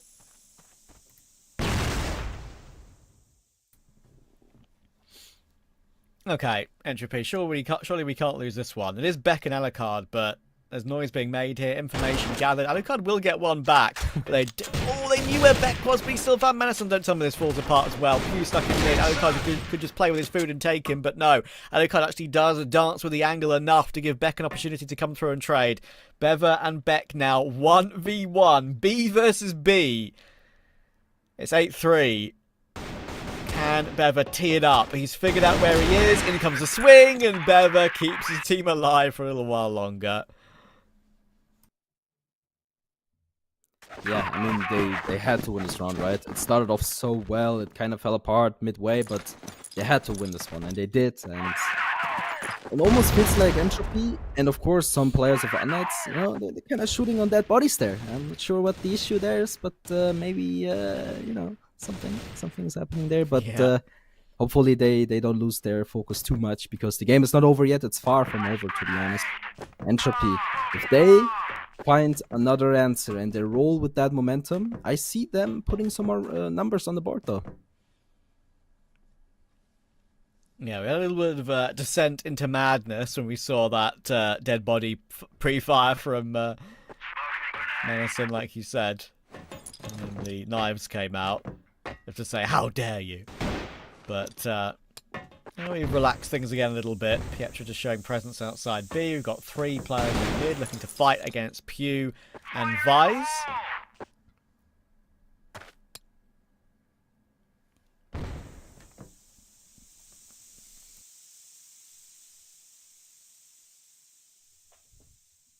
Well, it is only Pew right now defending this mid push, and of course they know someone is lurking, but they're not ready for Pew. Pew good for 2, maybe a 3rd if he's able to find Alucard, but not this time around. Alucard picks him up, makes numbers more even, and great show from Pew here. Just spray and pray and hope for the best, and it did work out in his favor though. So even though he was alone, he still managed to hold down this push, and the bomb is down. It can be grabbed, but not without a fight, because Madison and Vise are both holding it. It's the worst part about where it is as well, as you can see, it's in front of the window, so it's very hard to nab. 25 seconds to try and pick it up as well. They're going to launch their way in. The flash actually isn't that bad, but Pietra still gets taken down. Alucard with some more fast shots. We know how good he is with these, but now the time really is an issue. 14 seconds to get anywhere near a site. Is Beck going to activate? He is, but surely 10 seconds now. It's going to be so tight. 40 will hold the line. That's a C4 on the floor again. 5, 4, 3, 2, and 1. And the round are an even timeout because 40 will catch Beck first. Again, some life being shown here for Entropy, and that bomb really was the long-term issue for unKnights. So, Entropy slowly coming back. Only 3 rounds they need to grab before they are even. So definitely a huge improvement from them. A lot of mistakes, of course, from unKnights. Not sure what the issue there is. Maybe it's actually some madness, like you mentioned earlier. But yeah, Entropy. Especially, hey, let's point out Pew, right? He's not, you know, having the greatest performance, but he has been a factor, definitely. And as I mentioned that, of course, unKnights, they roll over Entropy just like that, not even close. And once again, this madness. I don't know, dude. Like, I don't know, but never know. Last man standing, 1 versus 5. What can he do, Trav? I don't really see him do. He's winning anything it here, but maybe. Let's see. Never mind. I tried to set it up. Anyway, yeah, that was a really well, yeah, because Pew has actually gotten quite a lot of success. He might be 6-12 right now, but he's gotten some really good success when playing close to that top mid position, but yeah, not getting anything this time. They're going to try and hold W to see if they can keep themselves alive, and Force once again shows his expertise. He's been probably the most solid player in the entirety of the game for Entropy for sure, but it's the ridiculous consistency of unKnights over various CFWL series will continue. Jinza might be finishing the series with 18 kills in map 2 here. Anderson is not one for this world. Beck is, again, how many times has Beck crept onto A, by the way? I feel like he's been in that position and been found out too late multiple times. Yeah, absolutely. Now it's up to Madison. Last man standing. What can he do? Beck, I think you already spotted him, and you know what? Entropy, they put up a good fight, but overall, unKnights, they are and will be a better team today. And what can you say? I mean, you know, 40 with some good aggression early on in the round, pretty much what he needs to do as a sniper. But in the end, it is going to be unKnights as we probably expected, but still, it's a GG overall. Yeah, that was a comfortable one, wasn't it? I thought it read like a 2-0, and it was a 2-0. And actually, it was better performances from some of the individuals of unKnights than I actually expected, right? We actually saw Beck and Alucard kind of go above and beyond on a number of one of these positions. And Jinza, he deserves the shout-out for that map too, because he was unbelievable. Whether it was holding down the line on the defense behind smokes, getting 3Ks, 2Ks. He was also entering his way through. That one with the Colt going through mid, one of those rounds, I think 2 or 3 rounds ago. Yeah, that's just, you know, showing dominance, right? And showing what he really can do. And yeah, sure, it's been a bit of a weird day with some stand-ins and some subs being involved with both of the series, of course, we've seen. But yeah, it's still an impressive win either way. But from London and from Germany, it's time to say goodbye. We're going to head back to Egypt and our lovely desk, of course, to take you through the end of the broadcast. Appreciated. I've been actually to Germany and London, and amazing international atmosphere. stream, no? I love it, man. I love it. Just a bit of rain, you know. Anyways, you're more than welcome to join us in the near future. Soon. I want to highlight a couple of things, and the first one would be, how can I explain this? Do you consider this a stomp? But I do think Entropy had a bit of a fighting chance, you know. Man, for game 2, big difference between game 2 and game 1 from Entropy side, yeah. But from the other team side, so it was a disaster, man. UNK absolutely destroyed them. Let's be honest for a second here, man. The only 2 rounds I saw from team Entropy was the sniper round from 40. Other than that, yeah. I'm sorry, Entropy wasn't just there. We need to give a huge shout out to Genzer. We need to give a huge shout out to this guy. This guy knows how to get his first blood. 100%. He's a hunter, man. Yeah. On the map, you find him in B, you find him in mid, lurking on the attack side.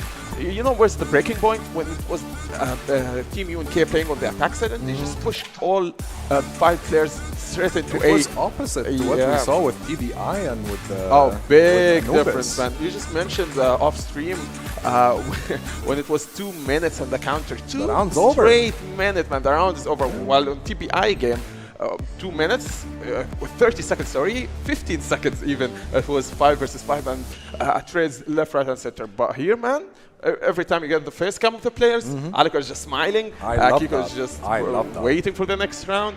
Someone's drinking water. Just, boys are just so as you chill say, about do it, what man. you love, and you love what you do. You won't have to work another day in your life. Exactly. God bless.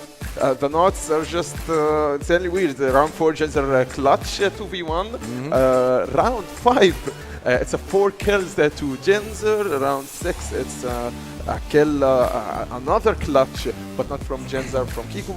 It's just just goes on and on and on. Nothing to mention really from the other team, Entropy.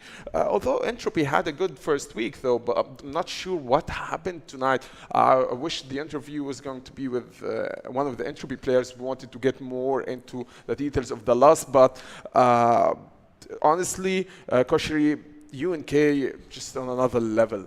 I was just saying that the 8 teams are close. Obviously, clearly they are not, because UNK tonight showed us huge performance, different than the other previous weeks. The stats show and actions speak louder than words. At the end of the day, the teams who did persevere and did not break under pressure, let's say that. And definitely there was always some chemistry involved within the players. It's not just about the roster and star players. It's about have they played enough together and their coaches, how we're going to maneuver through each map and each round and each challenge.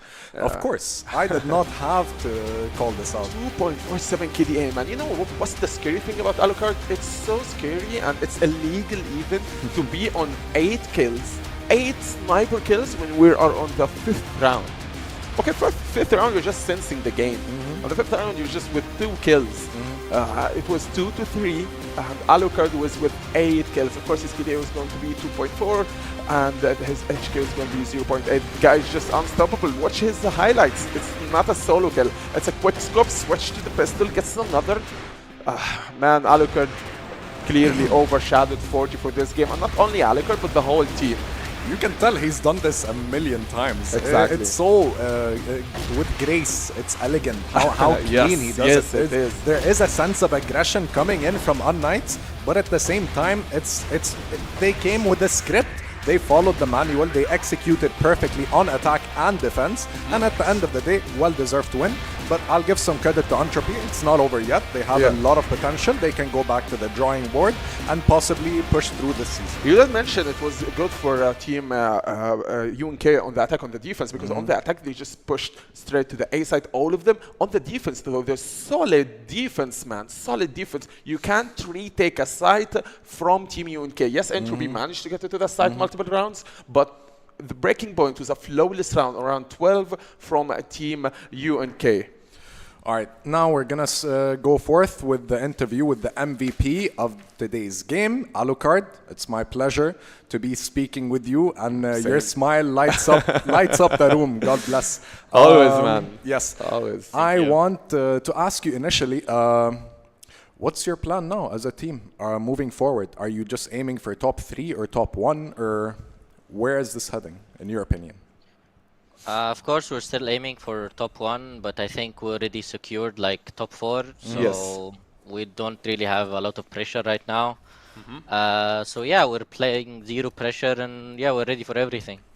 Clearly shows, man. The zero pressure clearly shows. It was a nice last game, Alucard. Let me ask you another question, not an analytical question. I'm not going to bother you with that. My question is, how does it feel, man, to be you, man? We are analyzing your game, saying you're insane, saying you're great. You're the MVP. Must feel great, right?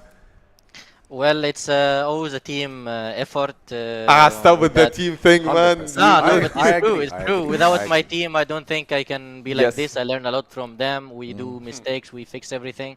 And also the addition of Jin in our team gave us a big boost. So I'm happy with Jin in our team as well. And we are happy for your win today, and we wish you all the best in your future endeavors as an organization and a well-structured team. Thank you, Alucard. Sweet gentleman, man. Yeah. And, warm soul. Yeah, that's the least I can say. That's He's the a thing warm about soul. CrossFire players, man. Whenever we interview any CrossFire players, I keep spicing things up, saying, bro, you carried the whole team. You did it all. It's like, no, it's a team game. Yeah. It's not me. It's them. I just click the mouse and they plan everything. I love CrossFire players. And humility and humbleness in a stage like this, and in a lot of intense action going on, takes you a far way, hopefully.